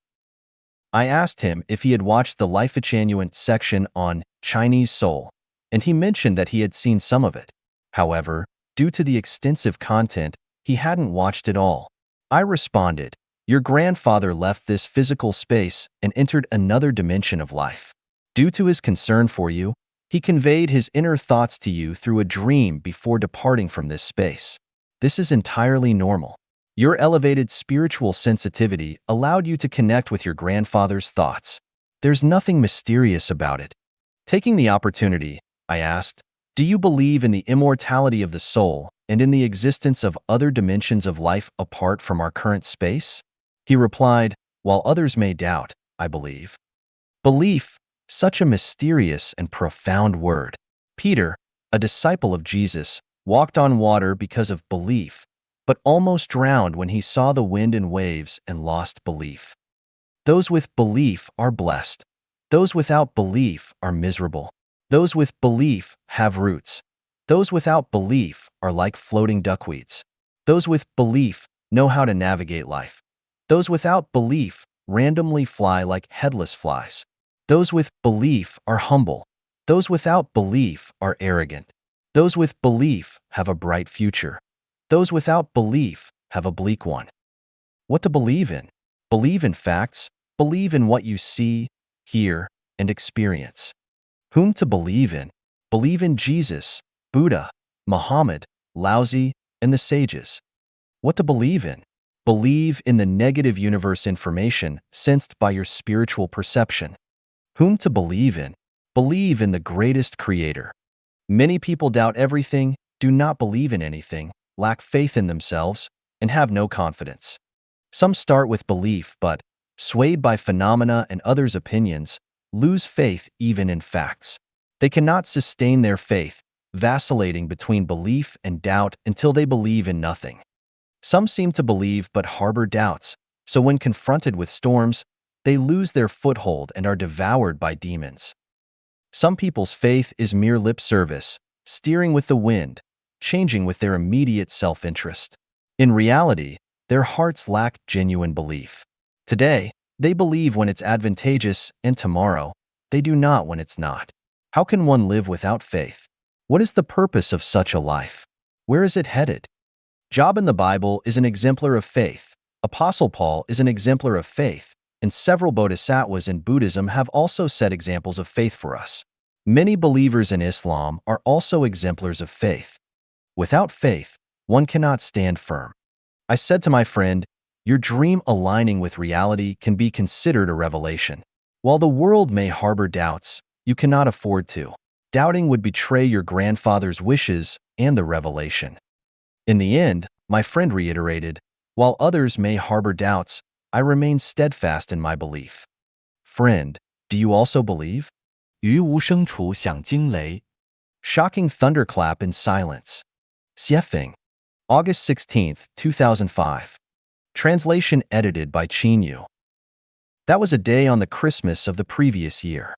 I was driving a van, transporting 8 employees from my store to a fast food restaurant and bar I owned, about 10 kilometers away, to celebrate Christmas.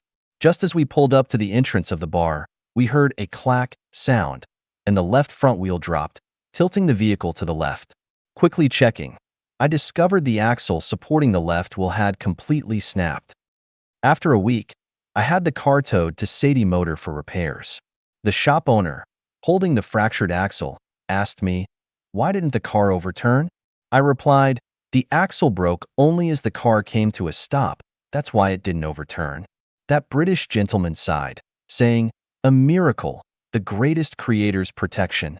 In such a situation, the car should have flipped, causing injuries. How did it break only after the car stopped?" He then pointed at the fracture and explained, "This axle began breaking at least half a year ago. It didn't snap suddenly but deteriorated bit by bit. Its complete fracture was inevitable. It should have happened during driving. You're very lucky."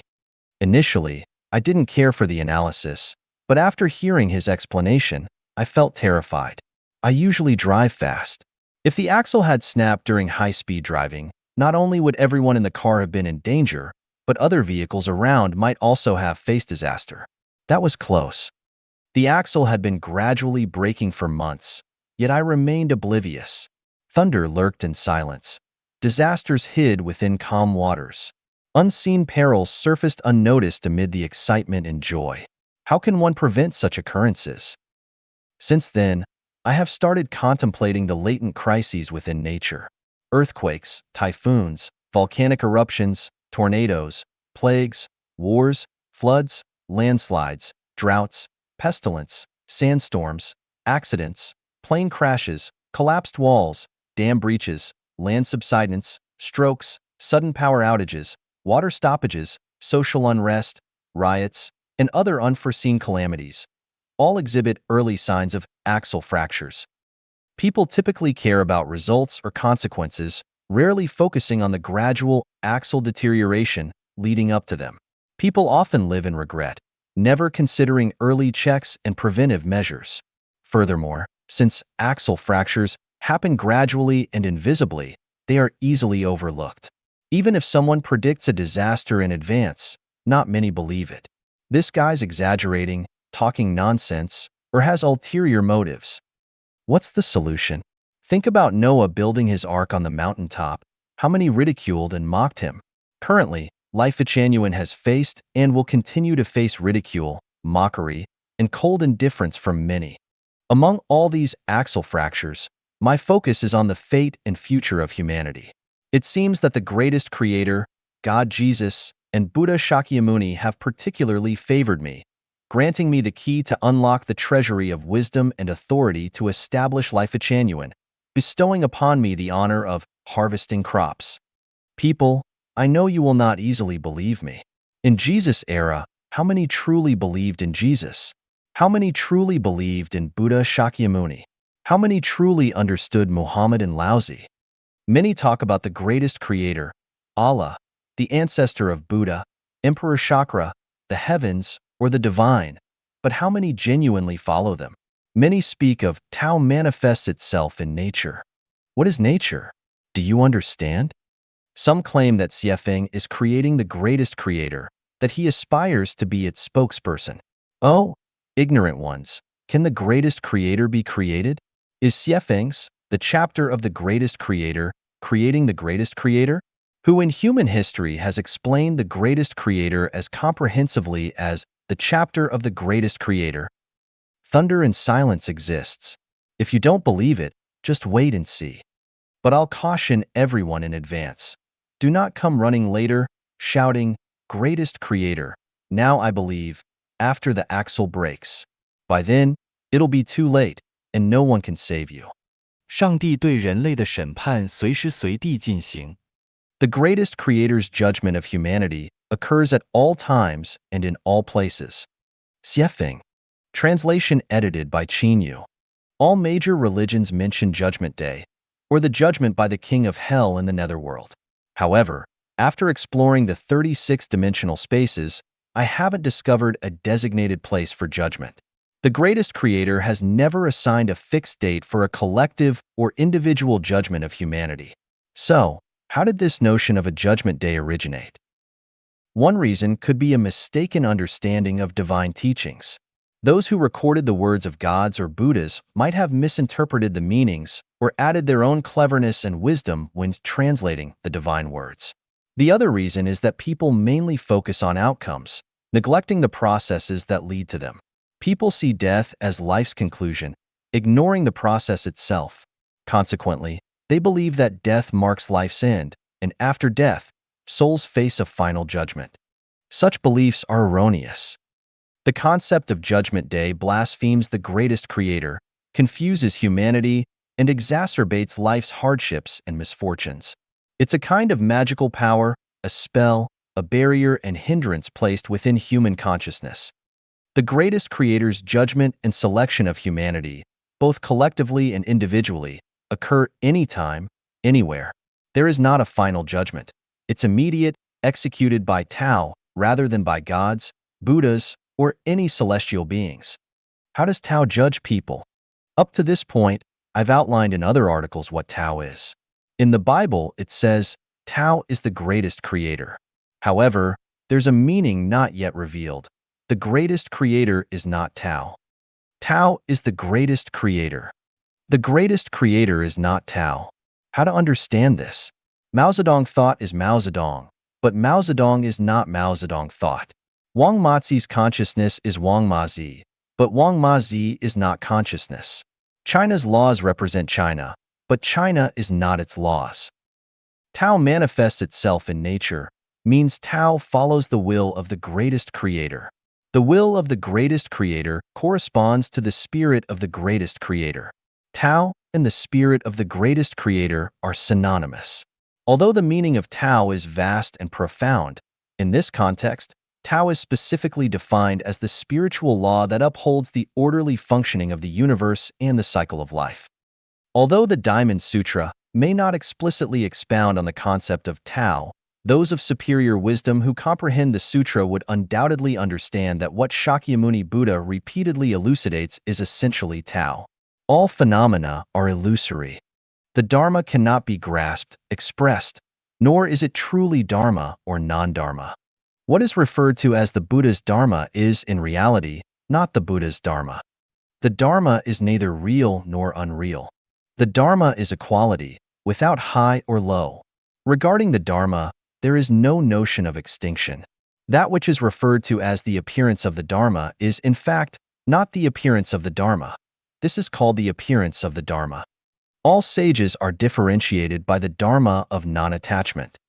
If we purely understand Tao as the greatest Creator's law, it might lead us to liken the greatest Creator's law to the country's laws.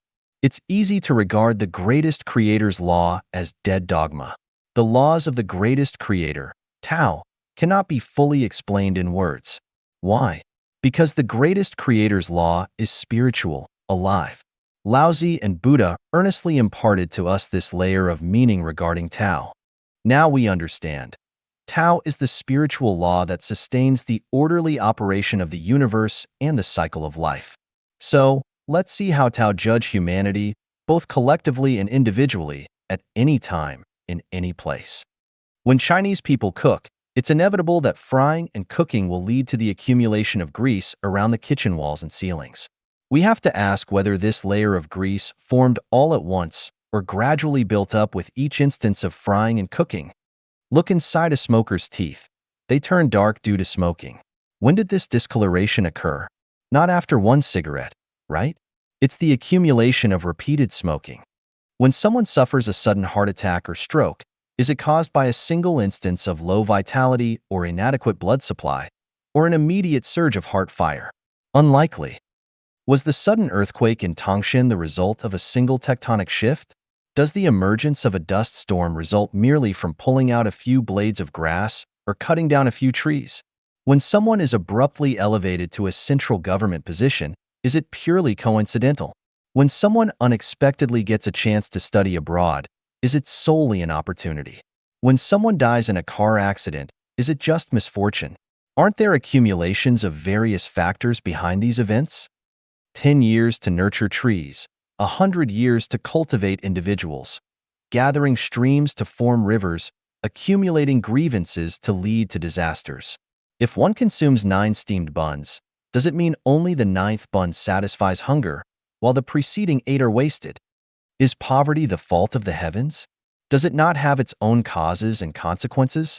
Is it unfairness of the greatest creator? When a billionaire is suddenly assassinated, does it lack causes and consequences? Is it the injustice of the heavens? Without the accumulation of quantity, there can be no qualitative transformation. Without personal effort and dedication, there can be no happy life. Without profound contemplation, wisdom is unattainable. Without the manifestation of love, the spirit will not descend. Without spiritual living, one can never enter the higher realms of life. Enumerating the above simple truths, I want to illustrate that the judgment of Tao on humanity, punishment, and reward is happening at all times and everywhere. When thirsty, drink some water to solve the problem immediately. When in need to urinate, release it promptly to make the body comfortable right away. In an instant, there is eternity. Understanding that the judgment of Tao, reward, and punishment is immediate, accurate, impartial, and intangible, a life of wisdom should be lived like this. Regardless of the circumstances, rich or poor, influential or powerless, renowned or scorned by others, the key is to pay attention to one's next action. Avoid punishments from Tao and strive to receive rewards. Specifically, first, believe in the greatest creator and hold gratitude in your heart. Second, listen to the teachings of gods and Buddhas. Do not dismiss them as superstition. The teachings of gods and Buddhas are treasures of wisdom and the guidebook of life, absolutely devoid of any malice. When tempted to engage in corruption, remember that Tao is present. Tao wields a knife in one hand and holds the gem of life in the other. If you engage in corruption, the knife will be at your throat. If you resist corruption, Tao will embed the gem of life in the non-material structure of your life. Likewise, when you have trash in your hands, do you casually throw it on the street, or do you take a few extra steps to put it in the trash bin? When seeking revenge, do you continue to retaliate and harm others, or do you forgive and show mercy? When encountering a prostitute, do you engage in promiscuity, or do you go home to your spouse? When presented with a bargain, do you scheme to take advantage, or do you live an honest life? At the entrance of a casino, do you go in and gamble, or do you turn and leave? When a brother or sister is in trouble, do you do your best to help, or do you abandon them? When faced with conflicting interests, do you compete, or do you yield? When you see the nation on the verge of collapse, do you actively strive to turn the tide, or do you act opportunistically and add fuel to the fire? Sow thorns, and they will obstruct your path. Plant willows, and you will not taste apples. Reap what you sow, gourds from gourd seeds, beans from bean seeds. Divine punishments, though slow, are always sure. With big meshes, yet letting nothing slip through the law of cause and effect is precise to the smallest detail. Human management often leads to numerous mistakes due to insufficient wisdom and spiritual flaws, whereas the operation of Tao never errs. The greatest reward by following Tao is the evolution of your life's non-material structure towards a higher level of life. Understanding this principle, even if someone were to offer us all the treasures in the world, we would remain unmoved. Ascending to this level of life allows one to act effortlessly and tread the path of life smoothly. Tao is judging us at all times and in all places. Let us follow Tao. 花香蝶自来，心境仙人至。 Fragrances will attract butterflies to flowers, and pure hearts will be frequented by celestial beings. Xiefeng. Translation edited by Chinyu. Foreign dignitaries visiting often opt for stays in five-star hotels, never considering ordinary roadside inns. Recluses choose picturesque mountains and rivers as their places of cultivation, avoiding desolate and barren lands. Virtuous ministers select noble leaders to serve, while birds choose worthy trees for their nests. Harlots attract promiscuous men, and debauches specialize in tempting women seeking extramarital affairs. Gamblers revel in murky, obscure environments, while sages prefer abodes with serene and fresh air. The environment not only shapes species but is also shaped by them, just as filthy places attract flies, while blooming flowers welcome bees and butterflies. Planting different trees attracts different birds. People who browse the internet daily tend to favor websites that suit their temperament and personality, occasionally visiting other sites. Birds of a feather flock together, and individuals group based on shared interests. Scammers and thieves find it easy to communicate with each other, while sages seek companions with kindred spirits. In the eyes of lovers, beauty lies in the beholder, while evildoers may perceive others as troublemakers. Tyrants often surround themselves with sycophants. In the heart of enlightened beings, there are few living souls in the mundane world. A phoenix avoids barren lands. Enlightened souls do not consort with common folk. Rain avoids deserts. Peonies do not grow in the Gobi Desert. These are common sense, not needing exhaustive illustration. To those who have entered Lifechanyuan, I wish to convey, a pure heart attracts celestial beings. Consider this. When in a chaotic place, overwhelmed by countless tasks, it's hard to deeply contemplate a single matter or write a valuable article. Only in tranquility, free from desire, does the mind become sharp and clear, writing effortlessly, a state called, when the mind is calm, ideas flow naturally. A tangled mess is distressing for anyone who encounters it. In a society with disorder, it is difficult to establish a positive moral atmosphere. Noise is irritating, music brings joy, orderly lines are soothing, and the chaotic arrangement of structures in a painting disrupts one's thoughts. Higher quality life tends to favor order, while lower quality life leans toward chaos.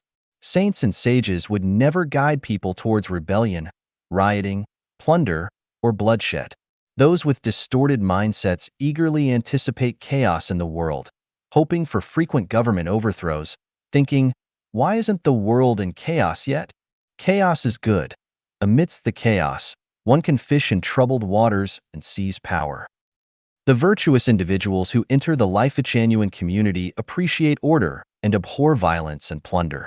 Even amid a storm, they remain as the wind blows, the mountain stands still, leaves fall silently.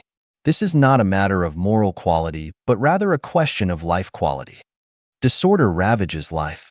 If scorching sun today, biting cold tomorrow, morning serene, afternoon a deluge, month after month, year after year, can there still be traces of life on this earth? If a person's emotions fluctuate unpredictably, desiring to engage in business today, aspiring for politics tomorrow, thinking of marrying Xiao Wang in the morning, and wanting to wed De Lu in the afternoon, month after month, year after year, can they still lead a long life? So, what does a pure heart attract celestial beings mean? A pure heart signifies a state of tranquility and order within the mind. In this state, the heart resembles a babbling brook, a field adorned with blooming flowers, a serene and elegant garden, towering and overlapping mountain ranges, a tranquil lake with rippling waves, a blue sky with drifting clouds, and the vast expanse of the starry night sky. When the heart resides in such a state, life thrives, divine blessings abound, and celestial beings visit. How to achieve purity of heart? In the intermediate stages of cultivation, I discussed that a heart harboring evil thoughts is impure, a deluded and fantasizing mind is impure, an incessantly greedy heart is impure, seeking undue advantage taints the heart, deceitful behavior soils the heart, speaking nonsense stains the heart, insulting gods and Buddhas clouds the heart, disrespecting parents darkens the heart, engaging in conflict, killing, and robbery contaminates the heart, ambiguous thoughts obscure the heart, and impure body defiles the heart. A dirty and disorderly living space pollutes the heart. Deception, fraud, and manipulation sully the heart. Lacking compassion stains the heart. Ignorance and irrationality darken the heart. And blasphemy against the greatest Creator stains the heart. A purified state of mind is the realm of celestial beings. Achieving this state naturally attracts the presence of celestial beings for spiritual guidance. A pure heart attracts celestial beings. The words spoken by Jesus, Buddha, Shakyamuni, and Laozi all emanate from a pure state of mind. Attaining purity of heart enables one to tap into the wisdom of Buddhas and celestial beings. Understanding the teachings of Jesus, Buddha, and Laozi becomes as effortless as turning one's hand because, as the saying goes, fragrances attract butterflies to flowers, and pure hearts are frequented by celestial beings. 无能为力需外力。 When powerless, seek external help. Xiefeng, May 30th, 2021. Translation edited by Chinyo. The tender branches of the rose bushes in front of the guest rooms have grown to a length of 2 inches, while those by the roadside are just starting to sprout. Why? I had always thought it was due to temperature. The rose bushes in front of the guest rooms are sheltered from the wind, resulting in slightly higher temperatures, while those by the roadside are constantly exposed to the wind, leading to lower temperatures. This morning, when I finally got around to clearing the weeds next to the roadside rose bushes, I realized it should have been done earlier. As I cleared the weeds, I discovered that their roots had deeply penetrated the rose bushes, particularly a type of weed resembling alfalfa, which had grown vigorously, with roots extending more than 3 inches and a well-developed root system. Along with other grasses, they not only tightly wrapped around the rose bushes, but also made the soil extremely compact and impermeable. It turns out that the weak growth of the roadside rose bushes was mainly caused by the weeds, not the temperature. I cleared the weeds around the rose bushes in front of the guest rooms more than 20 days ago and loosened the soil, resulting in vigorous growth. However, due to the failure to timely clear the weeds, the roadside rose bushes lacked energy and their growth was weak. While clearing the weeds around the rose bushes, I realized a truth. If there is no powerful external force to help the rose bushes remove the weeds competing for energy, although the rose bushes will not die, their growth will definitely be weak, and they probably won't even produce a few bright flowers. The revelation is, when powerless, seek external help. Many people in the world are like the rose bushes by the roadside, trapped in difficulties.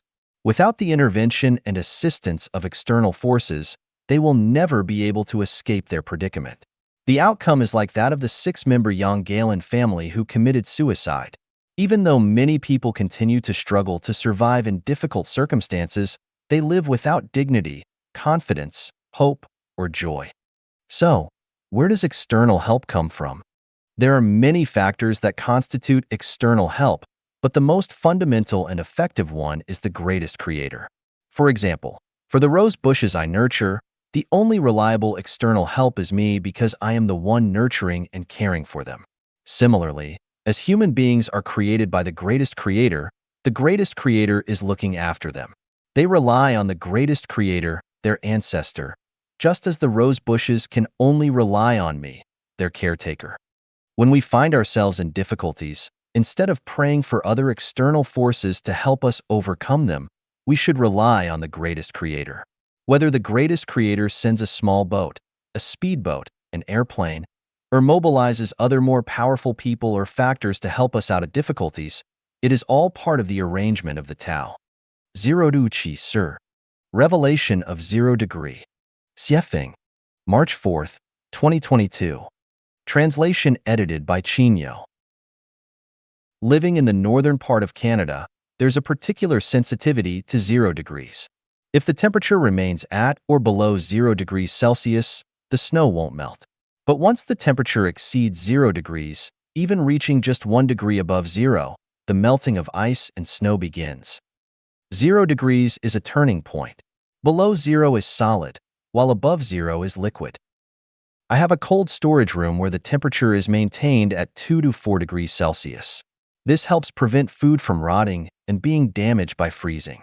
However, whenever the outdoor temperature drops to over -30 degrees Celsius, if I'm not careful, The temperature in the cold storage room can drop below zero.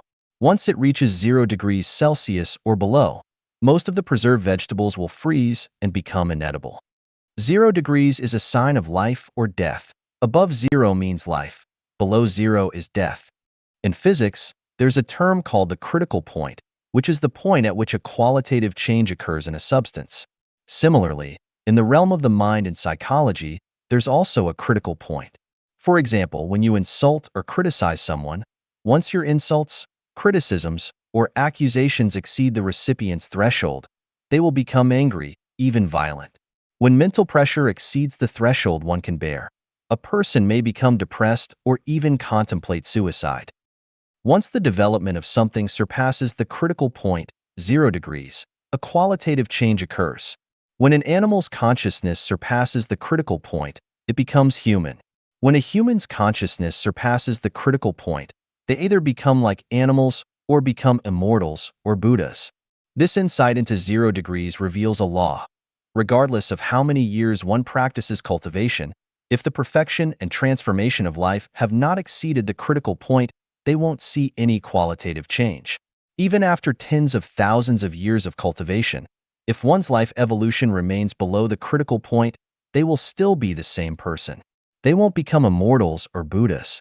Therefore, many cultivators give up halfway because they can't see any results after years of cultivation, feeling discouraged and lost, and they stop practicing. The fundamental reason is that they haven't exceeded the critical point. Perhaps they were just one step away from it, but unfortunately, they didn't persevere, which is regrettable. Fruits fall off when ripe. If the stem doesn't fall, it's because the fruit is still growing. As long as the fruit is still growing, it's not considered ripe, and it hasn't surpassed the critical point. As long as the fruit isn't ripe and hasn't exceeded the critical point, the stem won't fall. Once the fruit ripens, the stem will surely fall. All things hover around the 0 degree point, sometimes below zero, sometimes above zero, constituting the cycle of life and death. If it remains below zero, it's dead. If it stays above zero, it's alive.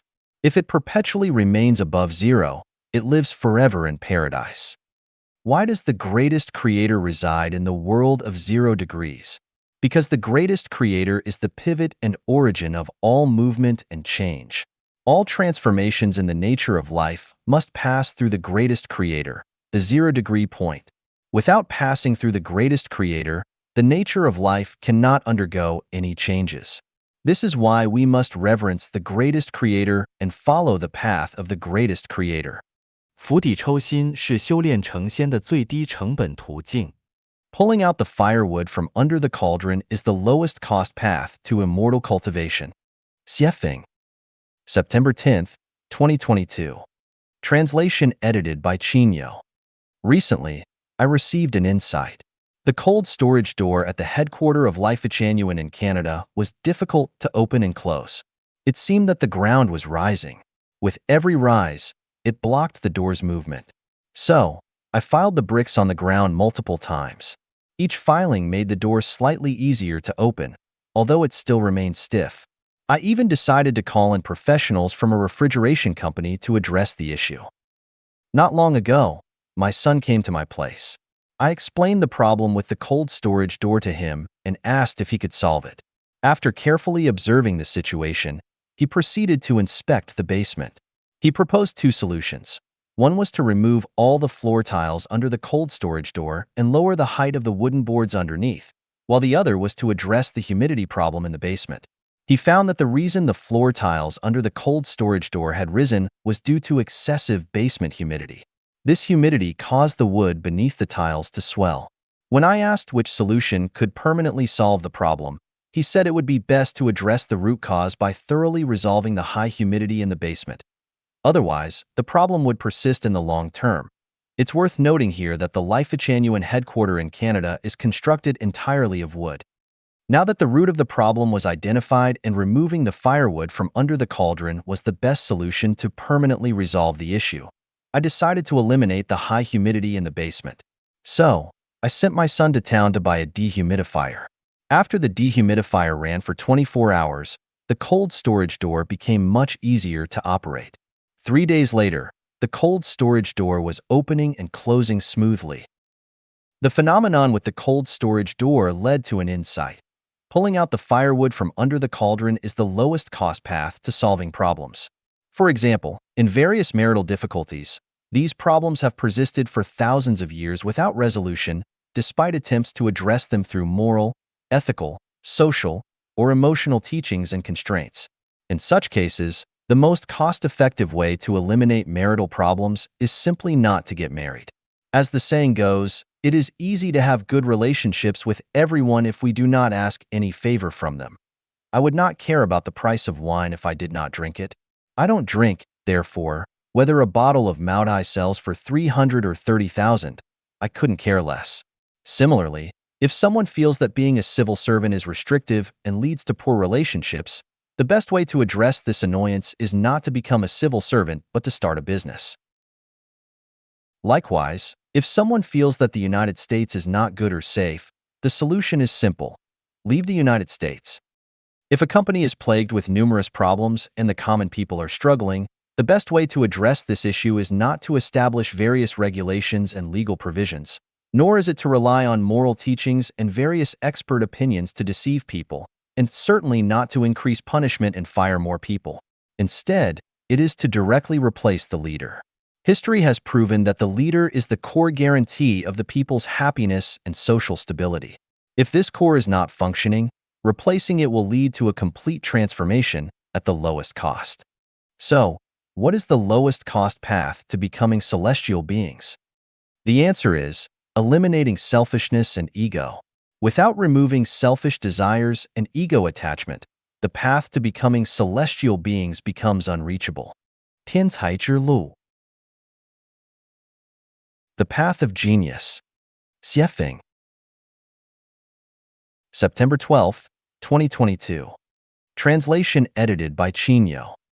Elon Musk is undoubtedly a genius. Had Elon Musk remained in South Africa, would he have attained his current achievements? Unlikely, as South Africa lacks the nurturing environment necessary for such genius to thrive. Suppose Elon Musk were Chinese and lived in China. Would he dare to propose plans like colonizing Mars and creating the Starlink project? No, he wouldn't. At this point, he might have already been confined to a mental institution. The fact tells us that geniuses exist everywhere, but without the right environment and nurturing soil for growth, all geniuses will become waste. Therefore, finding the suitable soil and environment for one's growth is the primary choice on the path of genius. Christopher Columbus, who is credited with discovering the New World, was undoubtedly also a genius. Suppose Columbus's wife were still alive at the time. Would Columbus still dare to venture out to sea? The responsibility of providing for the family alone is demanding. How could one then find the time or inclination to embark on a perilous voyage? Additionally, supposing his wife possessed a narrow-minded and jealous nature, would she agree to his maritime adventures? She might ask, "Don't you love me anymore? Are you already planning to abandon me for another woman? How will I and the children survive if you don't return?" No. Absolutely not. I refuse to let you go on a sea expedition. An unreasonable wife might assert, as long as I'm alive, you'll remain at home and not go anywhere. I firmly believe that marriage and family bury half of the world's geniuses. Therefore, the second rule on the path of genius is not to be bound by trivial matters and mundane people. Hua Tuo, Li Shizhen, Bian Ke, Sun Simiao, Zhang Zhongjing, and others are undoubtedly medical geniuses. Suppose these famous doctors lived in today's China. They would be considered quacks. They would have either been detained on charges of practicing medicine without a license or forced to give up their medical practice.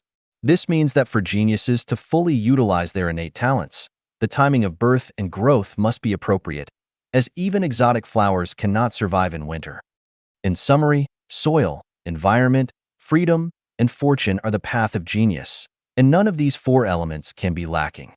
This suggests that for every 10 geniuses, 9 go unrecognized or wasted.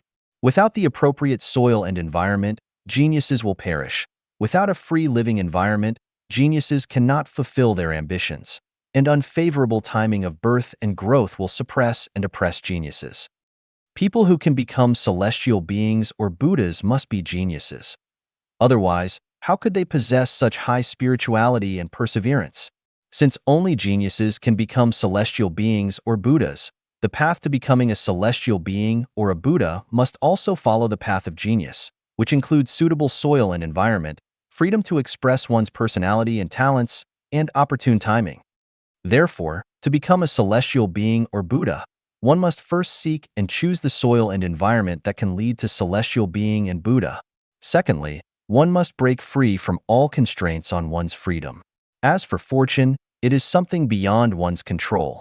One can only leave it to fate. 门缝的启示 The Revelation of the Door Gap. Xiefeng. December 21st, 2022. Translation edited by Chinyo. Is there a gap between the door and the door frame? Even if the door fits snugly into the frame, there will still be a gap. When the temperature inside and outside the room is not significantly different, standing inside by the door, one may not feel any gap at all. However, when there is a substantial temperature difference between the inside and outside, standing by the door inside, one can feel the biting cold wind rushing in through the gap like a powerful stream of air. With the outside temperature below -30 degrees Celsius and the inside temperature around 15 to 16 degrees Celsius, even though there is no wind blowing outside, the huge temperature difference between inside and outside causes the cold air outside to rush in through the door gap like a hurricane. A pinhole-sized hole is not noticeable most of the time, but when there is a significant temperature difference between inside and outside, one can feel a continuous jet of cold air entering through the pinhole. This gives us some insight. Even between two people who are very close, there are still gaps. When the demands of two people are significant and cannot be satisfied by each other, cold air will enter through the gap. This is probably the fundamental reason why extramarital affairs continue to occur, let alone when the relationship between two people is not very intimate. The same applies to relationships between friends. When the temperature difference between them is not significant, friends can support each other through thick and thin. However, once the temperature difference increases, betrayal becomes inevitable. From this, we can draw a conclusion. In all relationships, whether between nations, individuals, or between humans and society or nature, harmony will prevail only by maintaining a balance of temperature between each other. Once the balance is disrupted, conflicts and disputes will arise. The greater the temperature difference, the greater the destructive power and severity of disasters. For example, in a husband-wife relationship, if both partners have similar abilities and there are no significant income disparities, the relationship is generally stable. However, once one party's abilities and income far exceed the others, there will be significant gaps in the marital relationship, and divorce may occur at any time when conditions are ripe. Similarly, in the relationships between nations, why are the relations between countries like the United States, the United Kingdom, Australia, New Zealand, and Canada relatively close and strong, while countries like China, Russia, Iran, North Korea, Cuba, and Venezuela can come together in special circumstances? The reason is that the temperature difference between them is not significant. Once the temperature difference is stark, cold wars and hot wars become inevitable. This further suggests that to maintain harmonious and intimate relationships with others, the first step is to maintain a basic balance of temperature between each other. For peace and prosperity in the world, countries need to interact with each other and avoid isolationism. To prevent extreme cold, heat waves, droughts, and floods in nature, humans must maintain a balance with nature, and human exploitation of nature must not exceed the limits it can bear. Once exceeded, extreme heat, extreme cold, droughts, floods, and various viruses will emerge and wreak havoc. 利益越高路越宽 The higher the aspiration, the wider the path. Xiefeng. October 20th, 2023. Translation edited by Chinyo. In places where competition is fierce, survival conditions become harsher and relationships between people become more tense, making the acquisition of survival resources more brutal. The simpler and easier the pathway to obtain survival resources, the more intense the competition becomes. For a job that anyone can do, the more sought after it becomes, the fiercer the competition. For a job that only 1 in 10 people can do, the competition is relatively less fierce. Then, for a job that only 1 in 100, 1,000, a million, or a billion people can do, we find that the fewer people who can do it, the less competitive it is because there are not many people competing with oneself. For example, a surface coal mining company recruiting miners will attract many applicants. However, the Mariana Trench Exploration Company, due to the high difficulty involved, would likely struggle to find more than a few suitable candidates worldwide. A government unit recruiting civil servants, hiring 10 of them, may attract hundreds or thousands of applicants, making the competition fierce. But if Elon Musk is recruiting someone capable of controlling the global nuclear weapons button to prevent nuclear-armed countries from launching nuclear weapons, probably only very few people can be found in the world at present. In 1997, I went to the Harare labor market to recruit a male flower worker and a female worker for laundry, cleaning, and hygiene. When the car arrived at the market, before I could even get out of the car, many people surrounded it. There were many people who wanted to do flower work and household chores. Later, when I went to the market to recruit shop assistants, the situation was the same. Then, when I opened a bar and tried to recruit a bartender, there were very few suitable candidates. Later, when I opened a nightclub and tried to recruit a DJ mixer, I couldn't find one. I had to hire a DJ mixer instead. From this, we discovered a small secret, which is that if you want to find a job with low competition and high income in society, you must have special talents and be different from others. Without putting in effort and undergoing rigorous training during our upbringing, we can only compete with many others for our livelihood. This involves the question of the meaning of life. That is, from an early age, we must consider what kind of work or career to engage in. Each person has 24 hours a day, and where we allocate our time and energy is a major factor in whether we will be happy or not in our lives. Now, there are thousands of job types in front of us. Which one will you choose? For example, shining shoes, making shoes, repairing shoes, herding sheep, herding horses, farming, gardening, being a shop assistant, a police officer, a taxi driver, a delivery person, a grocery store manager, a restaurant owner, a teacher, a civil servant, a worker, a soldier, a workshop technician, an engineer, a professor, a painter, a doctor, a lawyer, a judge, a musician, a performer, an entrepreneur, a writer, and so on. We find that the faster the income comes, the simpler and more accessible the job is, and the more people can do it, the more intense the competition will be. For example, shining shoes on the street can bring income on the same day. Working as a laborer, a teacher, or a civil servant can bring income in the same month, and farming and gardening can bring income in the same season. However, to become a professor, an engineer, or an entrepreneur requires upfront investment, effort, and more investment. In conclusion, to avoid fierce competition and maximize income, one must first invest. The longer the investment period, the fewer competitors there will be, and the greater the benefits will be. At this point, we find that due to the need for survival or the pressure of survival, most people have given up investing and turned to seeking quick profits. They go where they can make money quickly and engage in work that can bring immediate gains.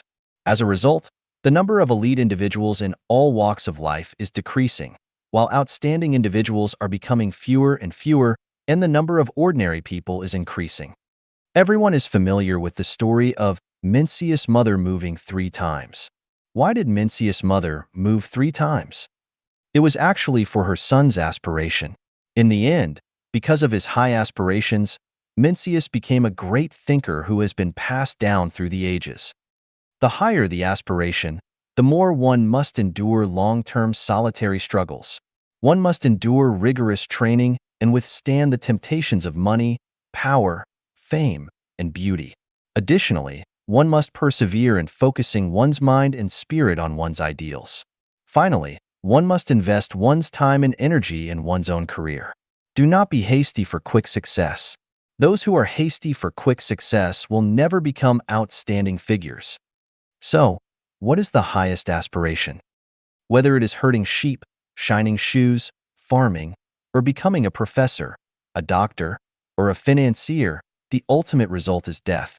It's considered good to live safely until the age of 70 or 80. thinking about life's brevity, tossing around, and eventually becoming a handful of ashes in a bone ash box, thinking of such an end, all hopes are dashed. Therefore, we find that becoming a celestial being is the highest aspiration in life. Not only can one enjoy the joys of life to the fullest, but there is also a wonderful future ahead. Do you want to become a celestial being? 来世不落帝王家的启示。The revelation of not born into a royal family in the next life. Xiefeng. November 25th, 2023. Translation edited by Chinyo. Looking through history, countless individuals born into royal families have met tragic fates, with many facing massacres or even complete annihilation. Even those who ascend to the throne, how many of them meet peaceful ends? Fathers and sons vie for power. Family members turn against each other, and siblings are torn apart. Once ousted from power, those associated with the emperor are often massacred. If they are imprisoned or exiled instead of being completely slaughtered, it could be seen as a result of past blessings. Not only do those born into royal families suffer, but individuals born in war-torn regions also face hardships. Moreover, being born into a certain family can lead to being implicated and even result in the massacre of staff and servants. Similarly, joining a particular organization, be it a political party, religious group, or organized crime syndicate, can lead to dire consequences if it falls from grace, with imprisonment being inevitable. In places where power struggles are fierce, standing with the wrong person or joining the wrong side can have dreadful consequences. Throughout history, soldiers from both sides have shed blood in battles. But have we ever considered that these soldiers are beloved children of mothers, cherished husbands of wives, and respected fathers of children? Why do they engage in mutual slaughter? There is a tale of a criminal who complained to the greatest creator when the ship he was on sank, saying, "Why, to punish just me, did you have to drown over 200 people?" A distant voice from the heavens responded, "It wasn't an easy task to gather over 200 people who were destined to perish, was it?" During an earthquake, tens of thousands, even hundreds of thousands, may perish in an instant. A flood can separate the living from the dead in a village within moments. An airplane crash can cause hundreds of people to vanish without a trace in an instant. Timing, luck, destiny. What do these phenomena teach us? Beneath the glory of power lurk invisible dangers and threats of violence. Beneath the glimmer of wealth hide endless servility and misery.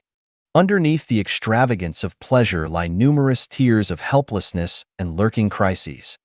Underneath the allure of beauty lies endless bitterness, endurance, and looming danger. Beneath the radiance of fame hide indescribable impurities and corruption. Beneath the clamor of excitement lie countless disasters, misfortunes, and despair. These give us some insights into how to live our lives. Do not be misled by surface glamour, honor, and wealth. Do not walk towards power, status, wealth, fame, beauty, or excitement. For those who do, inevitable strife and misfortune await. The reverse is the movement of Tao. Walk towards places where crowds are sparse, towards auspiciousness and brightness, towards simplicity and tranquility, towards joy, happiness, freedom, and bliss, towards the path of nature. By doing so, you can minimize disasters and unexpected blows. So, where do you intend to be born in the next life?